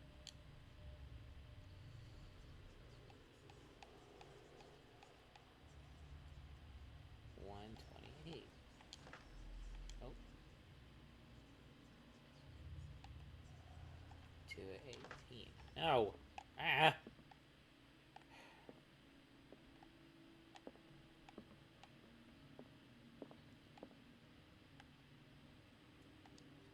Another volume by Arkham Editions. Study of American folklore. Arkham Editions. Never heard of him. How many volumes are there in this collection? Translated from Old Frisian.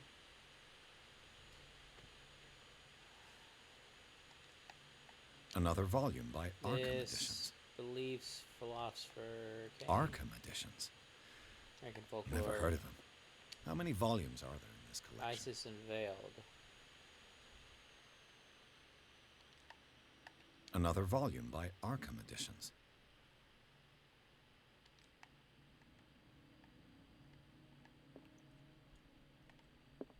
Arkham Editions. How many volumes are there in this collection? Operate Acts. Another volume by Arkham Editions. Nostradamus. I will be right back, folks. I'm gonna run a brief ad and then I'll return.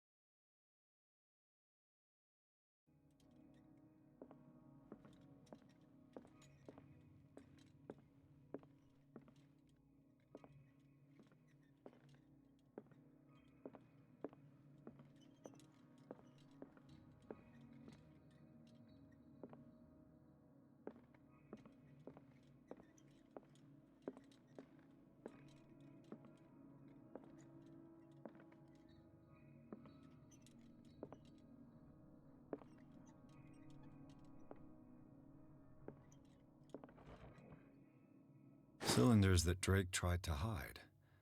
I should perhaps listen to them.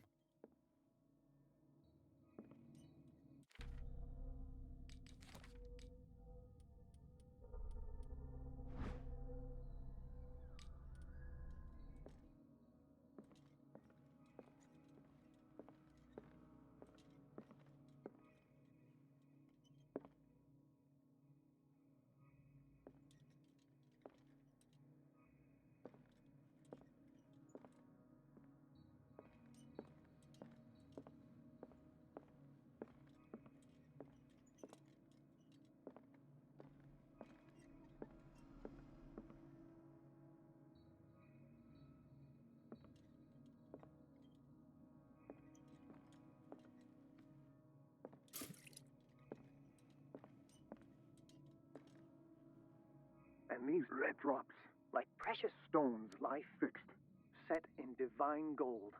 To be the guardian of the Grail does not protect me from its attractions, Henry. And I do confess it. I am willing to pay to know its secrets. I finally understood that we were only pieces on the chessboard of the gods. Let those of us who are still standing protect our White Queen from their dark soldiers.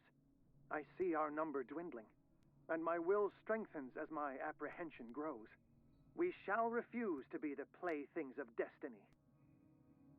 Dear friend, I thank you again for the anthology of the works of Arkham editions that you sent me.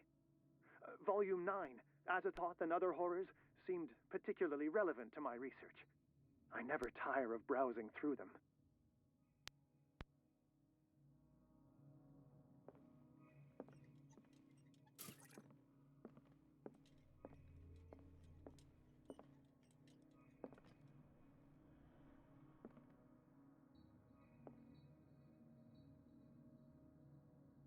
So these are the volumes that Drake was talking about in his message. What did Drake say about this collection?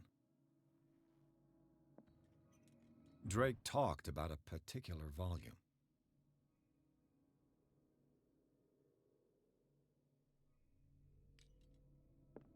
So these are the volumes that Drake was talking about in his message.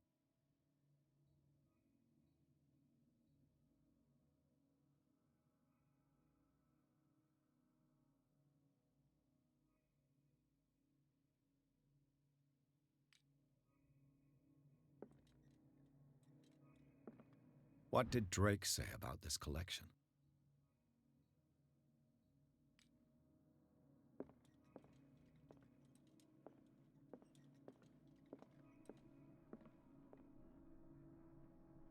Dear friend, I thank you again for the anthology of the works of Arkham editions that you sent me. Volume 9, Azathoth and Other Horrors, seemed particularly relevant to my research. I never tire of browsing through them.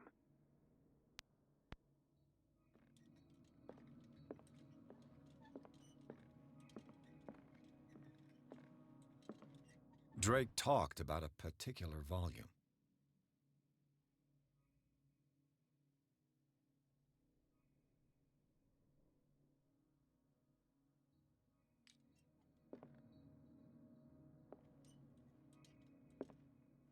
So these are the volumes that Drake was talking about in his message.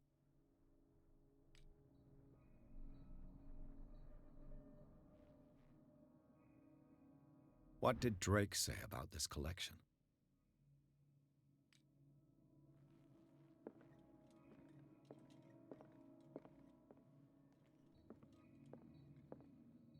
And these red drops, like precious stones, lie fixed, set in divine gold. To be the guardian of the Grail does not protect me from its attractions, Henry. And I do confess it. I am willing to pay to know its secrets. I finally understood that we were only pieces on the chessboard of the gods. Let those of us who are still standing protect our White Queen from their dark soldiers. I see our number dwindling, and my will strengthens as my apprehension grows. We shall refuse to be the playthings of destiny. The Queen has little protection.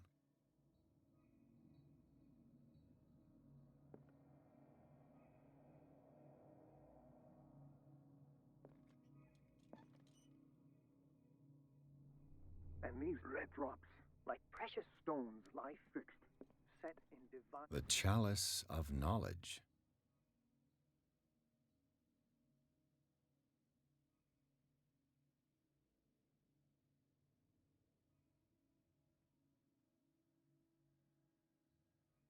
gold. To be the guardian of the Grail does not protect me from its attractions, Henry. And I do confess it. I am willing to pay to know its secrets.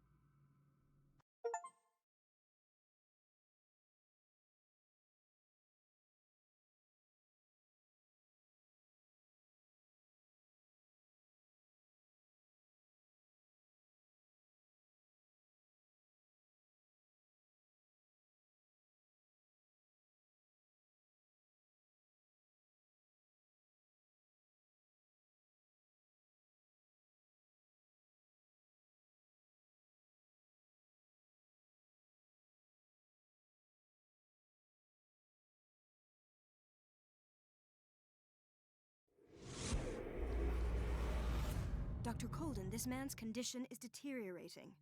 What says Dr. Fuller? It's his patient, after all. He's busy with Captain Fitzroy. He specifically asked us not to bother him when that's the case. Oh, of course. I'll see what I can do. Mr. Blake, can you hear me? I'm Dr. Colden. We'll take care of you. There's nothing we can do. I tried talking to him. He's catatonic. What can you tell me about him? He was highly agitated an hour ago. We were about to tie him down when he fell asleep. 10 minutes ago, he curled up into a fetal position. I thought he was waking up, but no. I don't recognize him. Did he just arrive on the island? He said he worked on the docks, but not with Captain Fitzroy. I think he works for Ms. Baker. Who? You know, the woman at the head of their gang. They call her Cat. Oh, I see. Do you have other questions? What are his symptoms? His temperature has been going down, his skin losing its color, his body rigid. I closed his eyes myself. They were glassing over. I didn't want them to dry out, and I couldn't bear to look at the expression on his face. You did well. Don't worry. Let's stay professional, if you will. Show me his file. That's not possible. Don't tell me Dr. Fuller has taken this file as well. We need it. That's why I called you. This man's ailment has been hidden from us. Come on now. What was he treated for? An intoxication, I was told. After inhaling chemicals. That'll do for the time being. Any idea what this man might be undergoing? Very well. I'll examine him. His skin shows abnormal loss of color and seems dried out. He's totally dehydrated. His fingertips and toes seem to feature a slight ring under the skin, tender at the touch, slightly sticky. 30-year-old subject, severe hypothermia. Erythematous papules around the eyes and eardrums. Necrosed palpebral tissue.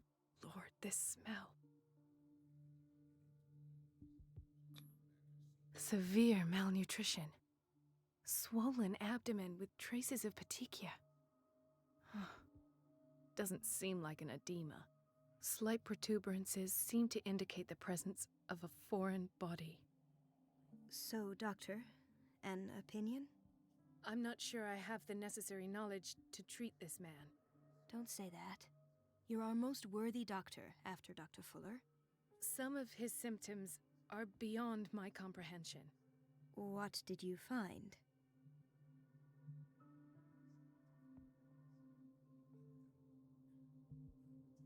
Did you examine his abdomen? It would seem there's something inside. He hasn't eaten in days. Are you certain it's not an edema? No. Can't you recognize an edema? Pushing with your finger won't leave a trace. And look at these bumps. It's not like he could be pregnant. Whatever it is, this man has something inside him that shouldn't be there. We should operate on him at once. Dr. Fuller said not to worry, that the edema would go away by itself. You know, I'm not sure Dr. Fuller is telling the truth. In spite of the muscle contractions, his arms seem limp. Yes. They can't have decalcified, not at this rate. And yet, if there is a bone in this arm, it's softer than that of a newborn baby. What about his cranium? It's soft at the touch. It does seem like the skull of a baby. Look at these sticky rings growing at his fingertips. What can be happening? I'm sure you'll find an explanation. You have to. I see signs of hypodermoclysis, but he's still dehydrated. When was his last IV? He's constantly under perfusion. I've even gone beyond the recommended dose to no avail. And you won't believe me, but when we bathed him earlier... He seemed to feel better? Yes. Like he needs an aquarium, not a perfusion. But that doesn't explain his condition. I almost don't believe it myself, but he's these turning symptoms into a mind are not flayer. those usually associated with the human species. What do you mean? Don't tell me you believe in extraterrestrials. No. This poor man is from our world, all right. But his body is undergoing unnatural mutations, and this transformation is killing him. His body simply can't cope. Where could he have gotten such an infection? I pray that it's not here. Dr. Colden, may I know what you're doing to my patient? What I'm doing? How about what you've done to him? Let us calm down, my dear Marie. I don't appreciate your tone, nor your insinuations. I've done to him what I do to all my patients, provide him with the best available care. Your imagination is without limit. It's your homemade drug again, is it not? Those people are not your guinea pigs. There, there. What have you seen to put you in such a state? These are alarming symptoms. If we don't act, he'll die. Do you believe that? I'm not as convinced, you see. I even think this man has a strong chance of completely healing from his ailments. No, Doctor. This patient isn't himself anymore. He's dying. Really? What do you mean by isn't himself? He's changing. His physical characteristics, they are more animal than human now. Fascinating. An animal, you say? Could you be more precise? Cephalopod, perhaps? This amuses you. Your reaction does. I know your thirst for knowledge, Doctor. It's your innocent worries for this man that have you overreacting. For this man, and the others whose medical files you've been hiding. I have to protect my discovery. These people owe me their life, but the world isn't ready yet. It will be, in time. I will not let you do this. You disappoint me, Marie, but I still have hope you'll one day share my point of view. In the meantime, take care of your own patients and try not to forget who you're dealing with. Was that a threat? What did he mean? It was a warning. Dr. Fuller is this institution's founder and one of our profession's most influential voices. My word is of no weight against his. If I continue to protest, I will only ruin my reputation and career. It's scandalous. Can't we do anything? Is there no evidence of his crimes?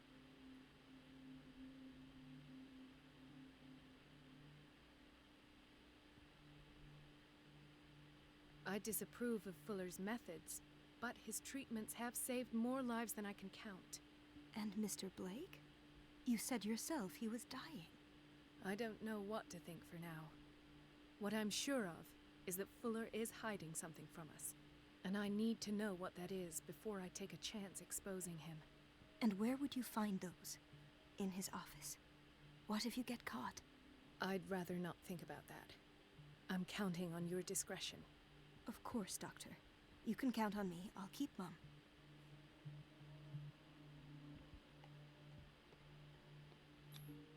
An unknown medicine. Judging by the other ones, it causes heavy side effects.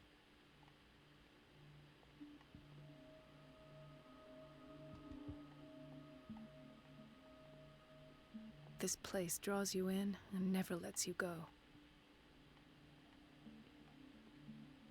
Chronic insomnia, like half the island.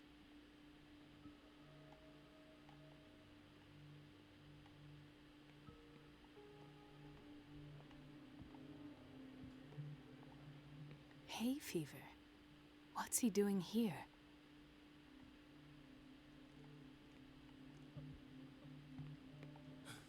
Doctor, please. My chest. His perfusion of a semi-physiological solution doesn't seem to work. He's undergoing a ventricular fibrillation. Nurse? Deborah, come and help me, please. His potassium level is too high. Replace it with 2% glucose solution with insulin, calcium, and sodium bicarbonate. I'll tend to it right away. Thank you. He's in your hands.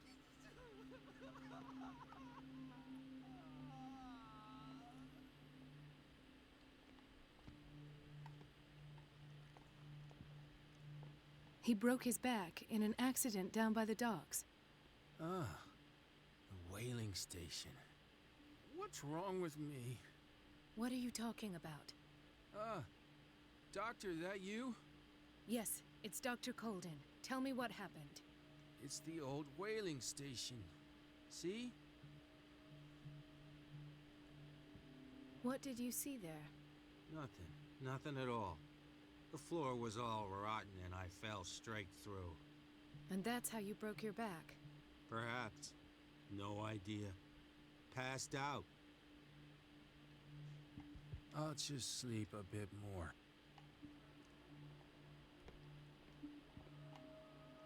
She recently came back from the surgical block. She's stable. Given her file, a nephrectomy would have been inevitable. But Fuller was able to save her kidney.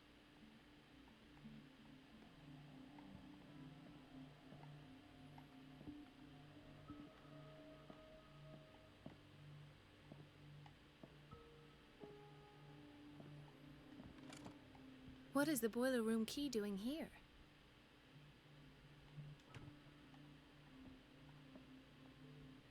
Another insomniac. I should find the cause for such a widespread trouble.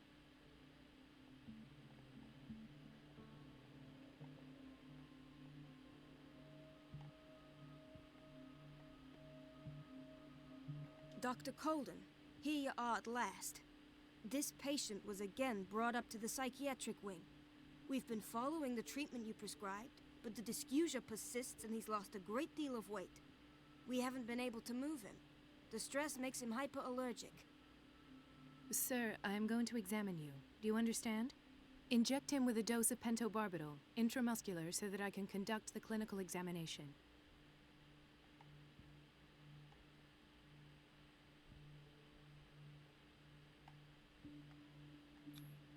His binds left bloody wounds.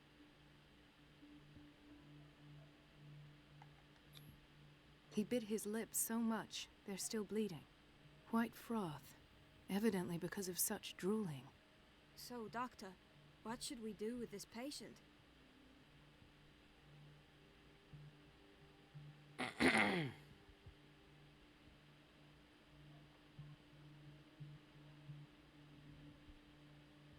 Those basement brutes tied him up too tight, and now he's hurt. I keep trying to heal his wounds, but he reopens them. Do you have a diploma as a nurse? Excuse me? So take care of this man.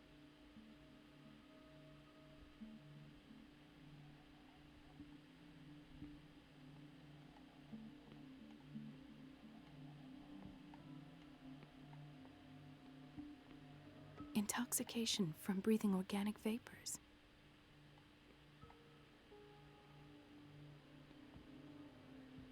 Why did nobody tell me about her admission?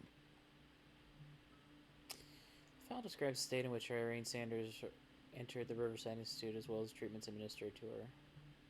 Fuller added a handwritten note. He recommends to take her down to the psychiatric wing in order to provide her with quiet and rest that she needs. Jeez.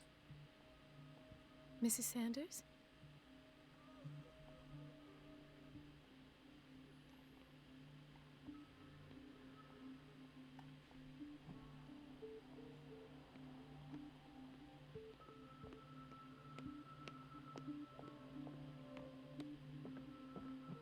The key to the boiler room.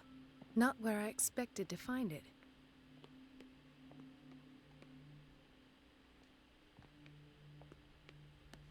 Gentlemen, may I help you?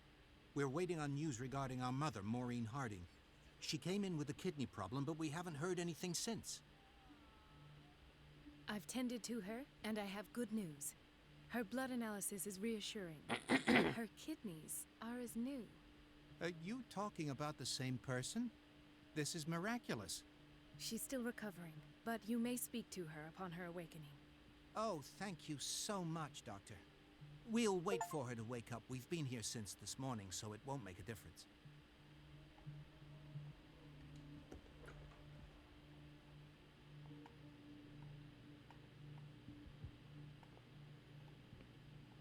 Patients and hospital personnel eat the same food.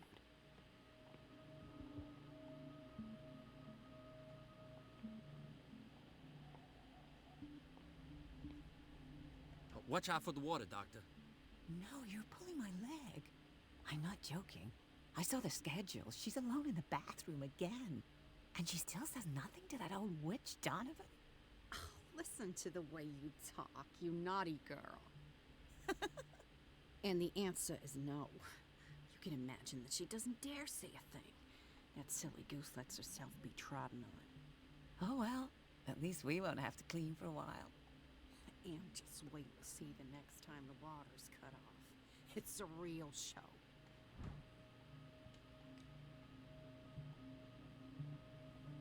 Dr. Colden?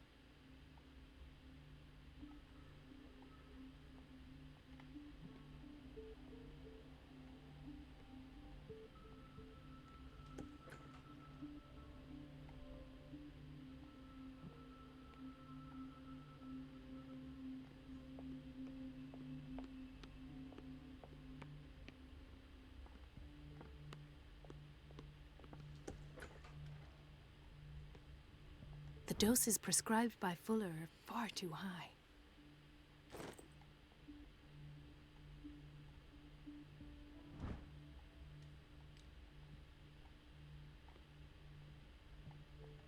We're running out of this medicine.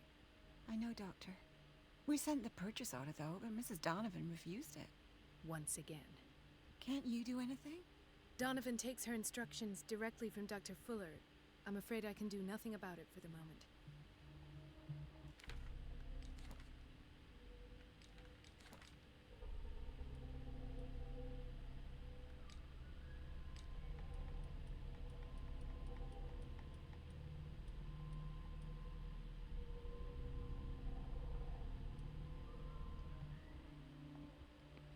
We've been waiting to be restocked for weeks.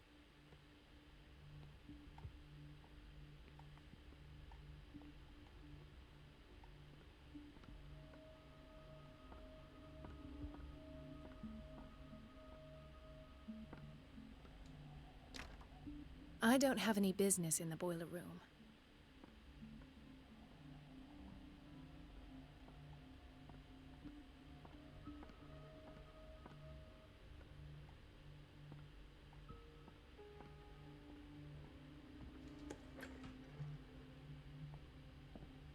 This man, Edward Pierce, his file is incomplete. What did Fuller do to him? Thank you for your help, Doctor. Thank you. I'll be going.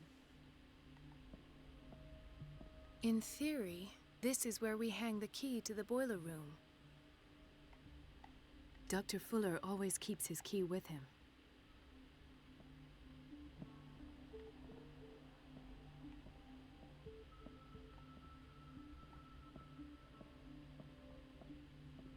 Dr. Colden.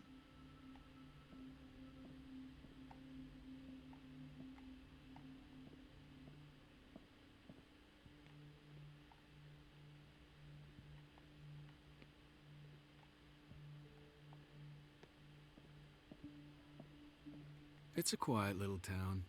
Days go by, steady as ever. I wanted more for myself, but... I don't get why they have us waiting so long. Almost no patience here. Where did my fiancée go? I hope those nutcases will stop burdening her with work. Ethan, Marie, what are you doing here? I'm waiting for my medication, of course. Why?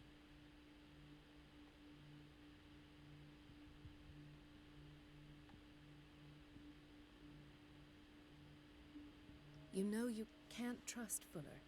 I know, but he isn't the only doctor here. Yes, but since he treated your injuries, he is your referring doctor now. You're right. I shouldn't take the risk. Nothing would be prescribed to you that hasn't been approved by him. But I really need the treatment. What are you suffering from? I have nightmares. They keep me awake every night. It seems stupid, I know, but they're terrible. Actually, you're not the only one. No. No one has ever seen the things I see. It's like I'm turning mad. So many people have this affliction. It's like an epidemic. Do you think it might be related to Fuller's work? I don't know yet, but I will figure all this out. Everyone in Darkwater is suffering from nightmares. Really? We don't have any medication left. Oh. There's no excuse then. I should let you work. Take care, Ethan. You too, Marie.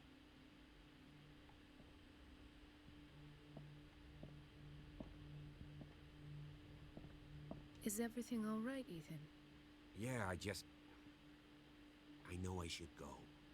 I will work until late. Oh. All right.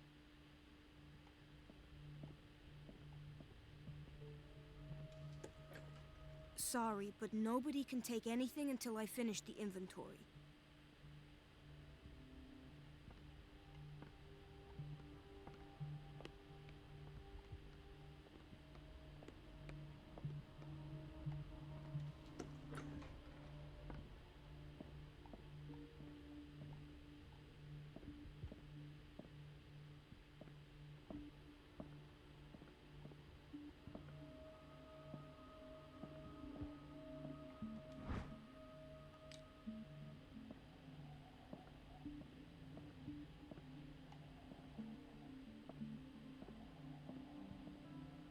I have little time for you, Doctor. You'll find out that it's not only the doctors who have things to do.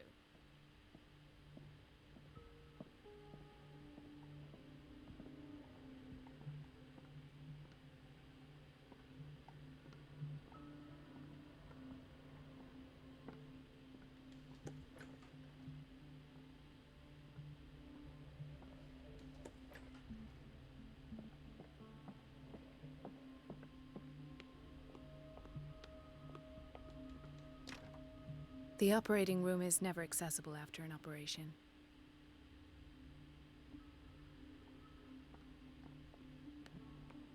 Please, the few...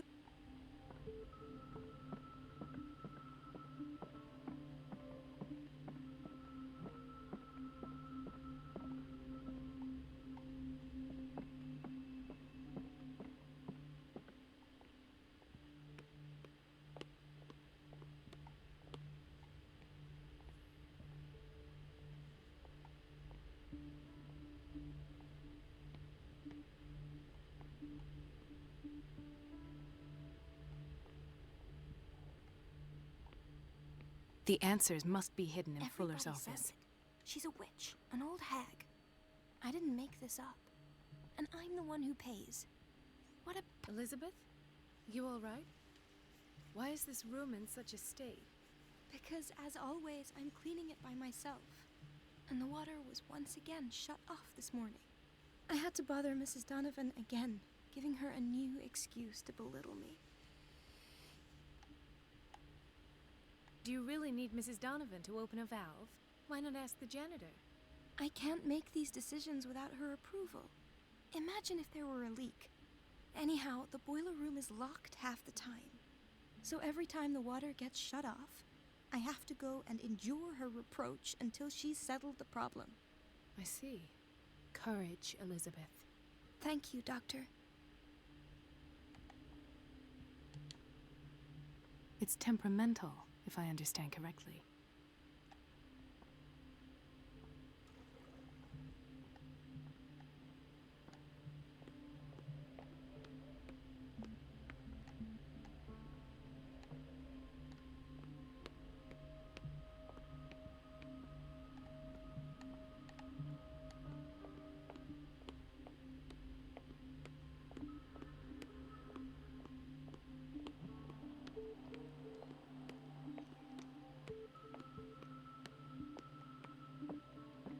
The key to the boiler room.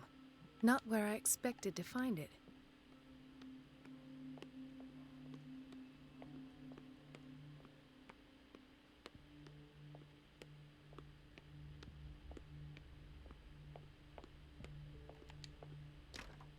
The door to the boiler room is locked.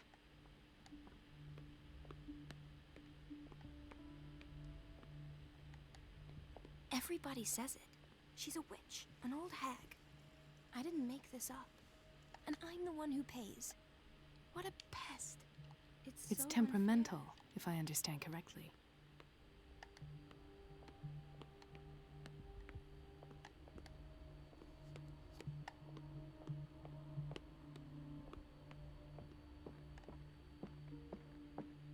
Wait a minute. Where do you think you're going? Dr. Colden. Mrs. Donovan. Nobody goes into Dr. Fuller's office. But rest assured, I'll tell him you came by. That won't be necessary. Thank you. I will tell him, nonetheless.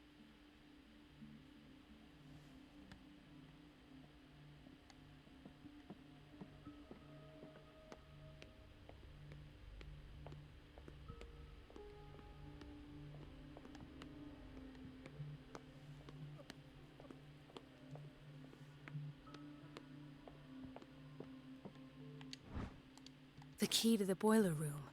All I have to do is shut off the water and hope Donovan takes the bait.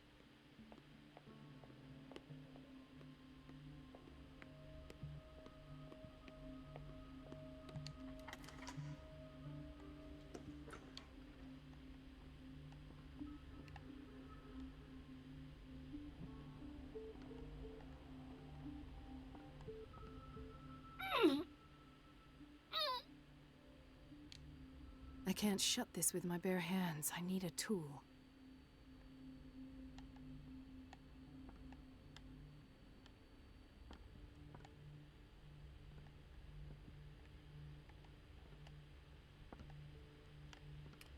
What about all of these tools?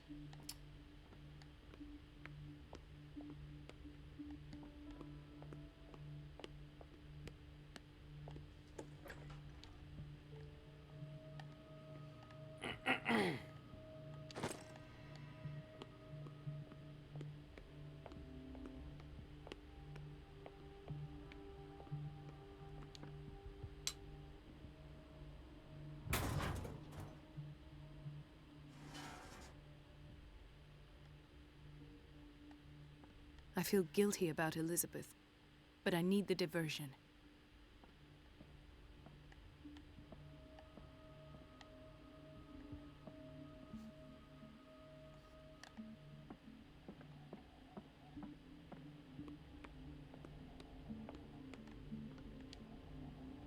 It's temperamental, if I understand correctly. Dr. Colden, might there be a problem with the water?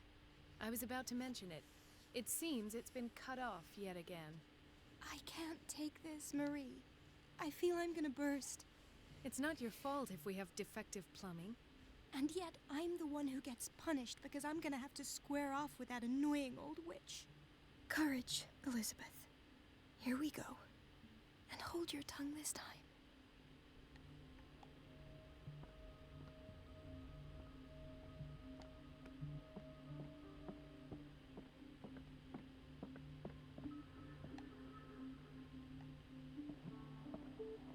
At last. The missing files must be hidden here. The Stendhal syndrome. Of course. This is where Fuller found his diagnosis for Francis Sanders.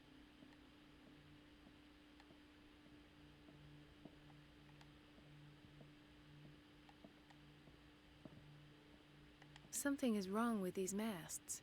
It's some sort of puzzle.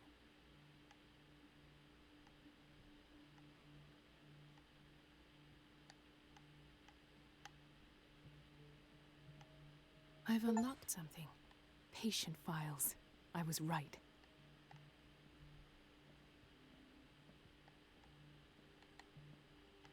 Well, that was easy.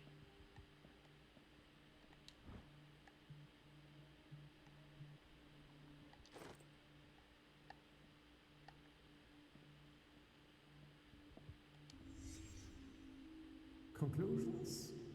Session number 17. Patient? Sarah Hawkins. This finger belonged to a woman. Why keep it here? Finally accepted the illusory nature of what she calls the mythos. It goes without saying that these peculiar delusions are the price that comes with her exceptional gifts.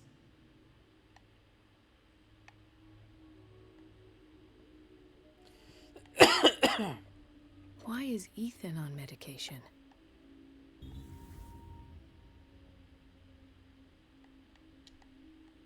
Why does Dr. Fuller write psychological reports about Sarah Hawkins? At first, I presumed that her blood was the key. But I found nothing to explain Mrs. Hawkins' abilities.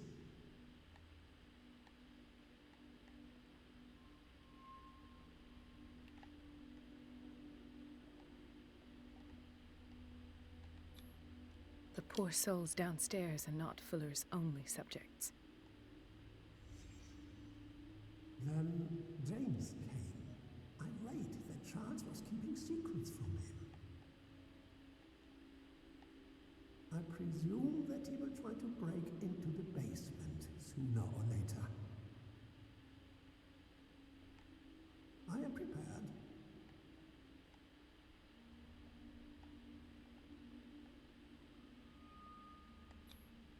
Hawkins, Fitzroy, and Fuller. What is the connection between these three? It is fortunate that I had the presence of mind to set the morgue in the basement. When all the fuss about the Hawkins incident finally comes to an end, I will dispose of her belongings. In the meantime, they must remain hidden in plain sight.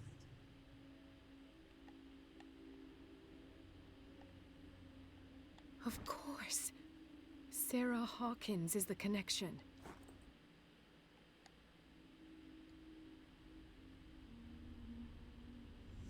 I must go back to the basement.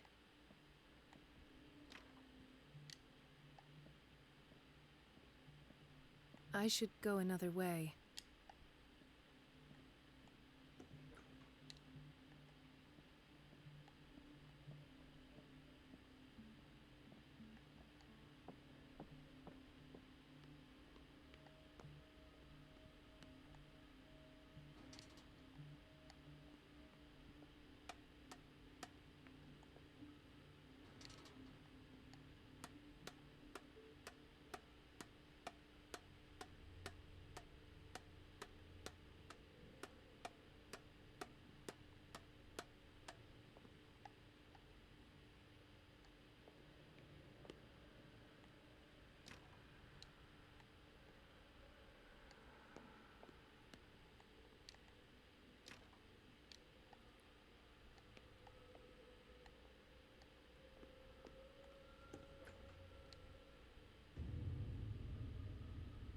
Ah, now that's the Marie that I know. I knew I could count on your scientific curiosity. It's time to show you what you were so eager to discover.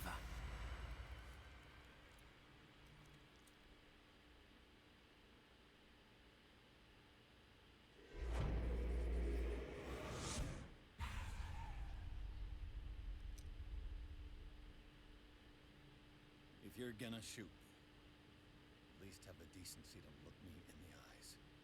Turn around. Slowly. Talk, filthy thief!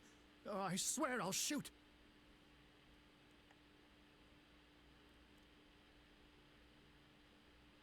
Take a minute to look around. Everything points to Charles Hawkins. He's dead. No. He was here for a very specific item. Oh, no. The book. Why was it in the safe?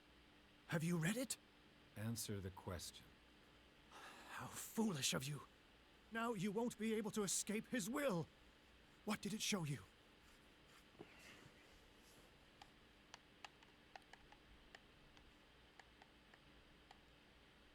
She went into Fuller's office. She was looking for Sarah Hawkins' corpse. Sarah Hawkins, you say? Let's go back to the start, shall we? Whose life did the Necronomicon choose to show you? Dr. Colden. She was at the Riverside Institute. She's in danger. I have to go. Wait. No one knows the occult better than me. You might need my help.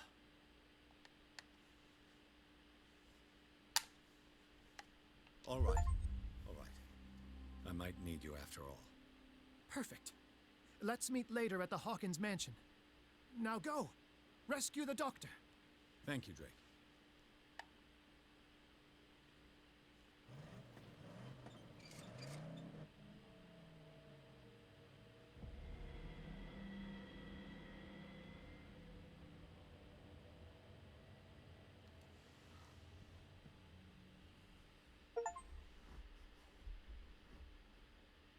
Book projected Pearson the body of Dr. Holden. The detective watched helplessly as Bradley's friend carried out her inquiry. Confronted with the experiments of Fuller, she got into his office and discovered that the director of Riverside was hiding information on, if not the body of, Sarah Hawkins. But she was discovered by Fuller. Pierce must save her before it's too late.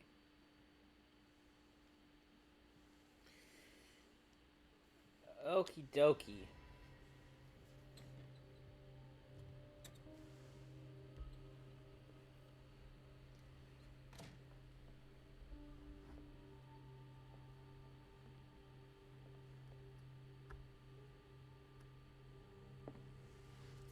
I pray that Colden is really here. And alive. Alright, I'm going to wrap it up here for now. I need to eat some supper. We will reconvene in